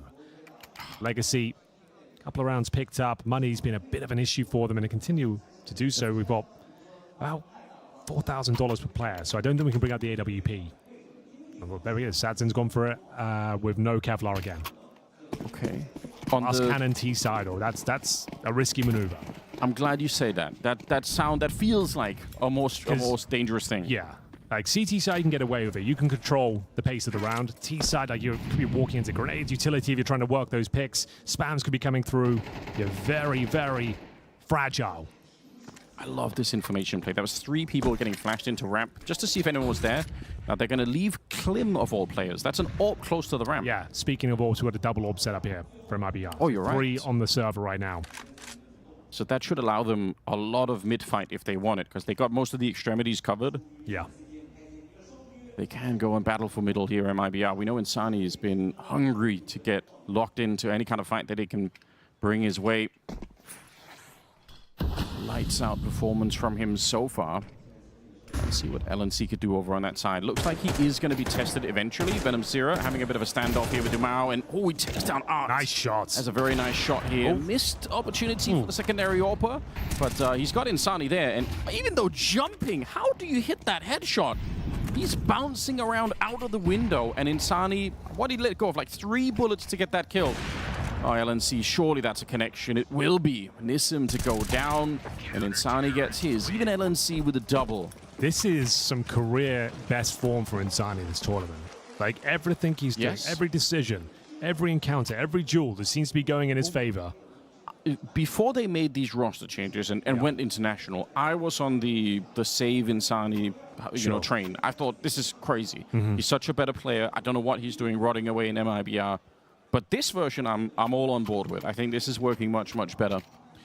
I think they had to make changes, right? Like MIBR just kind of been middle of the road for so long now. Never been that exciting. Nope. Trying to follow the footsteps of Furia, bring in some European flair. This seems to be the best iteration of them in a very long time. Yeah. Now, maybe I'm getting totally carried away. Oh, please do. That's always the I think we're going to have to, like, if they keep playing like this, if the trajectory keeps going up like this for MIBR, we're going to have to retire the Timu, like, suffix for them. Like, I don't think they're going to catch up to Furia really quickly. It's not like Furia are playing flawless Counter-Strike either. No, they're kind of falling off a bit. Yeah. Well then, Anders, darling, we've got 4 AK-47s on the CT side. A couple more rounds to go. It's not looking good for Legacy, I'll be honest with you. They've had to take a partial buy here.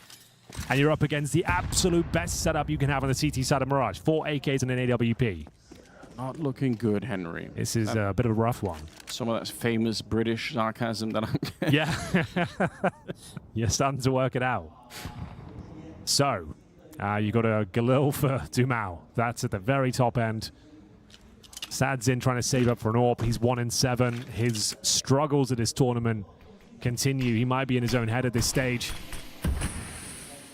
This has been really an amazing CT side. They've had the aggressive pushes, but then they go back to playing this kind of a default. Like, it's very hard for Legacy to guess what's going to happen next.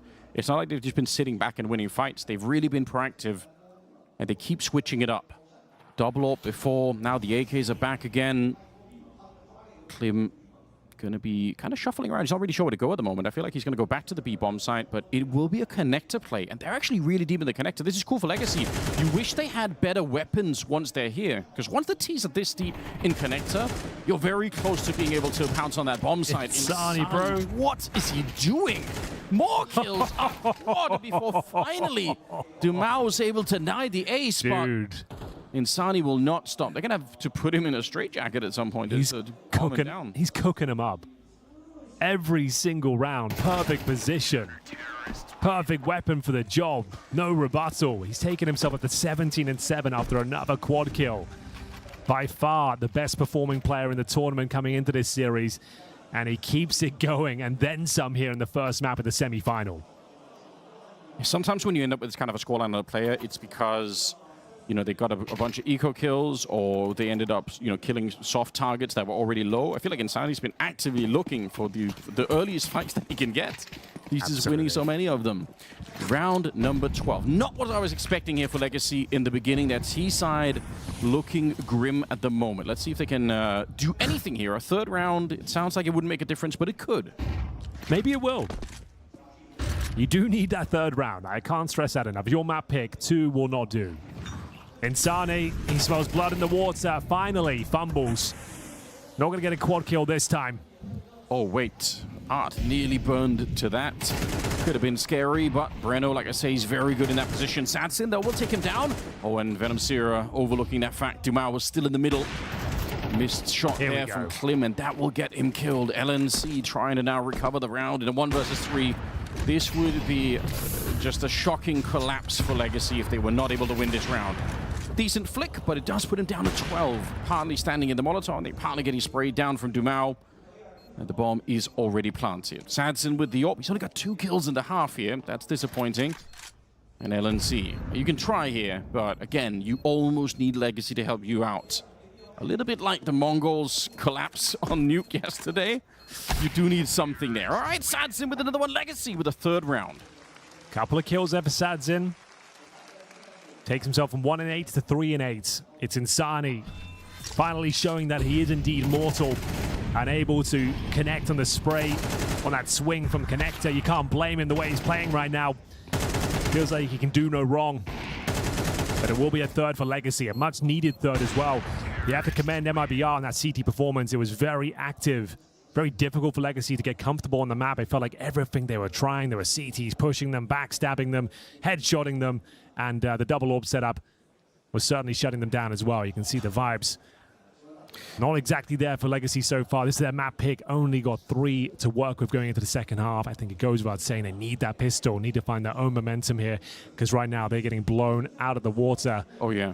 Individually speaking, Insani just dominating them. He finishes that first half with 165 ADR. And we talked about the vibes when the Deaths were talking about it. Legacy, they looked like they were celebrating. They're the defending champions here at the CAC. Defeating 3D Max, I believe, last year in the final. Yeah, exactly. So, yeah, they've got someone to fight for here, and definitely also the Brazilian derby version, even if some of them aren't Brazilian anymore. I mean, the team's called Made in Brazil. I think we can call it a Brazilian We can get away with derby. it. Okay, yeah, I think it's fine. We've got the license for it. Yeah, that's okay. They do love and they execute in these pistol rounds, MIBR. So I'm not surprised to see that they're leaning that way, but it's going to be a little bit slower. One smoke, one Molotov. We know how that normally goes. Smoke by the steps, Molotov on top of the steps. No flashes to go with it, but we've seen lots of teams have fake variations of this approach as well throughout the tournament. The bomb's going to be towards the A ramp. LNZ with the util in the underpass here. So how's he going to be deploying it? Smoke towards connector. There's no kit on the CT side in spite of them having that smoke. So they've already used it to try and buy a bit more time. MIBR. Are they going to fall back? That one smoke at the ramp, it looked like it made them second guess it. Now they can bring the bomb back into Palace. So maybe just pretending to run away here. LNC finds a very curious Nissan. Oh!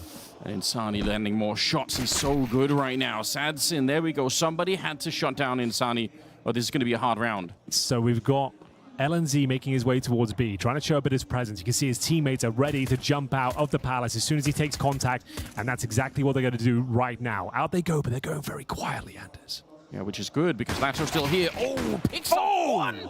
And a second headshot with the dualies. My God, he might have saved the round here. That's huge. Breno will still get the bomb plant, so half the battle is there for MIBR. They're going to be dangerous very early on in this half here, but let's see. Legacy need to win the pistol. That is critical, and Satsin. Okay, 2 kills at the end of the half. 2 to start this one with. Now he's up to 5. That almost worked, and I'll tell you what as well. When Legacy smoked off the ramp, MIBR ran back. Yeah. And those footsteps, I think, is what sold the idea of that B push. And then when LNC shows up on that side, it really sells it. But they went back through Palace instead. And if not for Lato sticking around, this would have worked brilliantly for MIBR. Like, on a calling front, this is such a smart round. 2 difficult kills as well. The dualies are mid-range. Headshots only available to him. He gets his 2 kills, finds a 2 versus 1, but the bomb was planted, so you're not out of the woods just yet, Legacy, I'm afraid. We are going to see Galil's here. A couple of pistols, some light utility. LNZ makes his way towards Palace. His teammates heading towards middle. Smoke down towards the window room. Lato jumps through towards that connector. Ready for this first duel. Knows he have the advantage in terms of firepower against that Galil. The 3 players going to swing out any moment now. There's the first dink. 2 kills for Legacy, make it 3. This is looking very comfortable, very clean.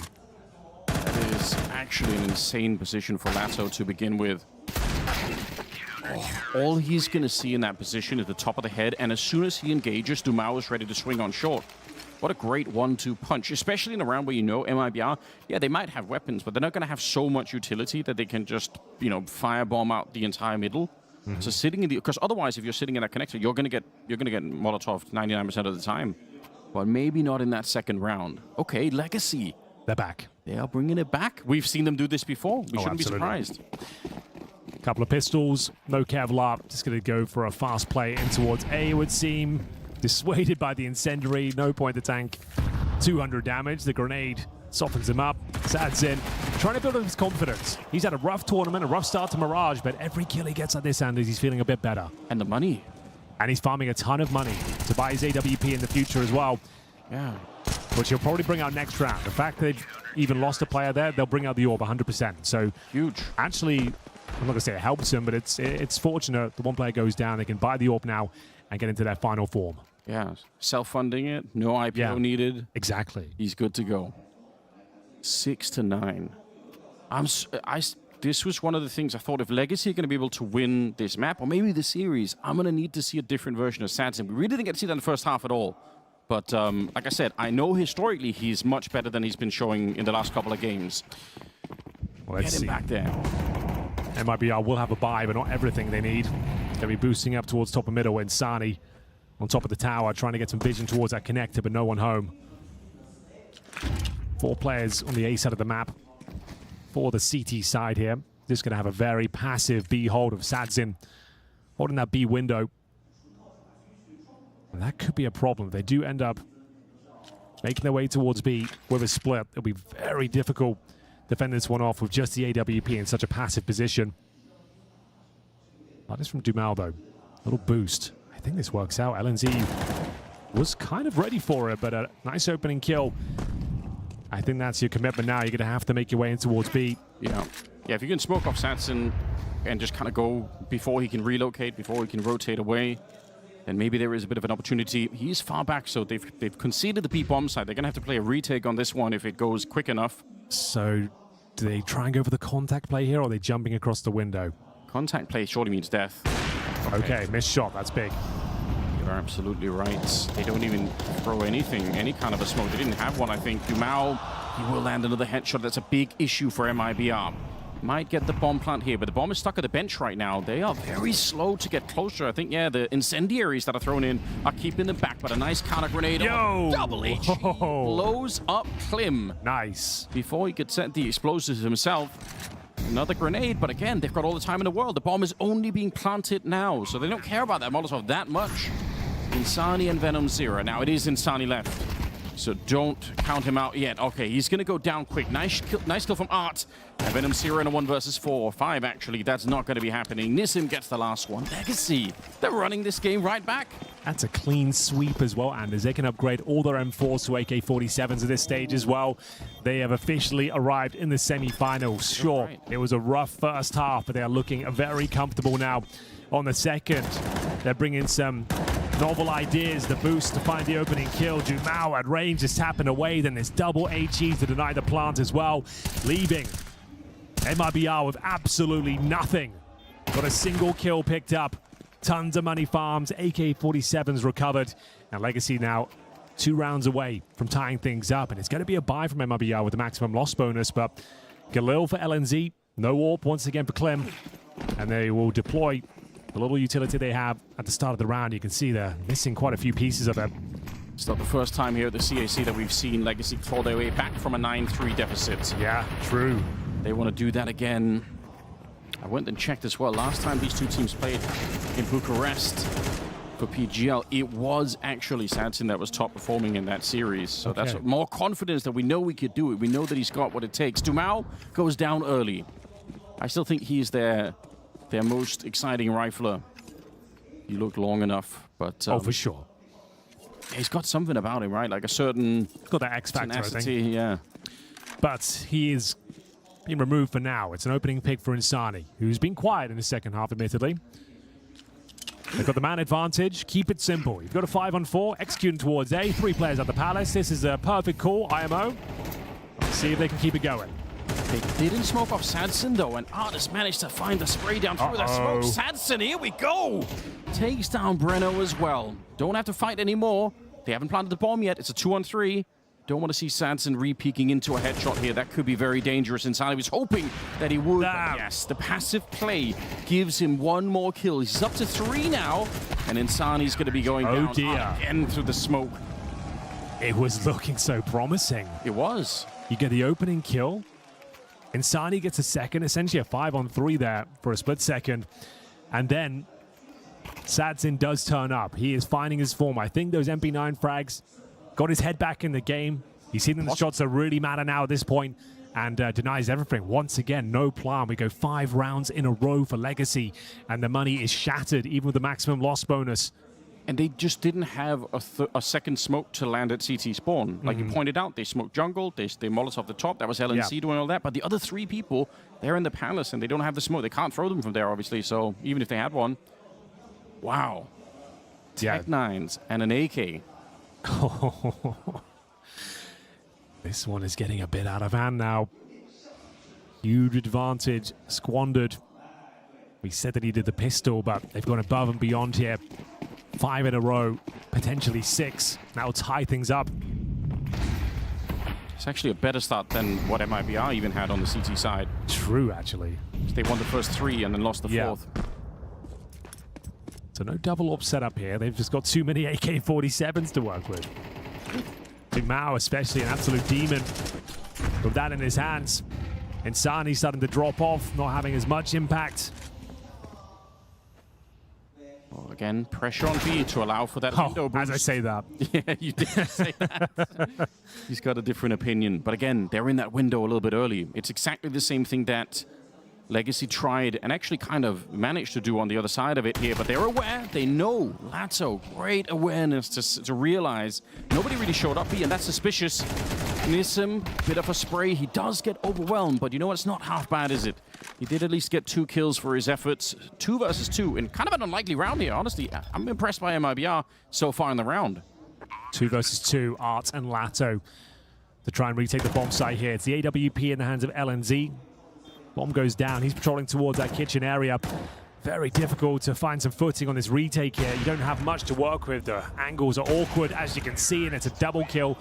MIBR finally break the streak, Anders, and maintain their advantage here, 10-8. Huge rounds, but unfortunately nowhere near breaking the bank accounts of Legacy. You can see they've got cash for days. It felt like once they caught the boost into the window, and Nissim got the double kill, surely that's enough. I'm surprised that Legacy end up losing that round. But they've made a lot of money.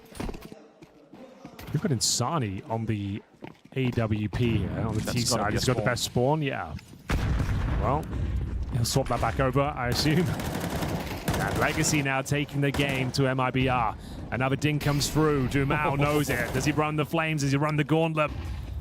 Trying to take some territory here. And I think he's done enough. So he's completely pushed them back from the B-bomb side. Yeah, he definitely knows that. He even throws in a smoke. Yeah, this is huge. Oh, spots the barrel. Insani. Or Sadzin. It's actually Breno that picked up the AWP because of the low health here, but you're right. Smoke up. Molotov. Oh, it might actually fake everyone out. The fact that he's walked past here, that wall is meant to allow people to get out of the ramp. He's seen Nissim. He is on an enormous mission in behind enemy lines. Now, does he go for the double? Or is he happy? Or he's got no choice. Sadzin spins around with the AWP and gets the kill on him. That's a disaster. He almost had enough to pull the entire round up from under Legacy. And suddenly it's back in their favor. 44 seconds. And they got the man advantage. Breno is solo. What could Klim do? Trying to open up from connector. They throw the incendiary. Nearly kills Breno. But Lato's gone down. 30 seconds on the clock. This should be a Legacy round every single time. And Sadzin's playing it passively, which seems like the right move at the moment. Flash on over. So they're going to get the bomb planted here. Nobody can stop that. How long does Sadzin stay passive? His teammate's far away. Oh, Sadzin. Big miss. But he jumps up on the box and he does get the kill onto Breno. And now Klim. He wanted the AWP earlier, but he's still got some health here with the AK. Dumao just makes it look easy. And it will be Legacy to win it, but that's such a scary round. Wasn't clear who was going to be taking that 2-on-2. The missed shot from Sadzin got you on the edge of your seat there, but he made up for it with a second interaction. 2 players survive here, and they'll actually save the AK-47s, dropping the AWP, obviously knowing they have enough money here to purchase the AWP if they want to going forward. I'm going to hold on to those AKs. 9,000 on Dumao, you're absolutely right, like they could. So, there we have it. Okay, they do it. They actually do buy the AWP. They were having that conversation. I was about to say, the only reason I could imagine you wouldn't is if you're going to go for aggressive pushes. Otherwise, you surely want that, especially now that he's actually hitting most of the shots here, Sanson. Most of them, yeah. Way better than yesterday. That's for sure. So, ladies and gentlemen, welcome to the second semi-final of the day. First map between Legacy and MIBR. This is the pick of Legacy. They were down 9-3. We have Inferno coming up next. It's a one-round game here. Yeah, maybe it doesn't have the same news power as MOUZ versus Falcons, but it will not be boring. Both these teams, they play fun Counter-Strike. Oh, and Clemmy edges out that shot against Sanson. You could hardly see him there on the CT side. It's not the smoke that they were looking for. Certainly not. But the reactions now coming in from the CTs here, trying to reclaim territory elsewhere on the map, get some information in the man deficit. Going to be exploring their options towards that A ramp. Now aware of the potential window boost here. You can see they're spread very thin. Playing 2 and B, 2 on A. Had a look at A ramp, no one home. This A defense has so little utility. Be great if they could smoke off connector and try and slow them down a bit, because it is going to be a very heavy connector play here. They just don't have the ability. Art is an HE, I suppose the perfectly timed HE, especially now that I'm looking at the clock and realizing there's only 30 seconds left here. MIBR eventually are going to have to start to make a bit of a move here. Lato looked like he was asleep, but he does get the kill. 25 seconds. Art waiting in the back. Bomb being brought to the site now. Nobody knows that he's there yet, but he doesn't find an opportunity. Oh, he does actually get the kill onto Klim jumping up. That's kind of a wild shot. So, bomb planted 3-on-2. CT so far out of position. It hurts. Dumao, he'll have the kit, but he's all the way back in T-spawn here. He's going for the all around the world backstab here. There technically would be time, but it needs Nissam to activate something right now. Looks like they're going to have a look into this at least, but maybe not. This is going to be containing. Okay. They have to concede it here. Means 11 for MIBR. Good containment, I suppose. Exits are in place. They might even be able to steal the AWP if he runs back into connector. I think that's what Nissam's going to be thinking about. See, I will pick it up. That's about as good as it gets. One thing that was a bit of a shame there, I thought, because Art, apart from the HE, he also had a flashbang. And once Lato makes contact with them in shadow, if he could have fallen into the corner and Art could have flashed him into the second fight, that would have been really fun. But I guess they didn't know for sure where they were coming from. Like, they were very much in the dark, so. Well, we're getting to the bookend of this first map here. Unclear who will be taking it. It's been a bit of a roller coaster. This is how we like it. Yeah, absolutely. It was a nightmare start for Legacy with Insani just dominating them. But it has to be said, he definitely has lost a bit of momentum. I think he finished the first half with 17 kills, and now, sure, 22 is not like he's playing bad. He's just not dominating the server in the same fashion he was. Yeah, which stylistically is so fun, because there are some riflers that where it's, I think a lot of them, it's the inverse, right? It's the CT side where they're suddenly struggling, and then when they switch to the T side, they go nuclear, especially when they're good with the AK. This is a very important round here. Legacy starting to run out of finances here, looking down the barrel of map points on their map pick. One away from alleviating a lot of pressure. Our MIBR, this would be a massive round to pick up. Surprisingly restrained CT side from a player like Art. I think MIBR were more aggressive on this. I say that as they are pushing 3 billion in the middle, so fair enough. What's worth noting as well, those containment kills we talked about has led them to having 2 Galils in this very important round, right? You're right. So definitely worth it. Sticking around, accepting you're not going to win the round, but any damage you can do will be beneficial. And run number 21 here. And aggressive are the CTs. Legacy opening things up. Klim will answer back. Oh my god, the second kill is a thing of beauty. Has he got anything left in the tank? Lato doesn't seem to think so. We've got a 3-on-2. Venomzera makes his way out, and he's got some space here with the smoke down. Yeah, D Molotov, gotta be careful. Oh, but over the smoke, Hits it's Sanson. Nice work. Huge kill. Okay, Legacy needed this. The bomb is back there. So he can't even just go for, if he goes really fast bomb plant, you know, he can try and fight for the 1v3, but now he has to relocate. Tries to find another weapon. Fakes it once, but they're moving closer, and it's Sadson again. Double kill, up to 15. Okay. I said that they weren't aggressive on the seed side the worst possible time, Henry. They were very aggressive. They actually were so aggressive that they took Nissim from the B bomb side into middle, so there was nobody defending B at that moment. There were 4 people fighting for Legacy. I like that. And I guess even more so now with the containment kills, it spills over even into a round like this one. You have less to work with all the time. 10-11. This is shaping up. This is the kind of game that we wanted. I was getting worried with that 9-3 first half. I'm going to be honest. Same. It was just the fashion it went down in as well. It looked like they didn't get a look in to the first half whatsoever. But Legacy are back. They are looking very comfortable with the finances. They've got AKs, AWPs, and it's quite the opposite for MIBR. They're going to have to take an eco here, I believe. And one of the winning premises that we talked about right at the start of the game was Sadson playing better. That is, like, that role's being fulfilled. I mean, he's been a bit streaky, but yes, much better than we were expecting. Compared to yesterday, yeah.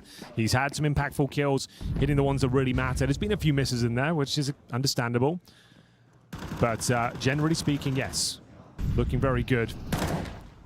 Should be a foregone conclusion. MIBR give this one up. In terms of what they got to work with, not much. No Kevlar. But they do have skill. It's going to be Klim opening things up. Finds Lato. Sadson feeling a little bit uncomfortable here. Artswe looking to spray down these pesky T's towards the underpass. Grenade might catch him, not quite. As we go in towards B. They like this very passive hold. It's going to be Nissim trying to back up Dumao, who's alone in towards B. He's got his work cut out for him here. Very capable rifler, Anders. Should be fine for a couple of kills, but he goes down with nothing. That's a problem. Okay, well, they'll push that. They didn't catch him in the open, and you're right. As soon as the smoke is heard, they're going to go for it. He's so quick, my God. I know they're unarmored, but at the same time, getting 3, making sure that there's no chance even for a bomb plant here. And now he's playing hide and seek. Good dink, but Nissim is going to live for the round. That's another huge. round for Legacy. Yeah, you don't get them a plant. You stay alive. Those flashbangs that flash the observers now, they're so abrasive, aren't they? We can't even tell what kills are going on. Valve, please fix. What are we doing? There's a part of me that it does make it incredibly exciting when you're trying to cast the game because you're like, my God, I have no idea what's happening. I thought I was tweaking yesterday when it was happening. I forgot there was an update. I was like, I'm sure I used to be able to read the kill feed when flashes are going off, but not anymore. Yeah, we do not need that in this spec mode, boys. But either way, it's going to be an execution there from MIBR. Getting a bit desperate out there. Legacy also knocking on the door of map point here. They pulled it right back. The reverse sweep from 9-3 down. This round could decide it all, Anders, and in we go. First kill for Venom Zera. Yeah, he's opened it up, and that could be the beginning of the end here for the A-bomb side defense, although they're flashed as they come around the corner. Art swings back into the fight, and he can't get the spray down. Sadson with a flick, but it doesn't connect. Dumao finally the one to show up and stabilize this push just a little bit. Nice grenade. Big. Almost outright kills Insani. He's down to 3 health. I'm not going to write him off.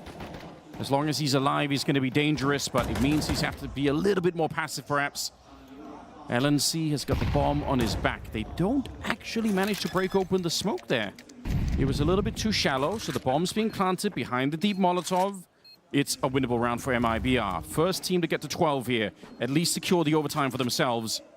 No utility on the retake either. Oh, you're right. They do have kits, but that's an important point. Otherwise, they could have forced the fight for MIBR. If they can smoke the bomb, it's such a great... Oh, he does. There we go. Spray down on LNC, but almost got himself killed. Now it's Klim. Can he get activated? He's the only one with any real health here left on the MIBR side. No flick being allowed for. 3 HP. Oh, yeah, and he's planted on the wrong side here. He can't do anything. He can't even get there in time. They're going to defuse this every single time. Nissim airborne as he takes down Insani, and Legacy have run it back from a 9-3 deficit into a 1 opportunity to claim this map. It was looking so good there, MIBR, the opening pick. But Arts tucked away on the bomb site, working with Dumao as well. You thought he fumbled that boost, he jumps up. Felt like that was the opportunity. Squandered. He was double scoped, right? Yeah. Dangerous maneuver. Okay, it all comes down to this. Man, that overtime or bust for MIBR. Bomb plant actually gave them some extra utility. Yeah. For once, it made a big difference here. So what have we got? 2 players towards a Palace. A must-win round. We've gone the distance here in the first map of this Brazilian derby. Certainly has delivered. This would be a horrible way to give this map up. You go up 9-3 on your opponent's map pick and you lose in regulation. Unreal. They force out Lato, but huge for him to get the kill. Molotov designed to get rid of that position. It's a cool read. Now they've smoked it off, and Insani with a headshot. That's what we saw in the first half. And if they want OT, he might have to deliver a couple of more kills like that. Sadson back here smoked off now. Do you want to take the risk and jump up?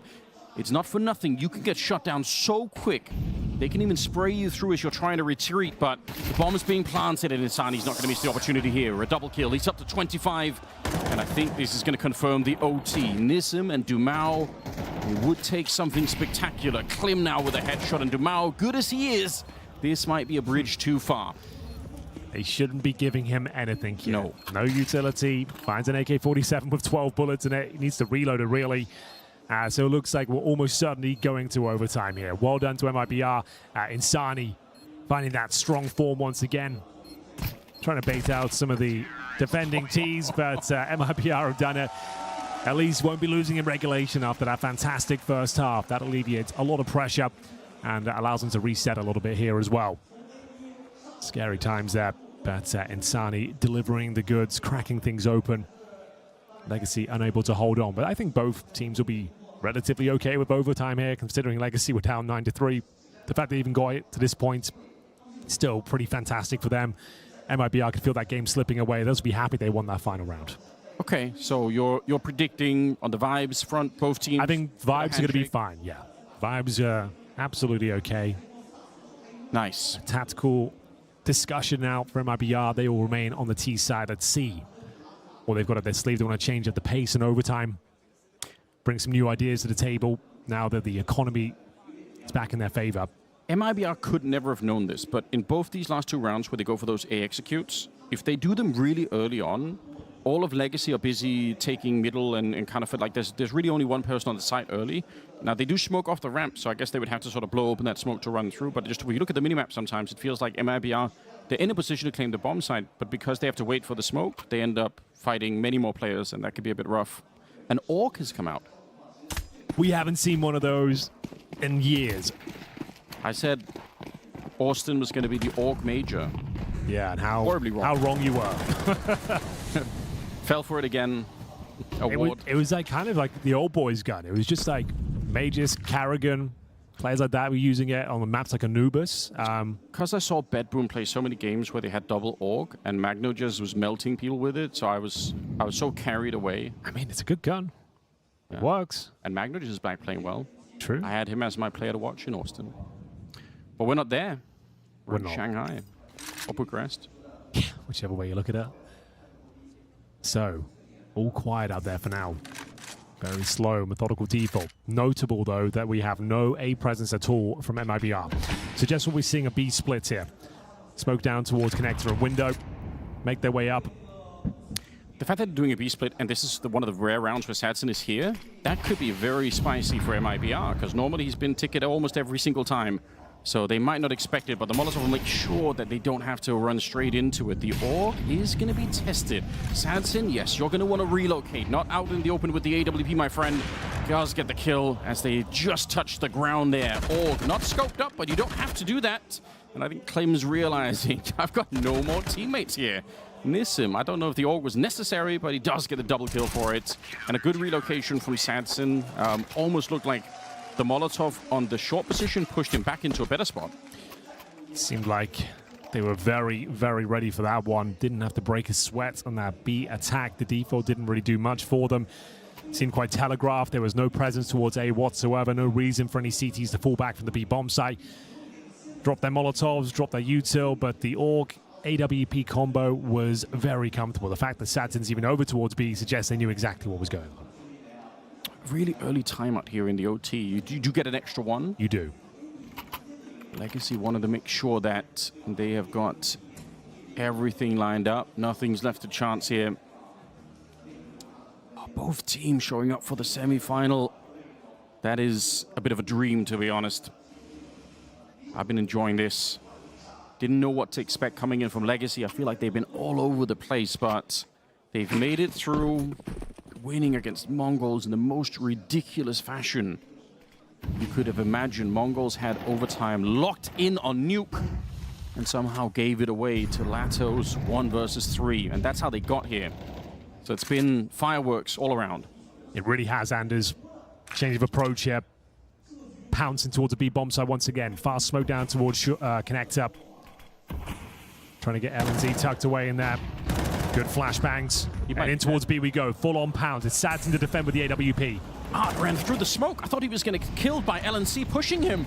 But now Sadson's landing shots. They can't even find Art. He's actually lucky to be alive. But Sadson continues to connect. Shooting Breno in the toes. Feels almost personal at that point in time. Oh, they are somewhat choking here on the T side. They're getting nothing done.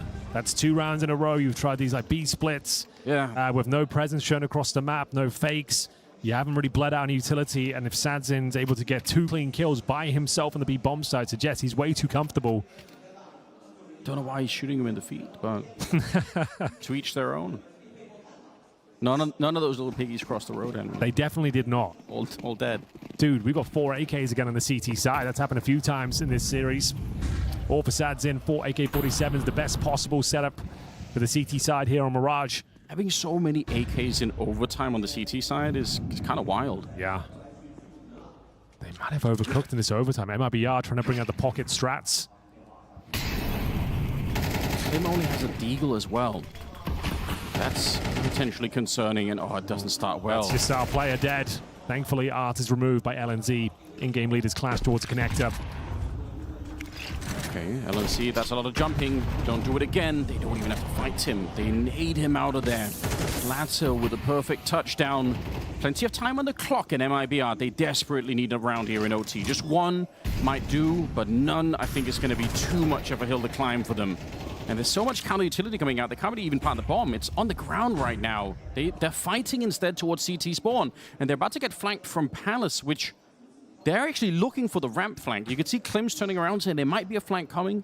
This is so well played from Nissim. So patient. Doesn't want to overcommit to the fight until his teammates are ready to pincer the bomb site itself. And you can see again, just staying alive. Klim putting that Desert Eagle to great work there. Will find Latta, but they know exactly where he is now. Bomb ticking at some pace, but it does not matter. It is going to be that 3-0 scoreline here for Legacy.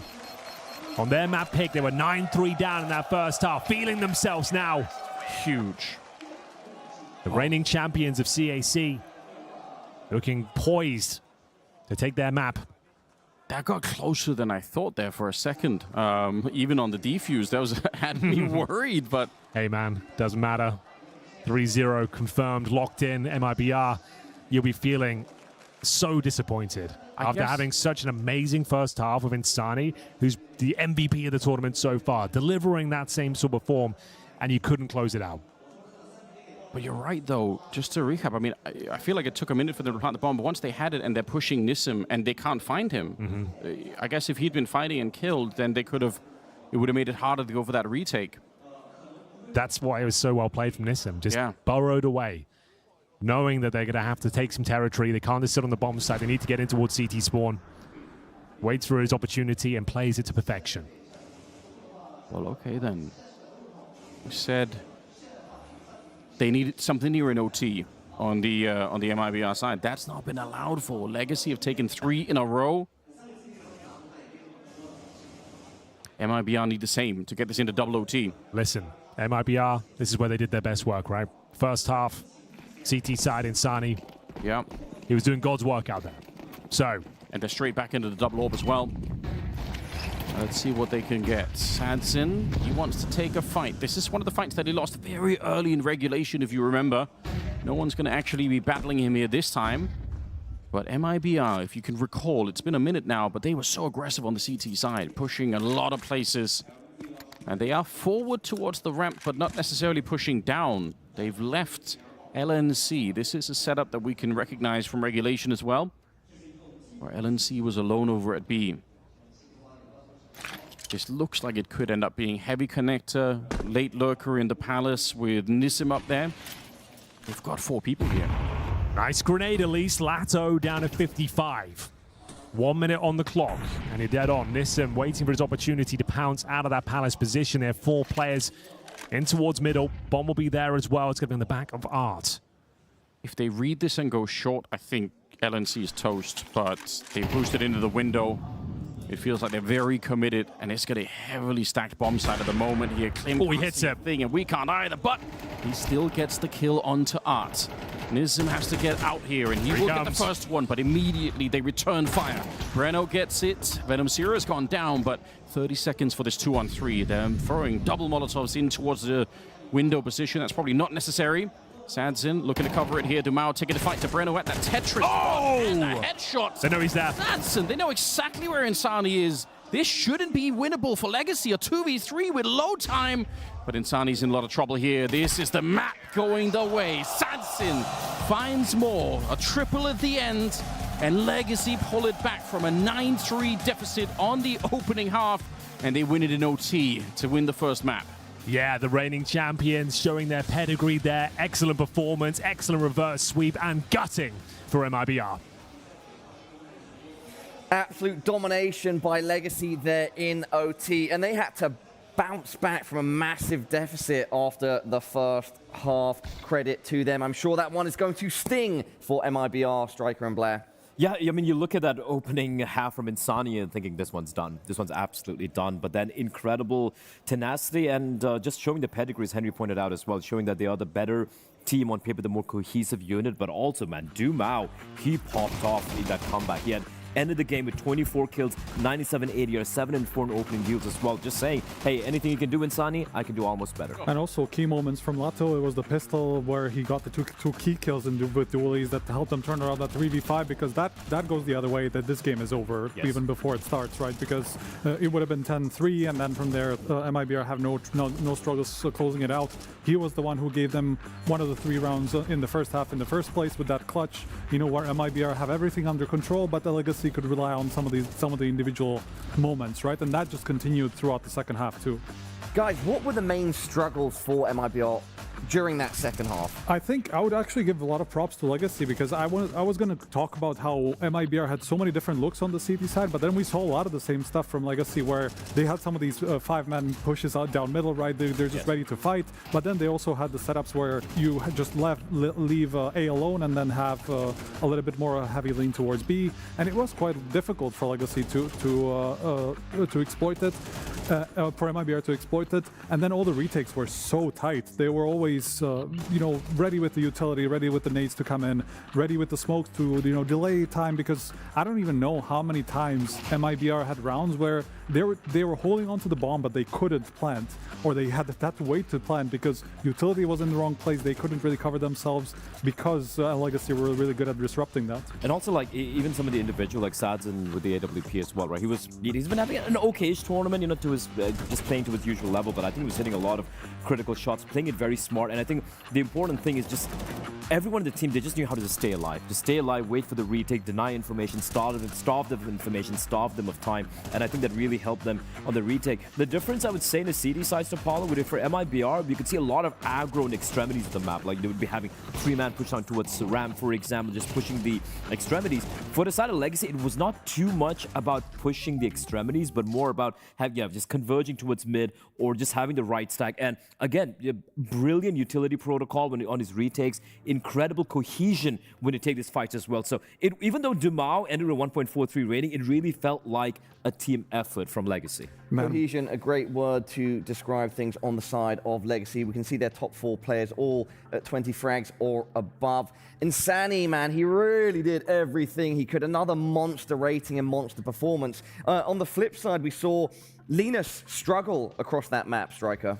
Yeah, what a letdown for Insani, to be honest, because he was absolutely on it throughout the first half, and he was even the one who kind of broke the streak in the second half with the double kill. But then another one, they just gave up. Like that was the 5v3 where they ran into the Sadzino up on B and they couldn't really capitalize. So and also for before this graphics goes away, but you just take a look at DeMao and where he was getting all his kills.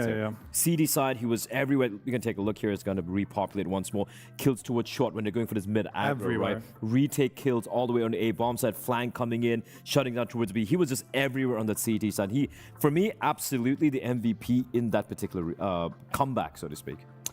Guys, let's start talking about our next map. So it's Inferno, MIBR's pick. Based on how Legacy played Mirage yesterday against MongolZ, I feel like there's a chance here they could 2-0 it, Striker. Yeah, they looked pretty solid on the Inferno yesterday. It was a lot through Lato, and I was actually looking through it. He's really strong on the B-bomb site in general. Starting the CT side. Yes. Quickly add that on at the end. Yeah, and that's where Lato thrives on the B-bomb site, and it was where he was thriving against MongolZ, even though in the end ended up going the other way. So that's who I'm looking at least for the Legacy side. Look, it is still MIBR's pick, and I think that kind of speaks to the confidence that they have on the map and that they've been successful on it. I mean, they completely destroyed Bait, right? Like 13-1, that scoreline. But they haven't really played much so far in this tournament. They really haven't had the opportunity, in fact, to play on it. And I will say this for Legacy yesterday against the MongolZ, apart from those two B-pops MongolZ attempted and which Lad was shut down, the CT side was lacking, let's be real. It was, you saw Art with the AWP trying to push into its apartment. MOUZ was getting multiple kills time and time again. And just they really struggled trying to get that bracket control. The A defense had a lot of holes in it, and that is what the MongolZ exploited. And I feel like, sure, they would learn from the mistakes. They should have been expecting Inferno coming in, but I still wouldn't count out MIBR, especially with Insani firing on all cylinders the way he is right now. There definitely is a chance here, Paolo. Yeah, no, there absolutely is a chance for MIBR, but I feel like it does heavily hinge on Insani continuing this insane form. I think it also requires Linus stepping up a bit. I'm very curious to see how they start out of the gate, because I think that could direct the way the rest of that map goes. I don't think Linus LNZ stepping up is what I'm expecting here, right? I feel like it's been a bit of an anomaly, his performance so far this event. IGL, he should be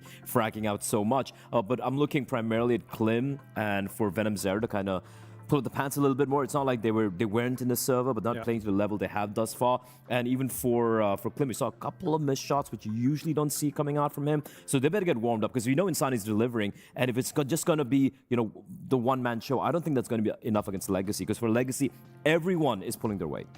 Striker, final thoughts? Yeah, I'm just a little bit worried for MIBR because, obviously starting off from 9-3 and then you lose the overtime in a clean fashion as well. That is a bad run to go on, and you do kind of have to have a decent start heading into Inferno to feel like you are still in this game, because you lose the pistol, you lose the conversions, ST especially, you're down 0-3, it's going to be a struggle to come back into it. So I'm looking forward to a quick start from them. All right, with that said, everybody at home, map number 2, Inferno, is up next. It's MIBR's pick, and they have to win it to stay in contention for the grand final. Do not go anywhere. She said she loves you. But she can't love me. But I love you.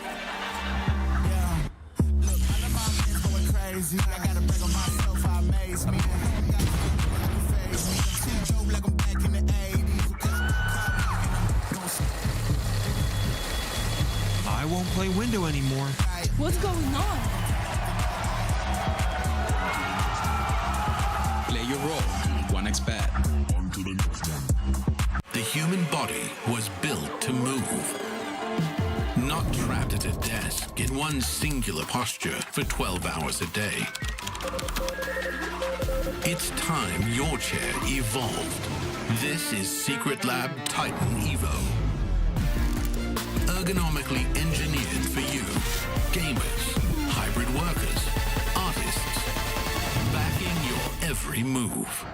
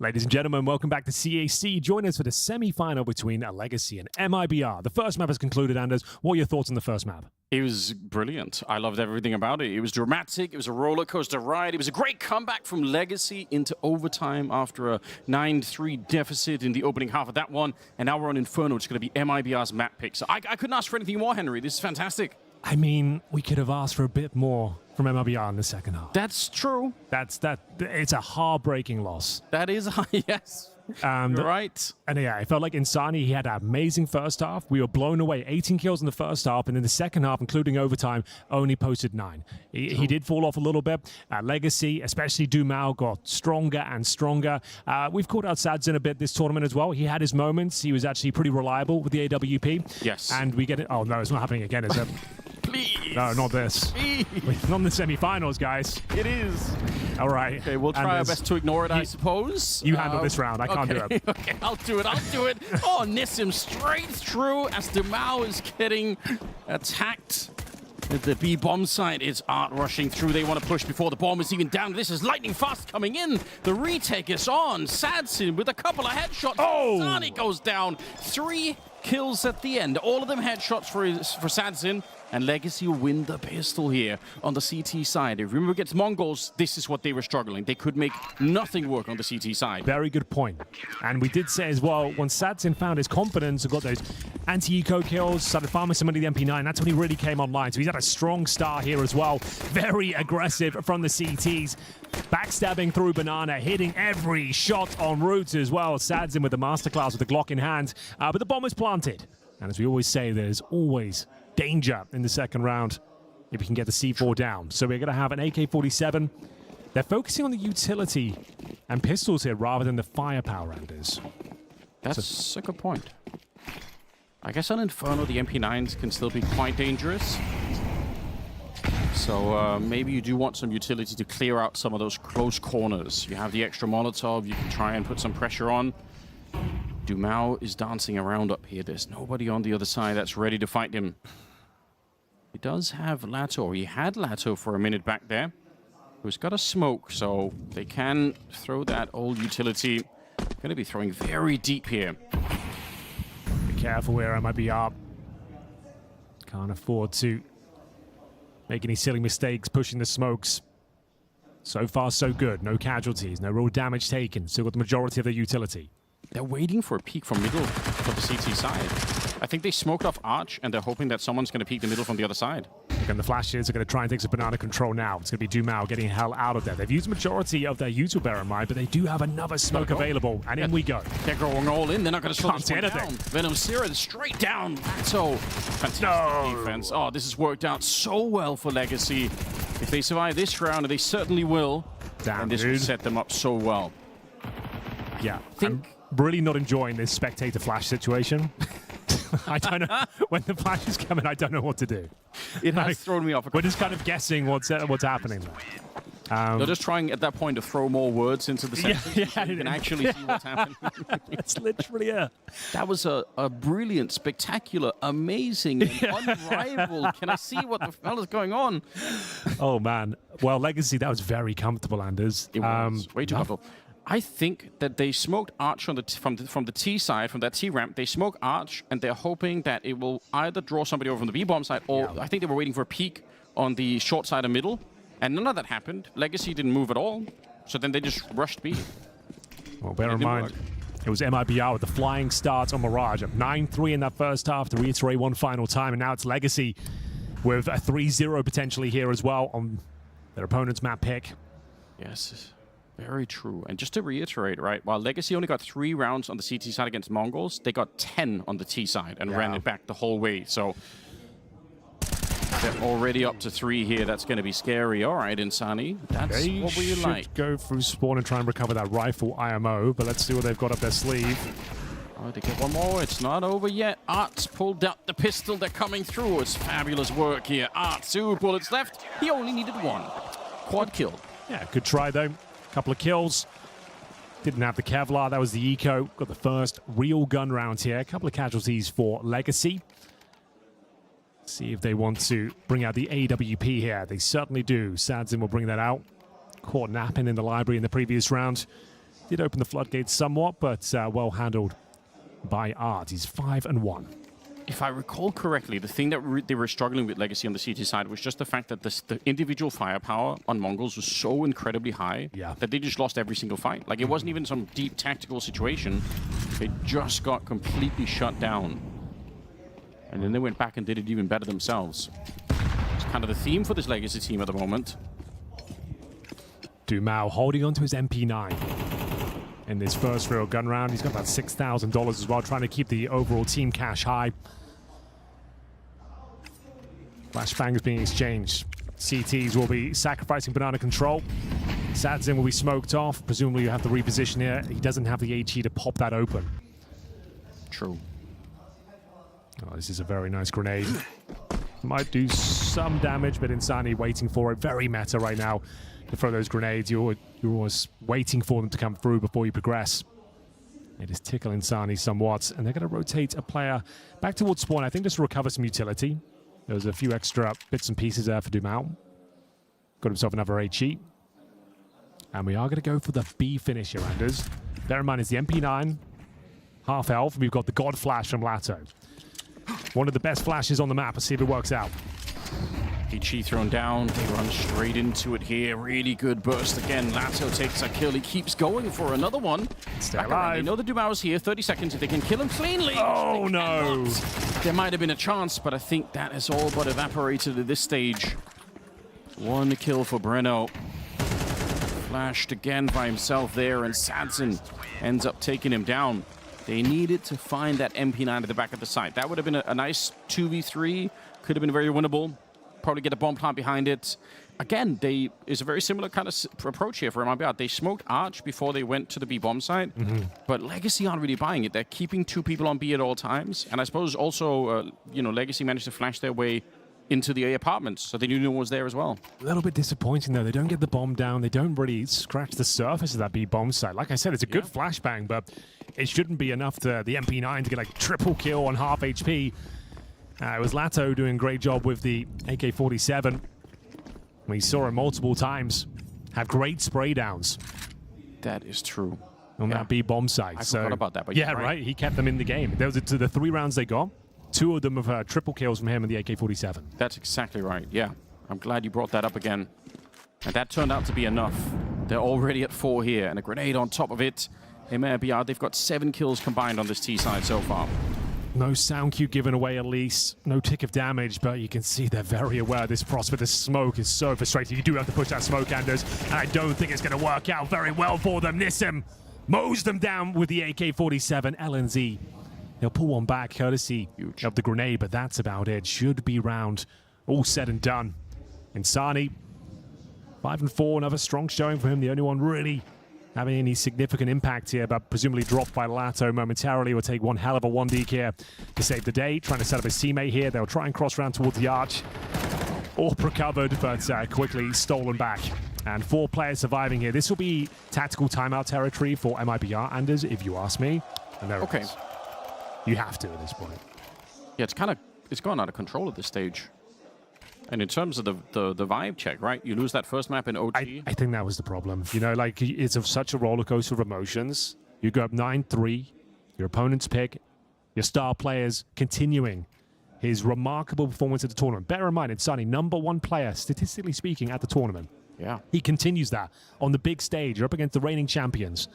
And then you give it up. You can't get going in the second half, barely find any kills in overtime, and now you're getting absolutely walloped on the second map here. And it's a Legacy that have had some slow starts at Inferno. They are firing on all cylinders. The last 3 times they've played this map, it's been close between these 2 teams, but 2 of those times it was Lux instead of Art. Okay. Something that's worth thinking about. You maybe can't go that far back. I think it's a big addition when you put someone like Art on the server. Art's got a very unique playstyle in this That's what I mean, yeah. Difficult to compare the 2, but yes, good to note. So let's see. Can they remedy the problem they've found themselves in here? We've got MIBR entering to a bit of a default spread here. No banana presence. Some boosts up and towards the bedroom here. Flashbang to try and get some mid-control. Courtesy of Klim. Here's the flash. Insani might have to swing on this. There flashes. We don't know if they got the kill. There it is.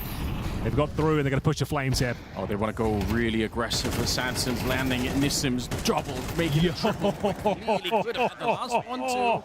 That's brilliant work with the rifle there on Nism. And I think it highlights another thing, right? Sandson, just that one kill, it's a huge difference between him getting or missing that. Like, it slows everything down, it draws all the attention, it creates this space for Nism to play in. And those are the kind of shots that Sandson just wasn't hitting yesterday. That was unbelievably good from Nism, by the way. Yes. It was a bit desperate from MIBR. I'm not going to lie to you. It felt like they had one intention, and that was going to be we're going to try and get some mid control, and we're going fast around quad. The incendiary comes in, they run through it. It's so discombobulated, but we'll see if Dumao can continue to dominate here on the server. It's going to be LNZ shutting him down early. Got a 4 versus 4. Incendiary locks him into the fight. LNZ, another 1 dig required. Not going to happen. Lato, the king of the B bomb site, falling back here, and we have got an opportunity. The best opportunity Legacy have had in some time. I kind of agree, yes. Oh, MIBR, I should say. Traded out as well. That's actually not bad. They do have armor on both those players on the T side. Grenade will not go deep enough. Stopped by the fountain. Smoke up. Klim pushes through. It's a bit of a mind game here. See Sanson, he's so ready. Breno. He did not trust in the sound of that smoke. New boxes, 1 flash, and a must-win 2-on-1. They have no incendiary, so they can't easily push him out. See, he peeks to one side. Oh, he's worried they're right on top of him, but they're so far behind. He's actually going to get shot at the side of the head. The fact that they delayed it, I can't believe he's alive. Surely not for much longer. Now the AWP comes out, and the USP will finally get the job done. They got the kits. I don't know why they wanted to stop defusing on one. Both of them had the defuse kit, so ultimately it's fine. No big deal. If they're min-maxing it, I guess you get an extra $300. If you're Sadzin for defusing, I guess that's something. But yeah, you're right. I think he got in his own head there in that clutch. He thought they were closer than they were, exposes himself, and then there's no way of winning at that stage. You lose. Don't, guys, please. He was so slow. Like, I almost don't blame him. Like, he peeks, it sees no one in CT spawn. He thinks, okay, well, they're both taking church. Like, it even makes sense on some level. Oh, this will be a disappointing way to close down the semi-final of MIBR. Just roll over. No doubts. Sadzin is really feeling himself. This is night and day to what we saw earlier in the tournament from him. He looks confident. He's got that flair. Opening pick takes down Venom Zera, and it's Dumao playing out of his mind, but so has Insani. Takes off the head of 2. There's one more player in towards B. Gives up his position by dropping the incendiary, so they're aware of it now. He is the only one, Insani, that's delivering anything for MIBR in this map at the moment. He needs help. Can't get it at the moment. Oh, that's straight through the box, a headshot. Okay, the thing is they get nothing for it. Sure, you got a 2-on-2, but you didn't take the bomb site whatsoever. You're smoked off. You've got the AWP at the front, and we do have Breno joining him. Thankfully, there's utility available here. Smokes, incendiaries, flashes. But Sadzin, can he find yet another pick here? Klims is coming for the smoke. That's the bomb. Can he find him? Absolutely not. Oh, it's another nightmare scenario. Breno thrust into another clutch here. 1 and 7. Does he have it in him this time, Anders? Sadzin's thinking about it. He's going to blow open the smoke. Actually, doesn't even do that. Kind of grenades himself slightly. 40 seconds, but now backup is here. Nism is at banana. It's very uncomfortable for Breno. First fight's perfect. Sadzin comes through, and he can clutch it. Breno gets the first round for MIBR. They desperately needed this. Oh, they absolutely did. He failed in the previous clutch attempt, but he delivers the goods and finds the first round from MIBR. I feel like they could have been a little bit more disciplined in that 2v1. You've already let him plant. You don't know if you're going to swing on him like that. Swing when he's planting, I would say. And then you just made it 2 separate 1v1s with an AWP pushing for a smoke. Maybe overcooked it a little bit. This interaction here. Yeah. So now you've completely sent Sadzin down the river. You needed to coordinate that together. He just planted the bomb. I think you could have taken your time, let the smoke dissipate, force the pressure. But fair play. It's going to be Breno with a fantastic clutch. 7-1 with Brazilians on the server. Has to happen. It has to. You're right. That is a tradition. Well, I'm glad we got it once. Yeah. Another number that we have. 7-1 in the chat, please. Yeah. Type it out. Type it out. I will say this as well for Sadzin, right? He tries to blow open the smoke. Now, whether he's succeeded or not, if he'd waited to do that when the bomb was being planted, you forced the planter to stop planting, right? Yeah. So just saving the HE might have been even better. First mistake so far. They're going to happen. And Insani getting 2 openings. To be fair, yeah, that's all Insani. You're right. He's the only one really having any sort of massive impact. Fair play to Breno winning that 2v1. Here comes more double HE grenades. Oh, he's trying to juggle them so he can actually place them at his feet. so he could throw 2 of them after the fact, but they're slippery. They are slippery. Oh, man, lots of HE damage here. That is so frustrating. Yes. Insani wants to replicate his success from the previous round. You can see how blind he is. We're getting a real rundown of the kind of grenade technology that exists in that top banana position. I know you're a big fan of it. Oh, yeah, absolutely. So meta, so impactful. 3-man stack, though, towards top and middle. Not playing those crossfires in the bomb site. Swing comes through. Nissim. You gotta go. You can't even volley. They're all here anyway. Oh, the smoke is devastating, though. You have no way of popping it open. I don't think you have an HE. They don't. But, yeah, flash your way through. Try the best that you can. Lato sure to get 1 kill here. Dumao didn't connect on that spray, unfortunately. So they are crossed, but not the bomb. So they were still slowed down. Oh, if they could have got the bomb plant right away, that would have put some pressure back on Legacy. But now they can kind of take a deep breath here. Rotate over. They're coming up banana as well with Nissim. The bomb now being attempted behind the fountain. Grenade training in, and it sets the water on fire, and LNC on top of it. That is a devastating incendiary to land. Nissim now creeping in as they're trying to plant the bomb for a second time. And VenomZero alone versus 4. He's got the first, but he's also got 10 Make seconds. it easy, lads. It should be unwinnable. They fight him so much that maybe there was a chance, but if they'd fallen back, he would have lost the round. They're getting a little bit carried away in these advantageous scenarios, but still, they win the round. It's fine, and there's no plan. So, whatever. No harm, no foul. Nissim is looking razor sharp right now. Lato was essentially alone there, managed to get 1 through the smoke, and then the incendiary. That really did secure things, okay? LNZ can't get that plant down. Nissim uses that opportunity while they're scrambling, trying to pick up the C4. Didn't love them all swinging in 1 by 1 again, but still, they got the job done. And we're going to have a full investment from MIBR. Desperate times here. Mac 10, Desert Eagle for the in-game leader. Grenades being exchanged. Breno swallows it as he goes down to 68. Yeah. The fact that the window wasn't broken, so the grenade breaks it, like it tilts the curve and it lands right on top of him. Oh, the grenades really are stinging now. So this is a completely different setup now. We've got the passive crossfire mentality instead of playing on the front foot like they did in the previous round. True. Well, that gives a bit of space, maybe. MIBR, can they find a way? Strong opening. Breno taking down Art. I do love to see that. Dumao hugging the tree here in CT spawn. 2 people on the A bomb site, but as long as that smoke is up towards Moto, what are they going to do? The bomb is being brought back through middle, so they were thinking about doing, I think, a split here through CT spawn, but they're not so sure anymore. 45 seconds. They're waiting for MIBR to make a mistake, somebody to push. All the time they're getting closer. Now they know where Sanson is, and they know that Nissim's going to be over here somewhere. That's not going to be too much of a surprise. So most of the puzzle's been revealed, but Sanson hits a shot. MIBR, this might be the best opportunity yet. Sanson, he can't miss with the AWP at the moment. Flicks it, even does some damage on F1. Sanson, a wild round from him. He's 14-5. And with a triple kill in this round, he might have just cut down any chance that MIBR can make the grand final. Oh, it's looking promising, huh? They got their opening kill. They took a lot of grenade damage, admittedly, but that's not even a factor here. Sadzin stepping up on the big stage here in the semi-final. Big smile on his face. Huge.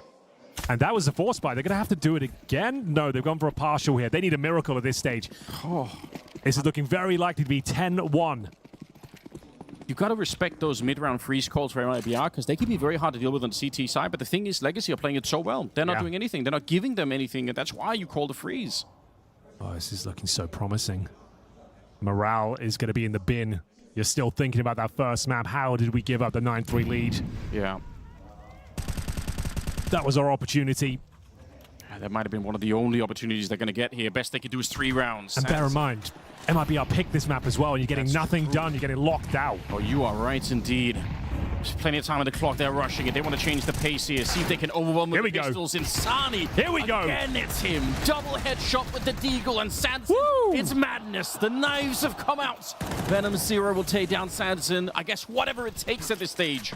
Rushing with the Deagle and the blades. Yeah. Well, we said they needed a miracle. That will do quite nicely. Okay. We'll take it then. And you know what as well, because you brought up the grenade damage. One of the few rounds where they don't get straight grenade at the start of the round. That's been a problem for them. Okay, well, they desperately needed this. I mean, you can buy next round regardless, Lato, I suppose. Try and take out the AWP within their hands, I suppose. That would be good. I mean, he's throwing the smoke. Is he going to try and defuse the bomb? I think he's thinking, you know what, there might be a chance. I don't think there is, but... Okay. Now he's containing them. I thought he was on fighting. That is the AWP down. They've got health to stay in the pit. Do they recover the AWP? That's what they need to find now. Where is it? There it is. Okay. Nice attempt there, but Dumal will save his trusty AK-47. Thankfully, MIBR recovered the AWP, and the miracle that was required is delivered. Final round of this first half. Need this one desperately. 9-3. Scoreline has been thrown around a lot this tournament. What's the final setup here? Legacy surely have enough for a full strong buy here. Missing a couple of kits, but everything else looking good. Dumal's AK-47, Sadzen's AWP. He kind of had the mid-spawn there, Sadzen, to try and go for it, but they smoke it off so early that he can't really do it. Nice top banana control being won by MIBR early, but like we've been talking so much about the dropping utility. Exactly that. And Sani wants to get flashed through this challenger, which he will. Dumal can feel the pressure. What a flashbang that is, courtesy of Lato. Gives him the opening pick. Taking down the danger man in Sani as well. Huge scalp to find. And they have to reset the round here, knowing their efforts have been thwarted in towards that B bomb site. 1 minute on the clock. Still possible to win this one. CT's lacking util.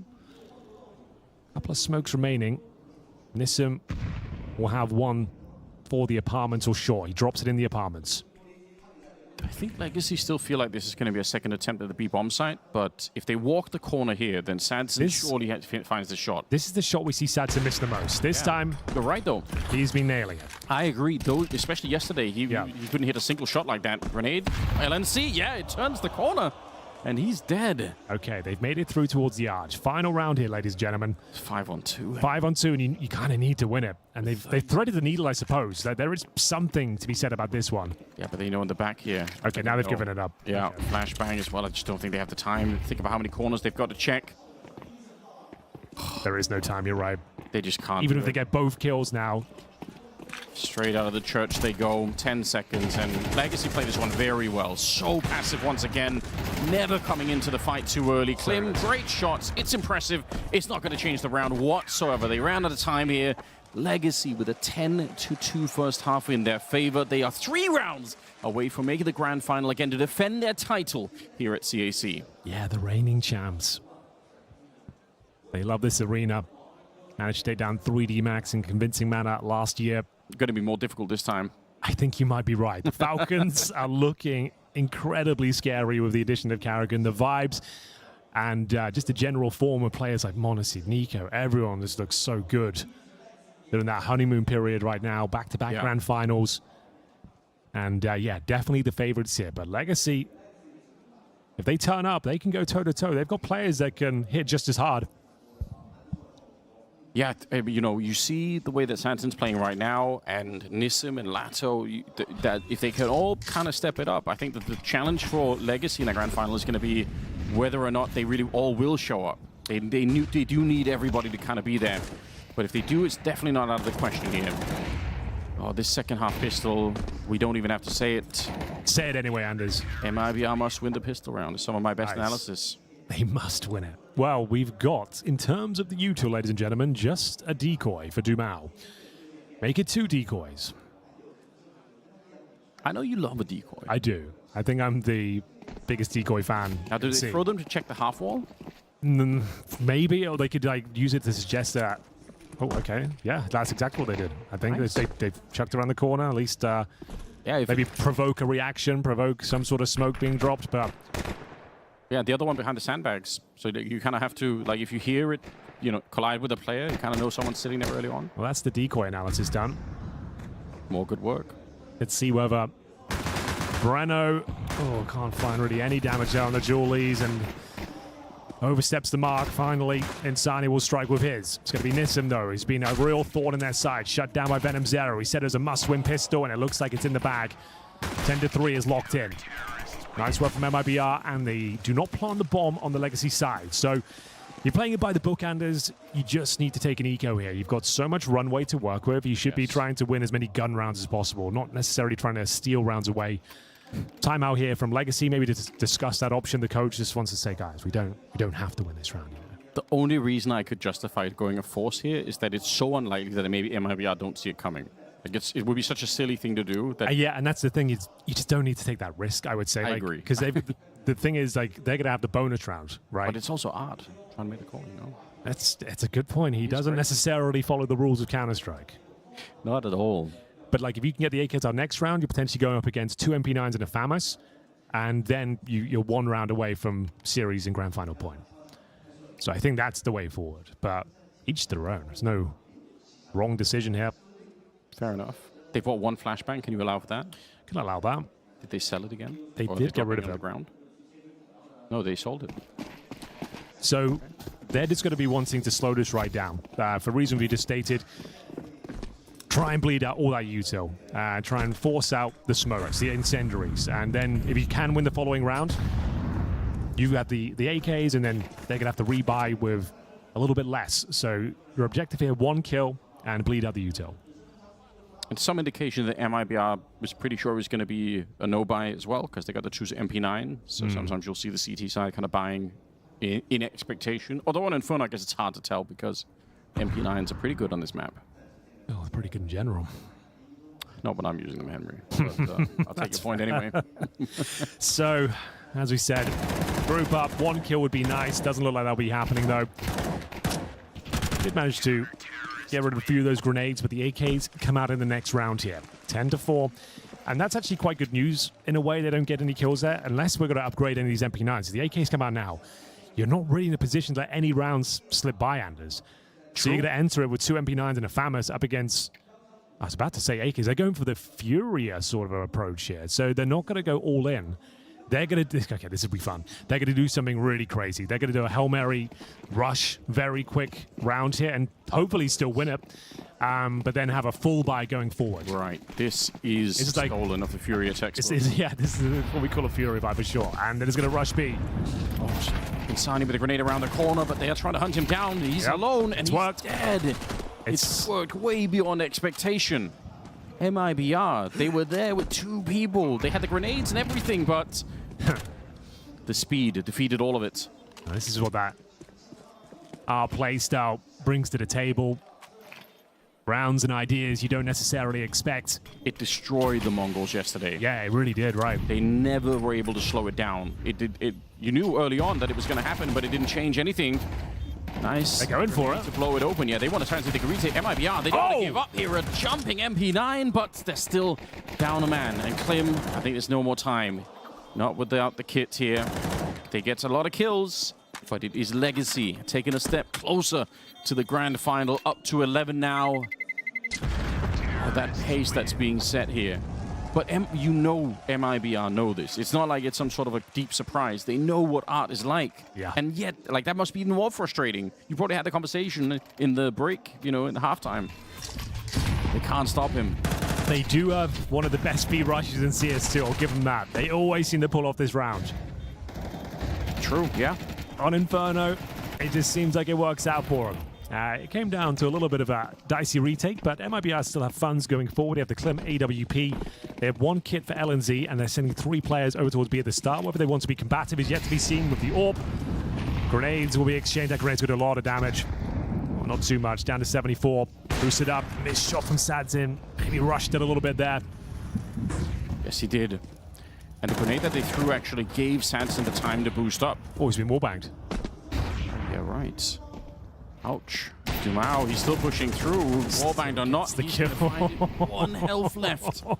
And the fire does not touch him. So now you're going to have to call for some backup. The AWP is going to be feeling very uncomfortable. Already been tagged up. LNZ will try and help him out the best he can, but Nissim's going for the double spray down. An absolute beast here on Inferno, 16 and 10. Top fragging and then some.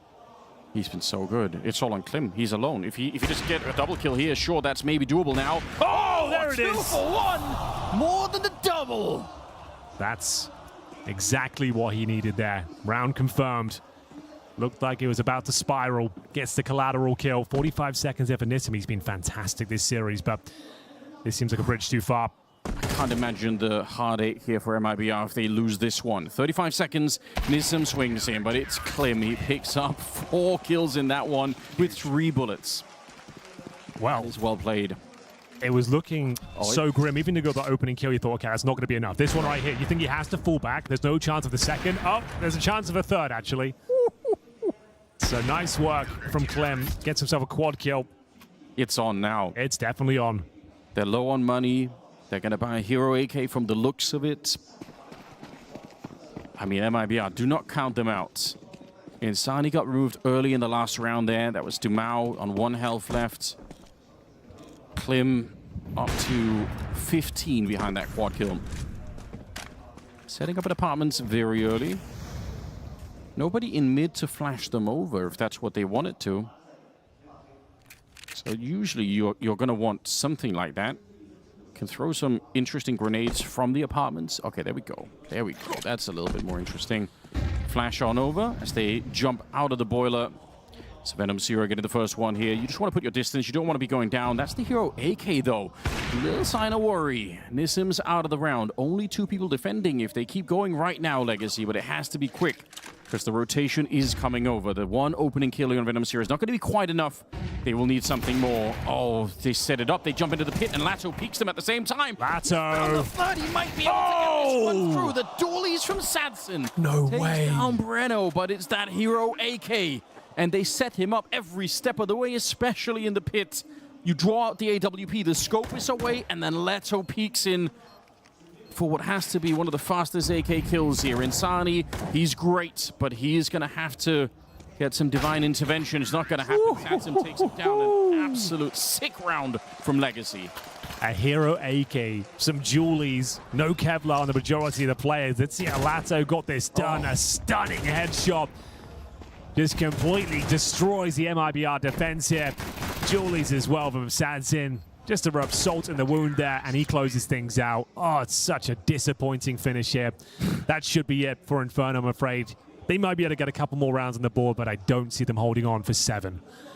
I have a hard time making that believable in my own head because they just, that quad kill for Klim, that was supposed to be the spark that ignited that MIBR and then immediately doused. He forced them down to a pretty much full eco there. A hero AK, sure, but he should be putting that one to bed. They end up winning the second half. It's because of the Fury at, tech Mac 10 buy and then the rush to B and then a hero AK. Like, what a wicked way to win a T-side. It all comes down to this, Anders. Klim will have to find the magic once again. He's got no Kevlar. He's got the AWP, looking for another quad kill here if possible. Do or die time. Legacy are 1 round away from meeting the Falcons in the grand final here at CAC. Massive grenade damage to open things up here. You know what? They did that on the CT side. Oh, see you later. Klim sends skywards.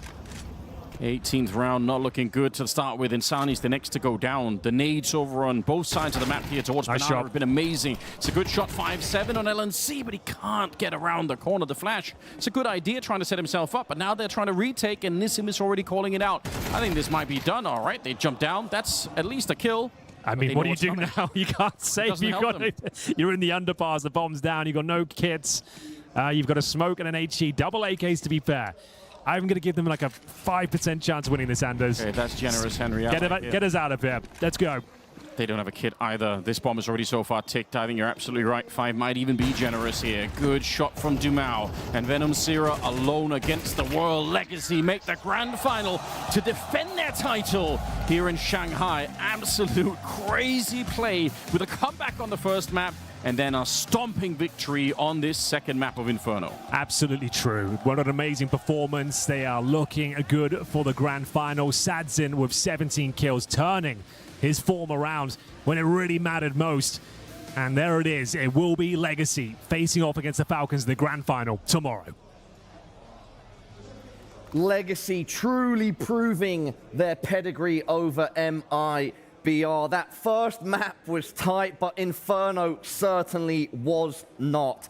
13-5 in favor of Legacy. And just as Henry said, Legacy will be heading through to that grand final tomorrow to square off against the Falcons. I'm hella impressed, Striker and Blair.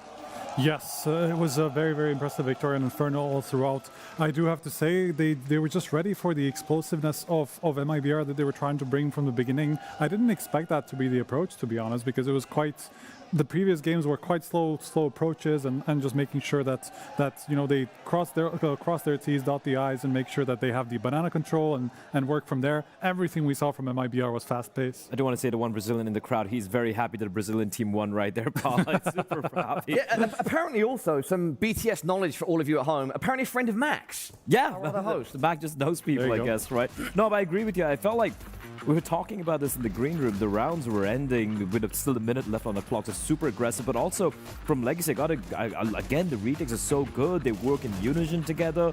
And it wasn't just a one-man show, right? Lato, again, on his B bombs, that's such a rock to contend with. These pop plays don't work against Lato. They were doing it like 3 times in this half, and every time Lato got like 1 or 2 kills at least, or one and survived, you know, to a couple of kills, just never really got an opening into the B bomb side. Lato in round 17, by the way, the hero AK as they went on to A. The call was also really good. It was very structured. They really helped Lato make the most of that AK, but for him to land the shots, yeah, just an incredible performance by him. Yeah, even the round I just saw where they kind of peaked the one guy in the 1v2 a little bit lackadaisically. Apart from that, it was a very, very solid CD side overall. And even when they start pivoting back towards the A-bomb side, Striker, you can see, yeah, this is the round we want to talk about. Sadson with the ops, kind of combat opping. He knows his teammates kind of tucked into the bomb side, so he's like, I'm not going to just stay inside a pit. I'm going to try and take these shots, clean shots coming out from him as well. The rotation was super fast, but again, that's because MIBR didn't really do much of, you know, map control. They didn't really go for any conditioning whatsoever.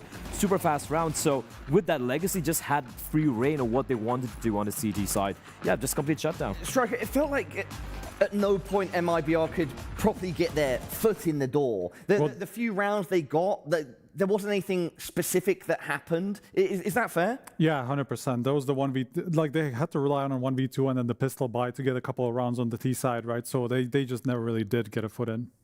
Yeah, and with that said, everybody, we can head down onto the stage for an interview. You've made it to the CEC Grand Final 2 years in a row. Congratulations. What is about Shanghai and the arena and the crowd seems to give Legacy the magic? Oh, here it's amazing. Thank you, guys. Thank you so much. It's very amazing to be here again and having this experience with you guys. It's amazing to be here in Shanghai, in China. It's I can't describe it. Just thank you for your support and yeah, just very excited for tomorrow to see you guys again. So we wanna have your energy and your support again. So thank you. 我就是感觉在这里就感觉很奇妙，感觉非常的好，非常的棒。我能感觉到现场的粉丝他们的欢呼声和他们的支持。然后在这里，我也没有办法描述我到底是什么样的一个心情，就是感觉非常的好，很顺。也希望明天的比赛还能够感受到大家给我们的支持。当然，我觉得这场 BO3我们一定要去聊一分非常有创造性的回合，那是 Inferno 10-4下半场。 那个eco局当中，你们点了一个暂停，并且 call 出了下一回合的半起，你们 raw 空了对面的 B 区，所以那一局的部署是谁提出来的？谁去部署的这个战术？你们又是如何执行的？ Speaking of the series just ended, we have to ask you about one question. When the second half happened, Inferno, and you faced the 10 points against 4 points, and then you called a pause, and after the pause, after a eco, and you made a decision half buy, and then you rushed their B really hard, you dominated them. What is this strategy you're preparing, and also who made the call? Oh, this is Genius calling, so. There is nothing much to do. He just, yeah, I think it was free flow from him. He just made it, and it was a genius decision. Yeah. 这就是我们的队长啊，我们的 IGL， 然后他是一个天才，他做了这样的决定，我们就听他的指挥，然后我们就部署他的战术，就是这么简单。 而那一局比赛，你们也摧毁了对手，而且后面又迎来了 Lato 非常亮眼的表现。那当然，对于 MIBR， 他们本想用枪法和那些冲劲的打法去撕碎你们，但是你们的防守方2张地图都做得实在太好了，所以你会觉得在今天整个 BO3而言，你们的战术执行上、战术部署上都做对了那些。not only your AGL and Lato today, he's also incredible. We want to ask you about MIBR seems wanted to against you with their raw firepower and their aggression, but you seem to deal with it very well. We want to ask you from a technical perspective, what do you think the team got especially right in this series? I think we prepared very well. This is a good point from our analyst and our coach and Art as AGL. So they could just give us like a north, so we know where we're going, what we're doing, and why. So yeah, just makes easier just from the preparation. Yeah. 我们在这场比赛之前做了充足的准备，不光是我们的队长 Art， 还是我们的分析师、我们的教练，都制定了非常周密的战术。在今天的比赛当中，我们也是严格执行，然后听队长指挥，就是感觉我们的准备非常的充分，所以我们迈入这场比赛之前呢，也可以说是做足了我们自己对阵这场比赛的一个能做的都做到了。那当然了，对于明天的比赛，杜茂，你们将会面对 Falcons， 你们是去年的冠军，所以我觉得场和甚至比较有趣的是，和去年是比较相近的，你们都是不太在这个决赛当中被看好的那一方，现在要以卫冕者和挑战者的双重身份去迎战 Falcons， 你怎么看明天的决赛？ Looking ahead to tomorrow's series, it seems like kind of similar story as last year. You are not the favorite one on paper, but you're the defending championship. So what do you think about tomorrow's match? And are you defending champion, but you're also the challenger against the Falcons? How do you view tomorrow's matchup? I think it's going to be a great match, especially for us to play and for you guys to watch as a best of 5. So. Yeah, I expect to do our best every day and just win and as much as possible, and that's it. So yeah, the same. 我觉得对于我们来说，将会是一场非常精彩的比赛。不光是对于我们正在打的选手，对于正在观看比赛的粉丝们，对于你们来说，也会是非常精彩的一个 BO5。明天我们就发挥出我们最好的状态。我们当然是想要赢了，那我们打好我们自己的，发挥出最好的状态就好了。 太好了，各位再一次把掌声送给独猫好吗？也希望他们明天能够在决赛卫冕成功。感谢独猫，感谢 Legacy 来参加我们的赛后采访。接下来的时间，我们先交还给分析席。 Thank you, Zhangbei and Dove. Great to hear from Lato there in victory. Mentioned feeding off the Chinese crowd and their energy. And I think of specific significance considering they are the current champions and they've made it through to another grand final, another chance to run it back. He was asking for the support tomorrow. I don't know if that's going to happen against the Falcons team that has has the sweethearts of China in Monasin and Kyosuke, to be honest. I don't know about that. And Carrigan as well, right? Wherever you go, it's always going to be fans for Finn himself. But I preface this matchup saying how for Legacy, considering the other defending champions, they got a third place aside, a bit of a kind of a shock upset loss, I guess, for them against Game Esports Atlanta. They didn't go any deeper. For them making the finals, I'm sure it's going to mean a lot for them as well. So it feels like they are ramping up heading into the major. I think that's a great sign for the side of Legacy. But yeah, all in all, just they were the better team right here. We saw in the interview as well, Jamal pointed out how, our genius calling, sometimes not so genius, but here he was looking really solid. And yeah, I think the other part of what Damal mentioned that's important is not just art, but the prep with their analyst. If we look at Inferno, it definitely seemed like they were very prepared for what MIBR were going to do. It was curious, right? Because I don't necessarily think that that's the typical MIBR style where they go for a lot of these explosive plays. But every time we were talking about some of these pop plays, right, they were always set up passively. They were not forward. Kind of the opposite of that happened when Legacy brought some of these rounds to MIBR's face. Intani was like pushed up a banana against pistols, right? And then he had a support from behind. When we saw that from Legacy side, they had a guy in dark, they had a guy in triple, right? And there was no way for the pistols to really get away, and unless they got a crazy shot off or maybe flash them off, make sure they overwhelm them, right? So it does seem like they did have a decent idea of what was coming to them. Or at the very least, they were able to adapt pretty quickly as well. So yeah, I mean, credit where it's due. They look like the better team, and listen, they've taken down almost everyone not called MOUZ and Falcons. Exactly, and Legacy's only loss so far in the tournament is Falcons, so they get a chance at revenge, and they get to do it in the most poignant match of the tournament, the Grand Finals. We've got our playoffs bracket up on screen now. Yeah, we'll start things off tomorrow with MIBR versus MOUZ, that third place decider. And then, yes, of course, we can enjoy a best of 5 Grand Final. I'm super excited for this one. You know, Falcons at this point looking solid with their latest edition of Karrigan. I think going to be very confident going into tomorrow's matchup. But Legacy, they've proved their mettle today, and they're no doubt going to be inspired by trying to retain their current trophy and championship strike. Look, I don't think there's any question about who the favorite is going to be tomorrow, but there's always this weird air around Falcons whenever they get to the Grand Finals, right? They haven't won a tournament with MONEZ yet. Well, that alone will tell you what kind of.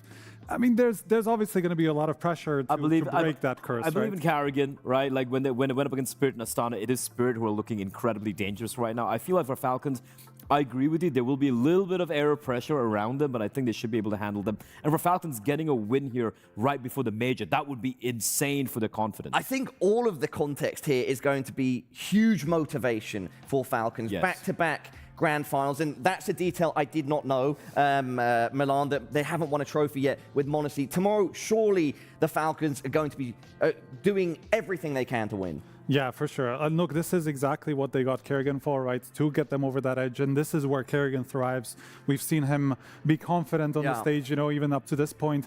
It didn't really work out against Spirit in Astana, but obviously that's a little bit of a different level of competition. They still had a pretty good chance to at least take a couple of maps. This is where they have to take it. Yeah. Striker Blair, any final thoughts before we close things out for today? No, I think we had a couple of good games. You know, obviously the final map looking a little bit more one-sided overall, but I think competitive first map. And of course, earlier in the day, we had what could have potentially been the Grand Finals, which was MOUZ versus Falcons. So all in all, a great day of Counter-Strike, and I definitely felt the rush. Absolutely. Striker? Yeah, just excited about tomorrow. This is going to be a fun final. Yeah, super excited. Thank you to all of you at home for joining us, and we will see you back here tomorrow for MIBR versus MOUZ, and of course, our big Grand Final, Legacy versus Falcons. Much love, everybody, and peace.